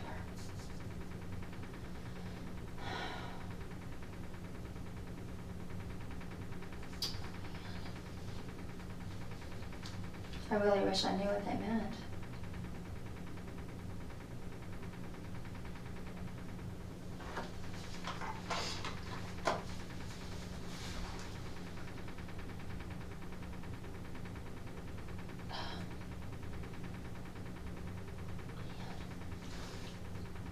You don't remember that? I don't. Did you write Oh. these down anywhere? No. No, because they really didn't mean anything to me. It meant more to him than it did me, so I think this meant get big. Okay. I could be wrong, but that's what I would get out of that. Okay. This one, I don't know. What about these? ROEI.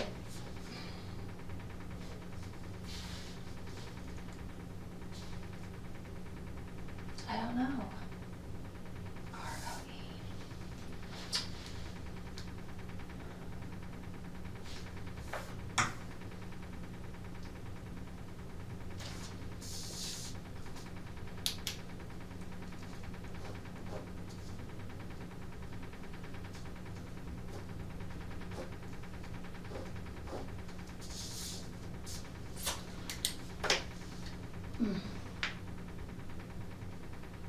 I don't know. He always told me he, would write silly things down and I don't How know. many other times has he written you notes?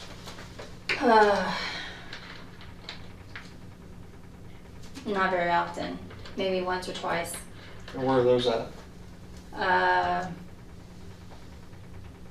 Probably in the trash from like 2 or 3 years ago. Oh, okay. Seriously, he never wrote me letters. How did he give you this letter?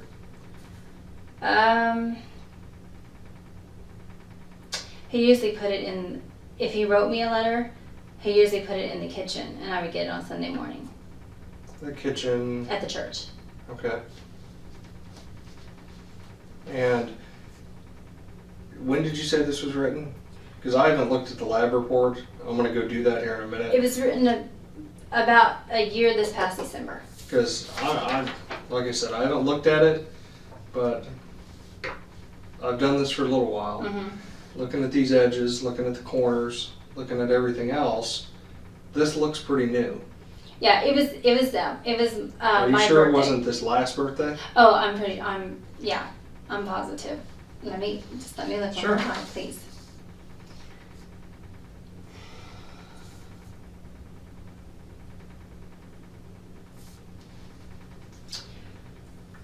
Well, let me think. Wait a minute.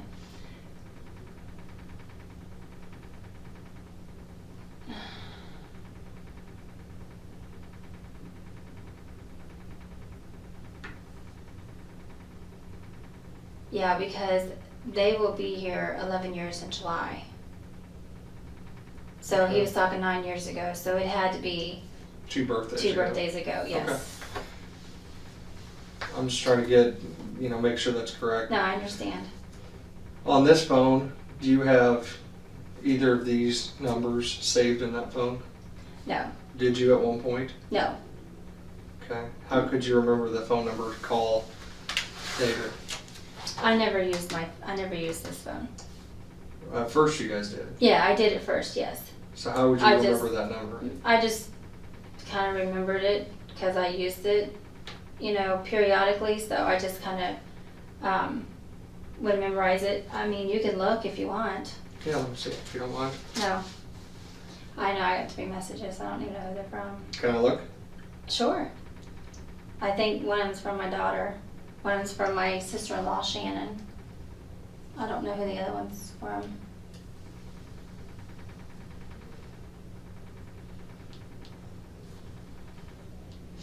Did you have some sort of sale this weekend?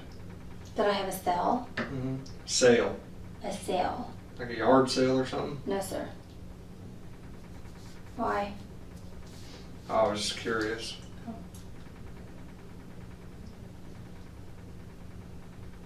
Do you want me to show you how to get to my contacts? No, I'm pretty good with phones. Okay. But thank you. Like, when you shut this off and turn it back on, is there a password for it? No.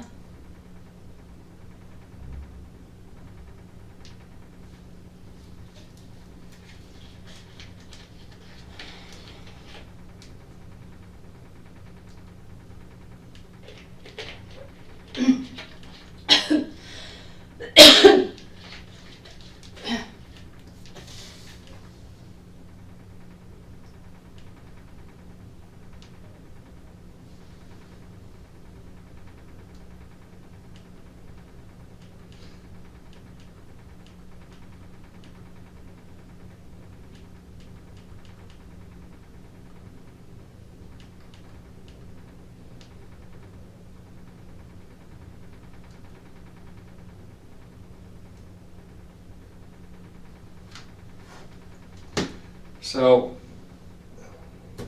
I guess, Detective Rosewarne has been in here a long time talking to you. And the biggest thing we don't understand is why, after the fact, when David Love tells you that about what he did, why you kept this a secret.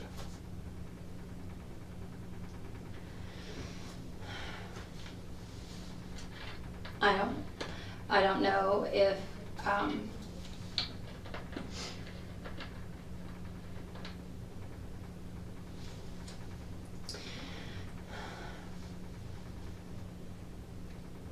I don't know how many times when I was by myself I would say, and I'm just being honest with you, and I know you weren't there and nobody else was there.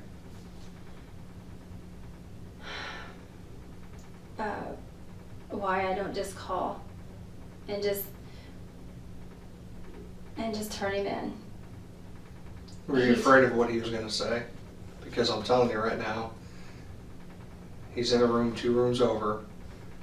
They're talking to him, and that was the text message I got. He is talking, and Detective Rosewarne is trying to give you that lifeline, because what he was explaining, if you get wrapped up in all this and you're not on the forefront and you're not 100% forthcoming, he can't help you. I understand. And you've got to think about you. You've got to think about your children. Okay? Not him. So, is there anything you haven't told us? And before you answer, think carefully. Okay? Because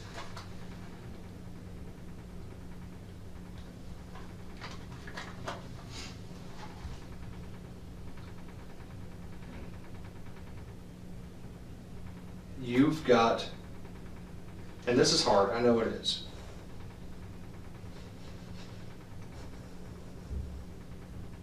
But I'm telling you, if David says, she knew I was going to do this, and I don't know what he's saying right now, so let me say this.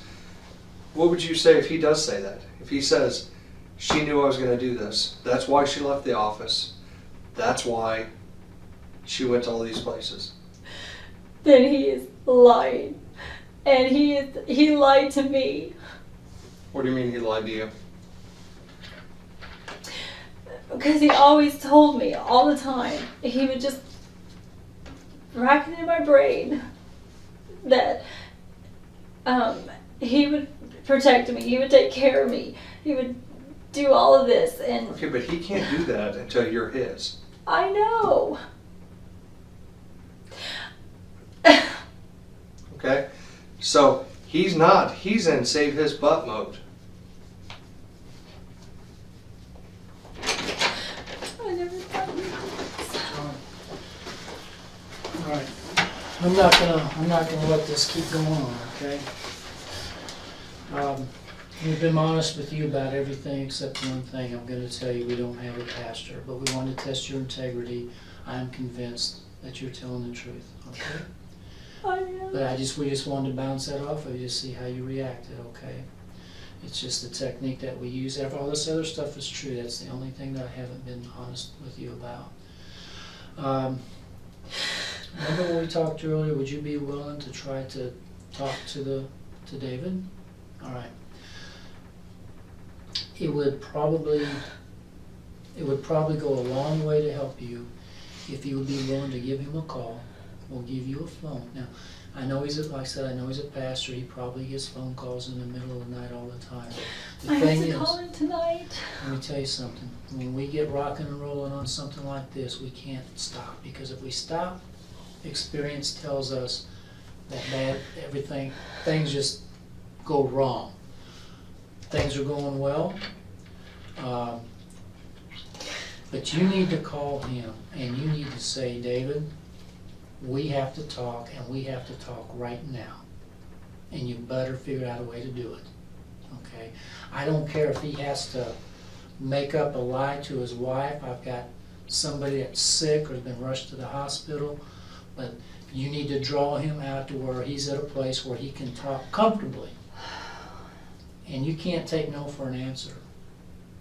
Even if that means we need to talk because I got picked up or something like that, and we got to talk right now. But you've got to get him on the phone, and you've got to get him to a place where he can talk. Now, I can't make you any promises because I don't have the authority to do it. But I'm telling you, the prosecutor is already looking at charging you with obstructing a murder because of all the stuff you've done. This is why you need to cooperate so that we can show the prosecutor that you're really trying to help and you're really being honest with us. This is what you need to do this for yourself. All right? And do you understand why? Do you understand why they might charge you with something? Well, think about it. You got a killer running around in our streets, and you know it, and you've done nothing to help us solve this case until tonight, okay? All right, so that's why you need to call him. We're gonna set you up with a phone. I'm gonna bring some tech guys in here, and they're gonna set you up. It won't take long, all right? But once you call him, and he's able to talk, then you have got to draw some information. You got to draw something out of him, something that's going to be helpful. Because right now, you know what he's going to do? He's going to say, Theresa is a liar. Or he's going to blame it on you. Or he's going to say that you said. No telling what he's going to say. But if you're being completely honest with us, then that should reflect in that phone call in one form or another, all right? Because he's going to, I don't know what he's going to say, but you got to try to get him to talk, to help yourself, and to remove this black cloud that's over your head right now. Because there's still some people, I'm telling you, there's still some people that think that you're not being completely truthful. I don't know how much truthful I can be. Well, I understand that, okay? But what I'm saying is, this would, if we can get him to talk, if we can get him to talk about what he's done, then like I said, that's going to... What if he doesn't want to talk to me on the phone? Well, he may not. There's no guarantee this is going to work. But I think you might even see if he can draw him out of the house to go meet you someplace. Now, once again, he's a pastor. I'm sure he's been called out in the middle of the night. What if he wants to meet me in my house? I'm not saying that you have to meet him. I'm saying you need to draw him out of the house. Well, if I call him, Hmm. I guarantee you he's going to want to come to the house. Okay, that's Because fine. he wanted to do that last night, and I didn't want to talk He's to not him. gonna make it to, what I'm telling you, he won't make it to the house. Oh, But if he comes outside, we will take care of that. He won't make it to the house. oh, okay. But that's not the only thing you need to do, is to draw him out of the house, all Right. right? You also need to see if you can say, look, go somewhere where you can talk. Go somewhere where you can talk, I'll call you back. I'm gonna call you back in 5 minutes or something, whatever you think will work. Mhm. Because he's probably in the bedroom with Kimberly, all Mhm. right? Mhm. So he's gotta get away where he can actually talk on the phone a little bit. And even if if he has to go outside, I don't know. But see if you can talk, tell him you've been picked up, tell him you've been questioned, tell him you're worried. And see if he asks you questions, he'll probably wanna say, oh crap, what do you mean? So tell him the police came over and they literally took me out of my house. And they questioned me, all right? At that point, he's gonna probably start asking, 100 questions. He'll probably ask me, what did you say? Mm-hmm. What did you tell him? Yeah. And what am I supposed to say? Well, the idea is to get him to say stuff, to say stuff that is going to help corroborate what you've told us in here.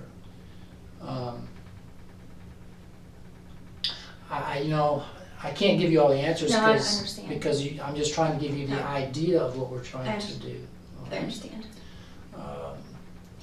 Um, Can I ask you a question?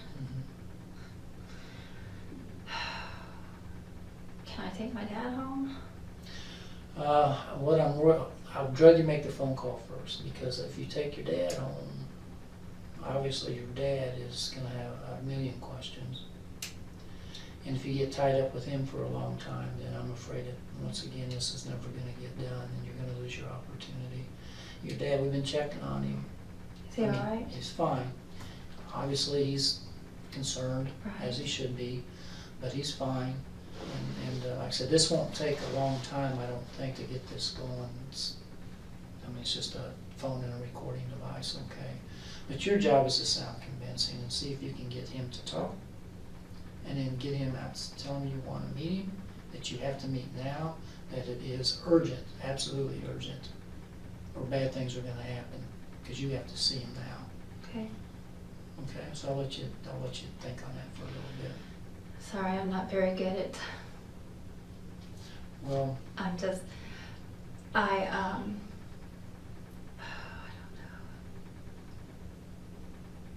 you can do this. You can do it. And the thing is, don't press it real hard where you get him thinking something's not right. I mean, you have to be convincing, but you can't overdo it to where he's. Could I ask him? Could I ask him that? I mean, I don't know. You tell me. Should I tell him that they questioned me hard? I mean, Yeah, I what I'm saying is you I don't know. you don't even have to do this. That was just one scenario. Do you think that there's a better scenario that would get him talking? Could you call him up and act like, I haven't slept for 3 days? Don't even talk about the police. Say, I can't, David, I haven't slept in 3 days. This is eating me up. Says, I know what we did, or what you did, or whatever. And I don't know what to do about this. Maybe you should tell him that I think I'm gonna have to go to the police about this. I just can't live with this. that's what I was. If you did it that way and not say anything about the police, that might even be better. You know him better than I do. Whatever you think will work is what we need to go with, because you know him better than I do, and you know yourself better than me. Okay. Does that sound like something that might be feasible, that Sure. you're about to crack up? You can't live with this guilt anymore? Sorry, my brain is so fried right now, I know. And you know what? and I haven't had any sleep for the last day and a half. Oh. And so you probably, Are we ready to make this call? I think, you about ready? You need about 5 minutes? And like I said, if he wants to meet you somewhere, that's fine, but anywhere he wants to meet, I'm telling you, he's not gonna make it.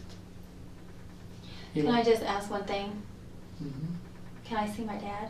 Or is that not a good thing? Well, to be honest with you, Yeah. I think he left. He he did? left.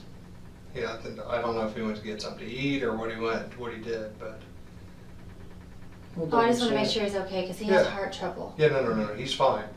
We'll go double check, but is this something that you can call him and it spark some conversation on the phone Who? with David? As long as his And I'm wife. telling you, Yeah. As long as his wife is not around. I'm telling you, just, you know what? Pour on the tears. Act like you're crying and say, I need to talk to you now. You need to get somewhere where you can call me and call me now. Well, like I told Detective Rosenborn earlier, I'm so beat Mhm. and tired. I don't know if I have any tears Well, left. but that's how you. I'm want not it. saying you have to cry. I'm saying, you know what? Act like you're going for an Emmy. Mhm. Act like you're trying to get an Oscar. And tell him he needs to talk now. And that he Okay. needs to call you back. And then simple, say, I can't deal with this anymore. Okay. And I can't tell you how much. If this works, I can't tell you how much it's going to help you. It's going to help you a It is. lot. Okay. let me go get the digital and get this real quick. Sure. Were there any important texts on there? No. Was there any from my daughter? No, I didn't see any. Okay. What's her name? I used to have her as Sissy. There might have been. Okay. I didn't look at it. I'll so. be right back. Okay.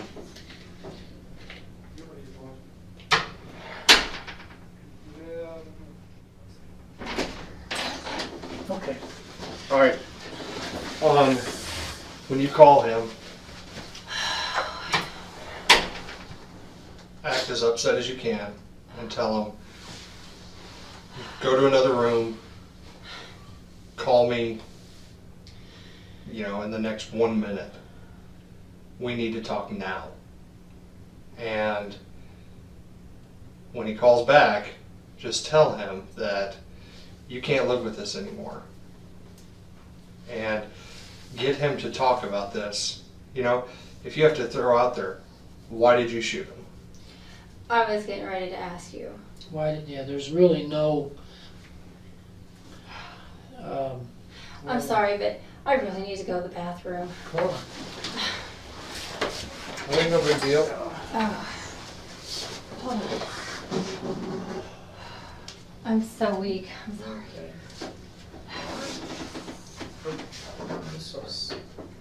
We're used to this. Oh, really? The chiropractor is telling me that I have a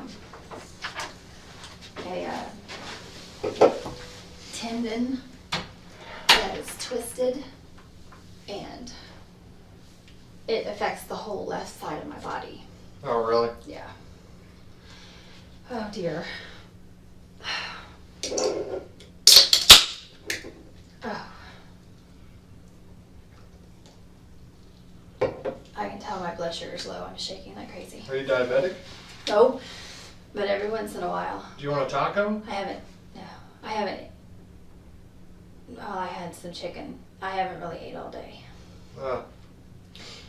It was just a rough night for my daughter and I, and we didn't sleep at all. What do you mean? It was just a rough night for us. Just crying and talking and What's your daughter say about all this? Do you think her or Michael know about your relationship with David? no, I really don't want him to know. Well, sure. We're not going to tell him.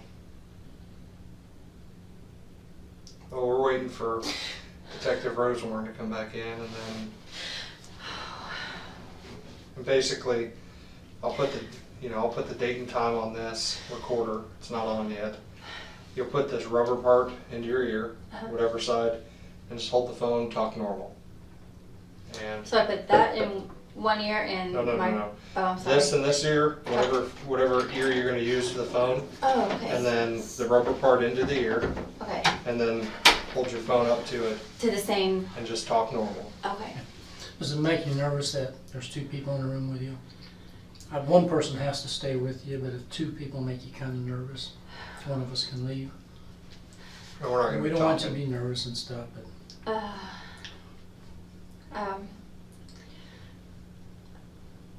You're not gonna offend either of us. Do you want me to get out? well, he knows how to work that thing better than I do. Would Oh, you okay. Would you prefer to have just one person in here?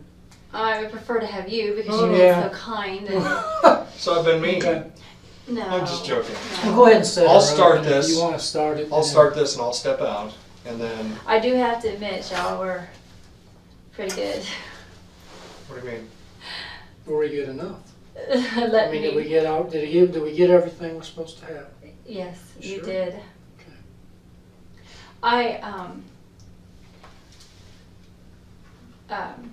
Can I talk about me with you guys? Yeah.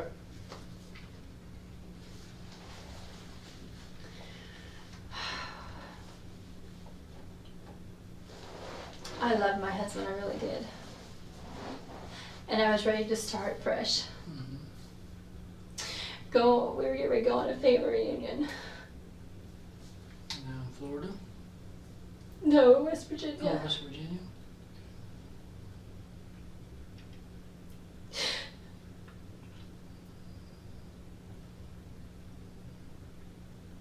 You know, I could see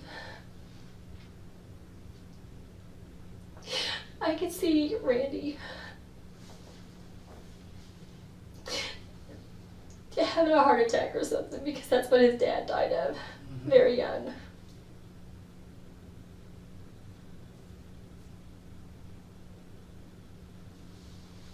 Do you ever see this? I never dreamed this would ever happen.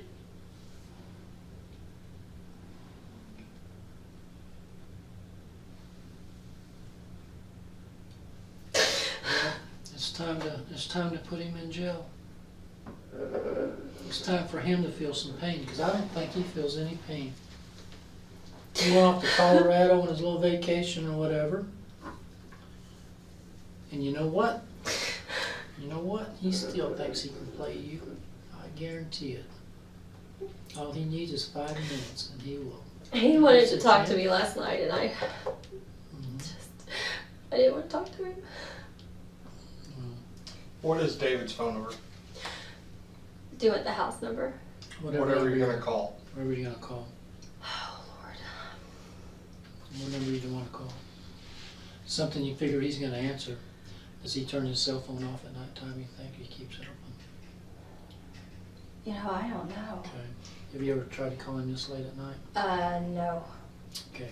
Well, that will make him realize this is an emergency, or you wouldn't get called. What's his house number? Okay. Did he ever say what he did with his phone? The 217? Didn't I tell you I don't remember what you told me. What did you tell me? he ran over it with his car? You said he ran over it. And then he distributed it among several places, but he never told me where. Okay. Alright, here's your phone. Don't dial yet. Jeez, I'm scared, guys. You're okay. I promise. Alright, you ready? The idea is to Don't dial yet. get him to talk as Oh. much as you can before you say you need to meet him. Don't just say you want to meet him, because he'll run out the door. Try to get him talking first and lead into maybe a meeting someplace outside the residence. But talk to him as much as you can about it. Obviously, we're recording this. We want to get as much recorded as we can about him admitting he killed your husband. Okay? Hold on. This is Detective Sal and Rosehorn, Independence Police. It's April 21st, 2010, 12:43 a.m. This will be a controlled phone call between Theresa Stone to David Love's home phone number, 816-796-8102. Let's put that in your ear. Don't worry about this. And when you talk to him, of course, you want that on the same side. Just like that. If nobody answers, we'll hang up, we'll dial again until somebody answers.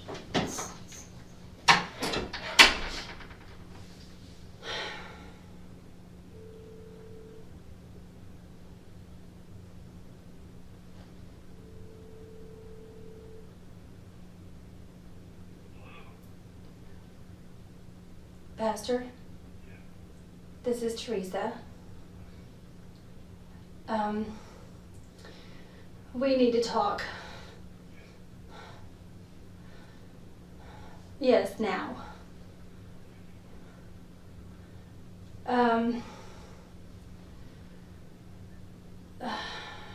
You can't talk now on the phone? I can't do this anymore. I cannot live like this.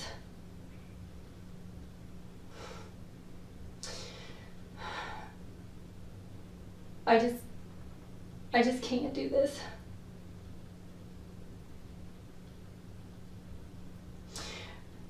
You got to do something. I said you have to do something. I can't live like this anymore. This is just killing me.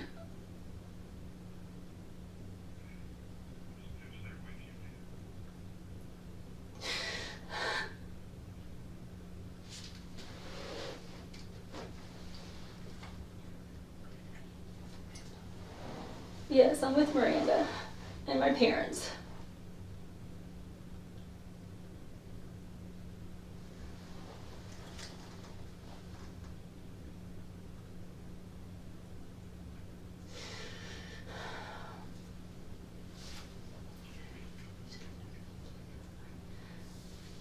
No.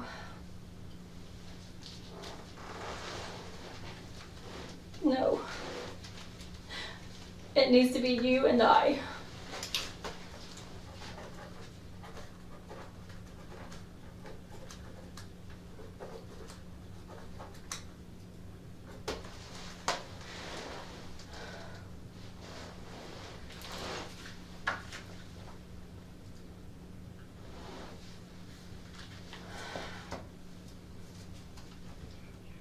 No, I need to talk to you. I need to know. I need to know. I need to know everything.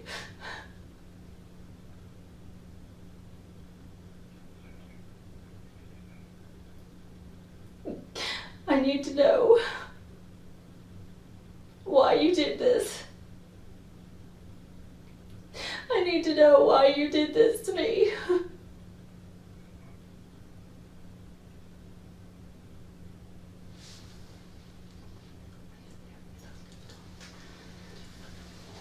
Can you go someplace else, please? I need to talk to you alone.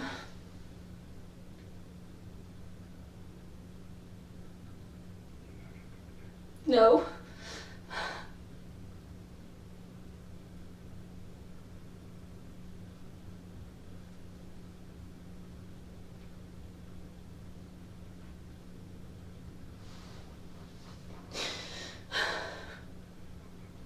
No.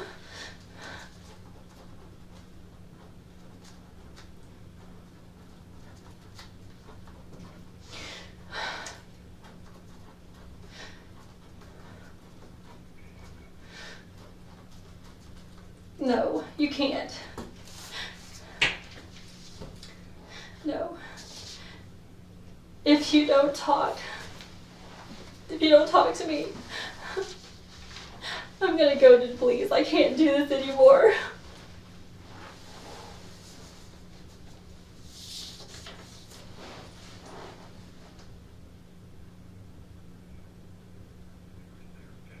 You can't come over. No, you just can't. No. I want to know why. I want to know why. You know what? I need you to talk to me alone.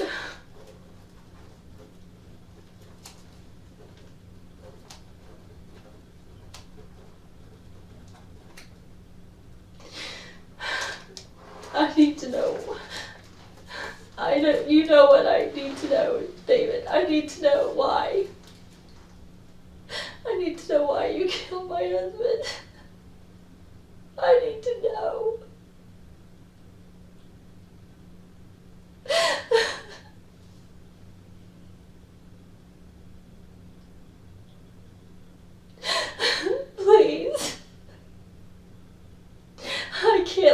like this anymore.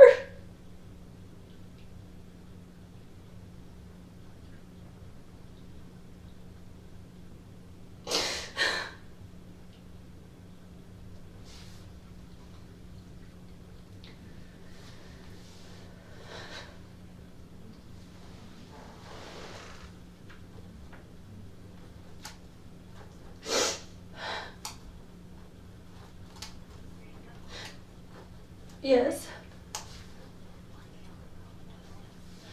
I need to talk to David.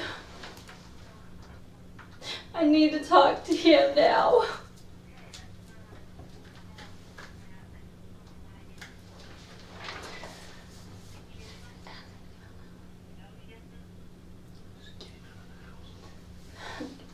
Can you just get out of the house? I just need to talk to him.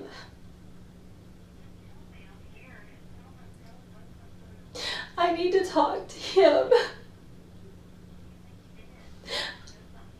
I need him to come out of the house. I need to talk to him alone. I'm at home. I just need to talk to him by himself.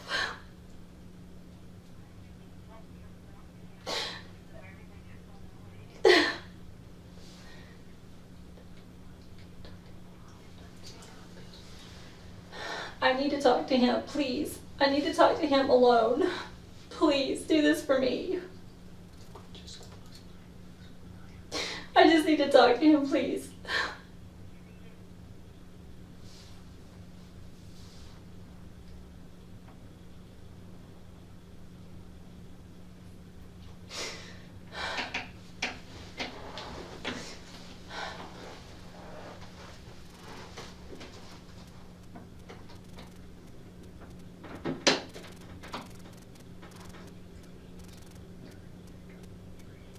Yes. No, she can't.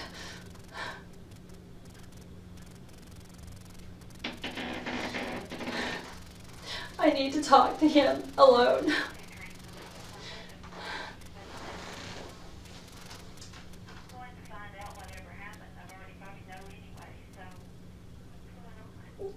I just need to talk to him alone.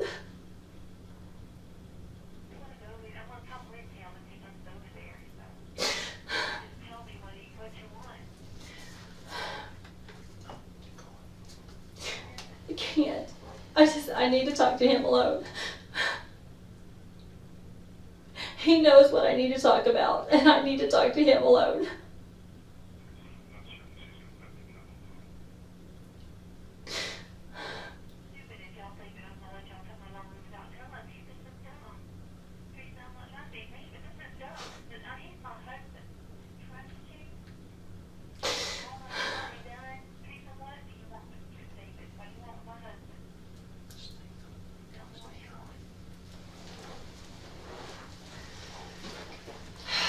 Well, it didn't work out too well. Did he say anything about the murder at all? No, because she's there with him. Yeah, she was there with him. Was she on an extension phone? Were they both talking at the same time? We'll see if he calls back. Okay. Do you think he would attempt to call your home phone if he were trying? If he could get away from home, try to call in a few minutes? Wow. Because I don't want him asking for you. I don't want him asking for you, and then Miranda saying she hasn't been here all night. Well, what if they just come to my house? Well, I mean, that's a possibility, but if they do, like I said earlier, he'll never make it. He's not gonna make it to your house if he leaves that house. What was she saying? Who? His wife. He's not getting out of the house without her. What was she saying to you though? She was saying, she's acting dumb. Why, all the stuff that you two have done, I would not let him come out alone without me. So, Okay. she won't let him out. What was he saying? He's like, I'm not getting out without her. Kim's coming with me. He wouldn't even go to the other room. What did he say when you said, "Why'd you kill my husband"? Nothing. It was silent. Because she was sitting right there. She said, I probably already know. I don't know what she meant by that. Mm-hmm. Did you hear her say that? I think I heard that, yeah. Yeah. I heard that. So, I don't know. What do you think your gut is? Are they going to load up and go to your house? What do you think? I do. Okay. Well, when you make a statement like that and call being upset the way Mhm. you are, and especially you said you were going to go to the police, Yeah. I think there's a good chance they will load up. Yeah. I'm just worried that they might call your house to try to get a hold of you, and Miranda might answer the phone and say, I haven't seen her all night. She's not here. Would they call your house or would they call this phone? Oh, no, they don't have caller ID. Would So they they call your call- house phone or would they call They this? call the house. They call the house. They may very well try to call. Should we have her call Miranda and just say, I'm okay, I'm up here talking to him still, You think she's If- awake? Is there anybody else home besides Miranda? My mom. and just tell him if David calls, just tell him, I don't want to talk to him right now. Can you do that? Yeah, I can do that. Would she cooperate? Say, Sure. I can't, just tell her, I can't play 20 questions, but I'm fine. I'll be home in a little bit, but if David calls, you have to tell him, That I don't And want I to talk. never call him David. or whatever. So, Well, whatever you need to call him. no, I was just, Yeah, okay. And then don't talk to her about anything, make it a real short conversation. okay. Just say that she has to,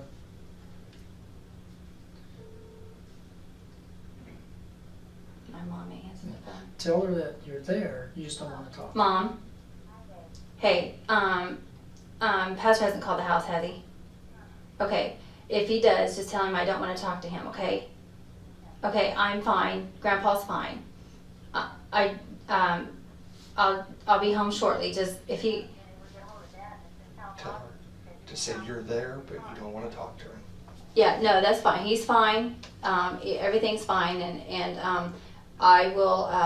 I'll be home shortly. But if he calls, tell him I'm there, but I don't want to talk. And then call you And then call me immediately if he calls. On my cell phone. Okay, alright, thanks. Alright, bye. That should cover that if he tries to call you back. What if they go to my house? We're watching the house. Oh, okay, So if he leaves the house, okay, he won't make it to your house. okay. All right. If he does not leave the house, well, our bosses are outside, so we have to figure out what we're gonna do with you tonight. We have to figure out what we're gonna do. It's gonna be in our hands. What's your gut say? Do you think he's Yeah. going to come over? To With my you? house? Yeah. With you saying you're going to call the police, that you're going to go to the police.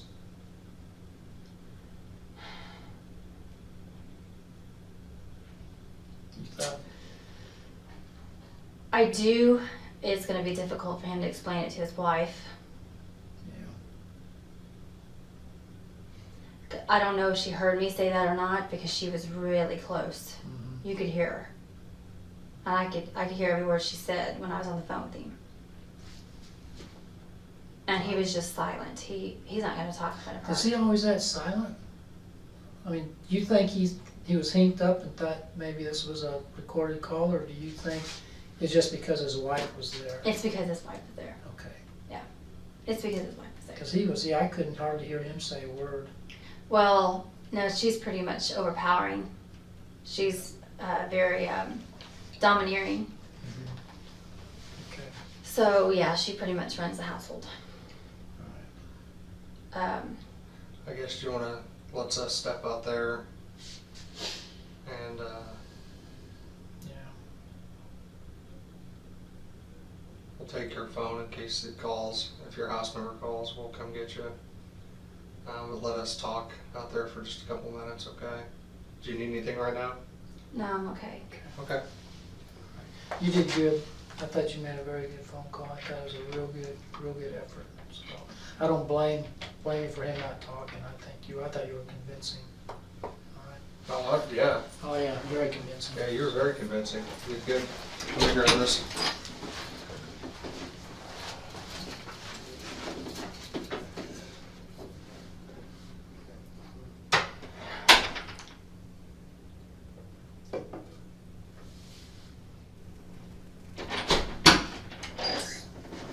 Hey, Theresa.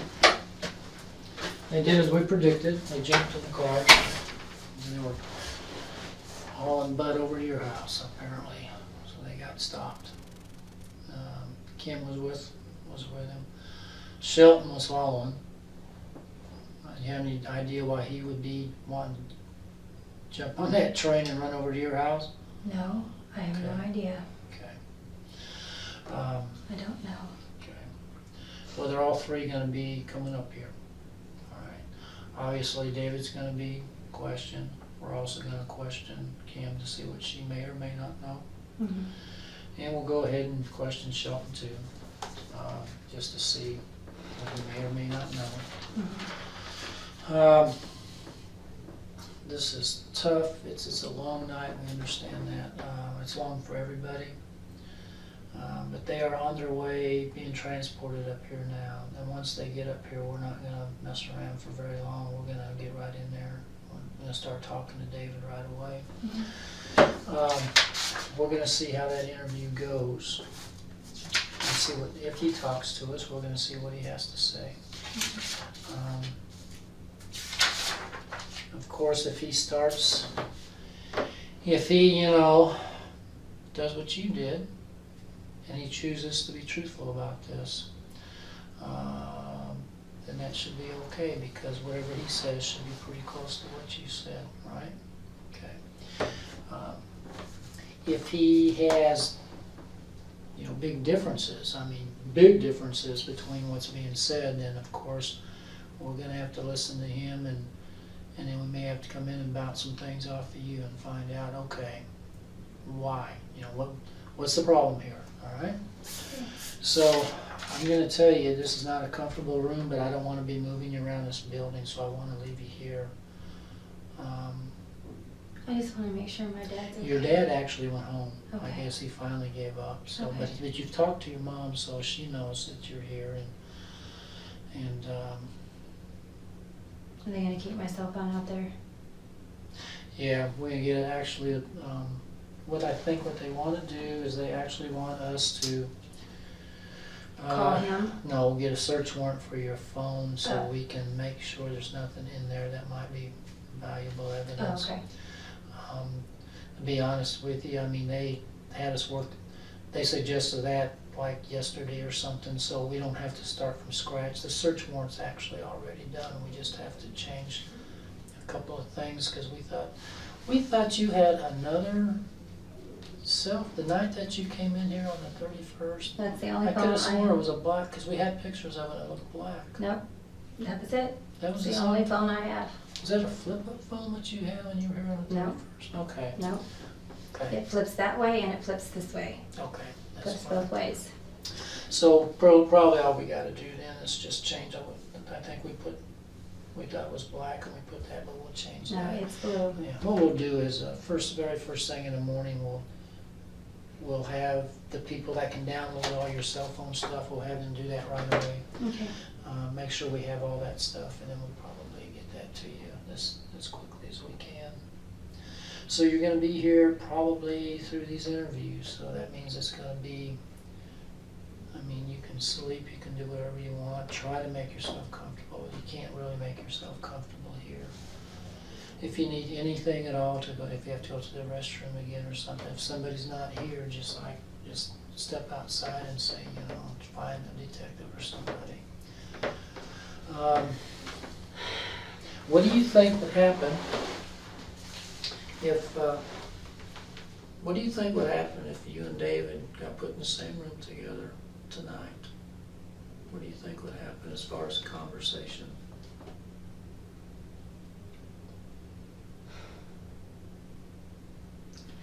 Could you two even be in the same room knowing what's happened? Well, you knew that he had killed your husband anyway, so.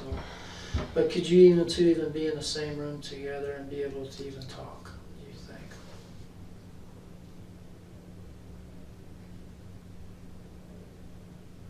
If he has memory lapses, and he can't remember talking to you about anything, do you think you would be able to persuade him to be truthful if you were in the same room? Okay. I'm not saying we're going to do that.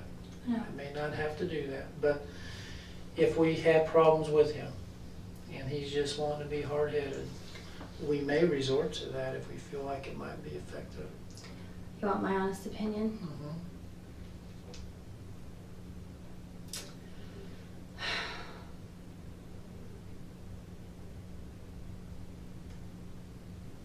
And I could be wrong.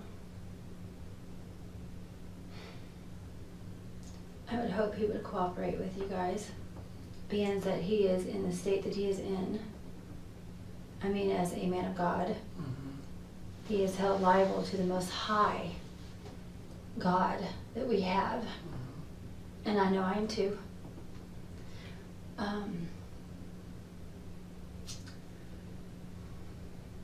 I would think he would be honest, Okay.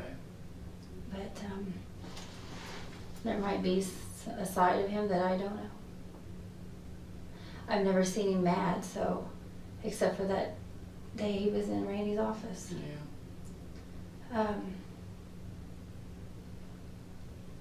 You think he might just ask for a lawyer, not even talk to us at all, or do you think he'll talk to us? I don't know. No. I really don't know. Okay.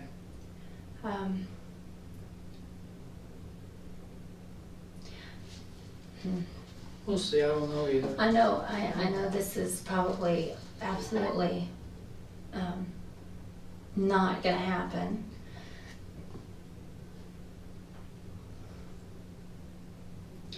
I don't even know. Oh, I'm sorry, that pop is just really making me sick. Okay. A little water. Do you drink pop very much? No, not really. Yeah, you shouldn't. And I That's was hard- that's shaking the- pretty bad. That's the hard stuff there. Yeah. You need something to eat.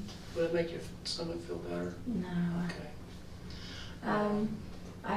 I mean, I don't know if putting him in the room with me, if he would talk. It hasn't rained or anything. Do what? I just don't It know. hasn't rained or anything. Has it rained? Oh, it Yeah, hasn't. it Right? We're doing the search warrant on this, right? Yeah, Okay, so. I hadn't told her anything about that. He Yeah, just I did. just did. Yeah, we probably. We'll keep it here, but unless it rains, probably we just don't mess with it. But what you were saying that. Oh, What did you think? sorry. That's all right. I mean, I don't know if he would talk, if he did see me, if he would. I mean, Whether he would open up. Yeah. Well, I mean, he can't ignore you. If you're Um, talking to him, he can't hardly ignore you, especially in a room like this. if he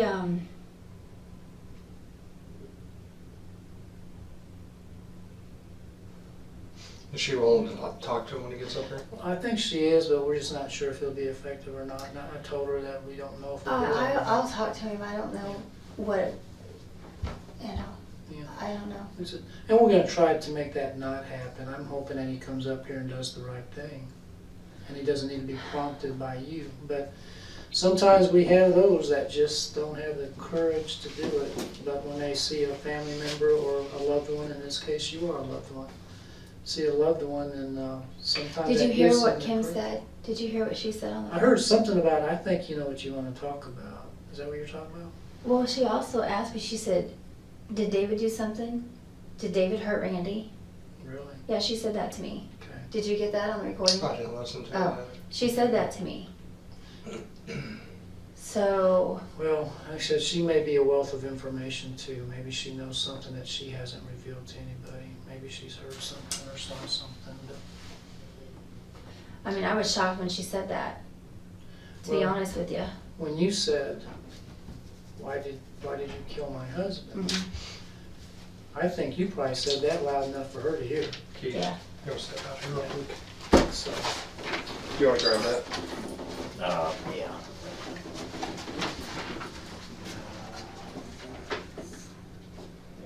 Her stomach's not feeling very good, but they bought somebody about that in case. That'll be better, okay.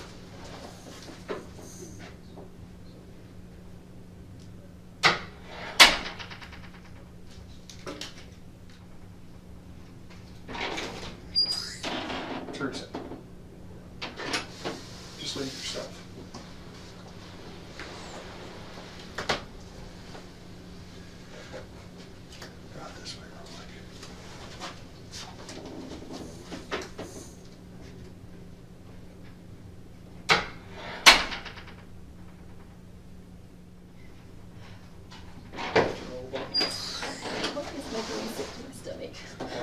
find something else to eat? Okay, just have a seat and we'll be right back with you, okay? Can I tell you something? Yeah.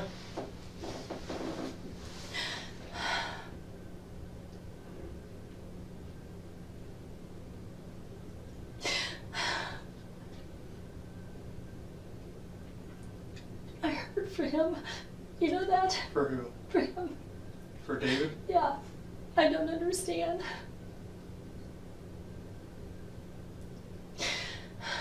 That was easier. I guess I just wasn't expecting him to be so calm.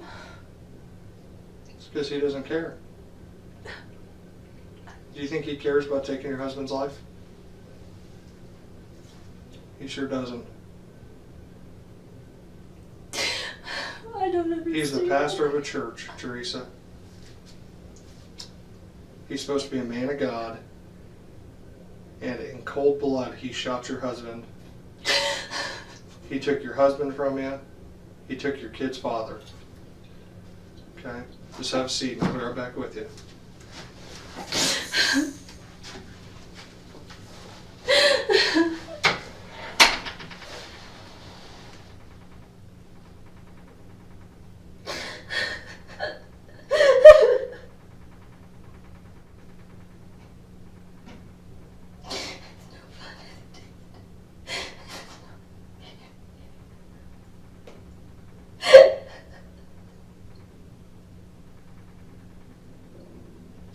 Oh, I love you, Randy.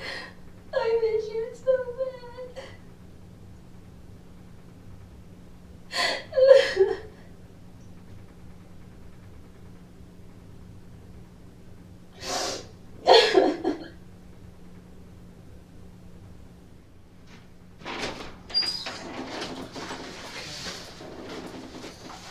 All right, we're not gonna make you sit up here all night like this. All right, we're gonna take you downstairs so you can lay down, because I know you don't feel well and it's late. We'll let you use the phone so you can call your mom, let them know. All right, we'll go over. Here's what the intent to do right now. I'm gonna take you down. You are gonna be booked. What you get booked on is probably not what you're gonna get charged with. All right, but we have to book you on something, because we have to keep you here. We got search warrants that we have to do, prepare, and so forth. Also, like I said, David he's downstairs now being booked. We don't know what he might say later, so we need to keep you here. So we are going to book you probably on the same thing he was booked on. But once again, I don't want you to go down there and freak out. All right, as long as you're telling the truth.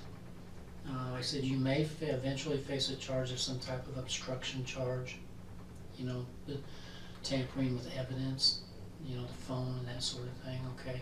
You may be eventually charged with something like that. That's something all the lawyers have to get worked out, okay? But the thing to remember is that we're keeping you here because we have to, but I don't want you sitting in this room, all right? Do you want to call your mom and let her know you're going to be here all night?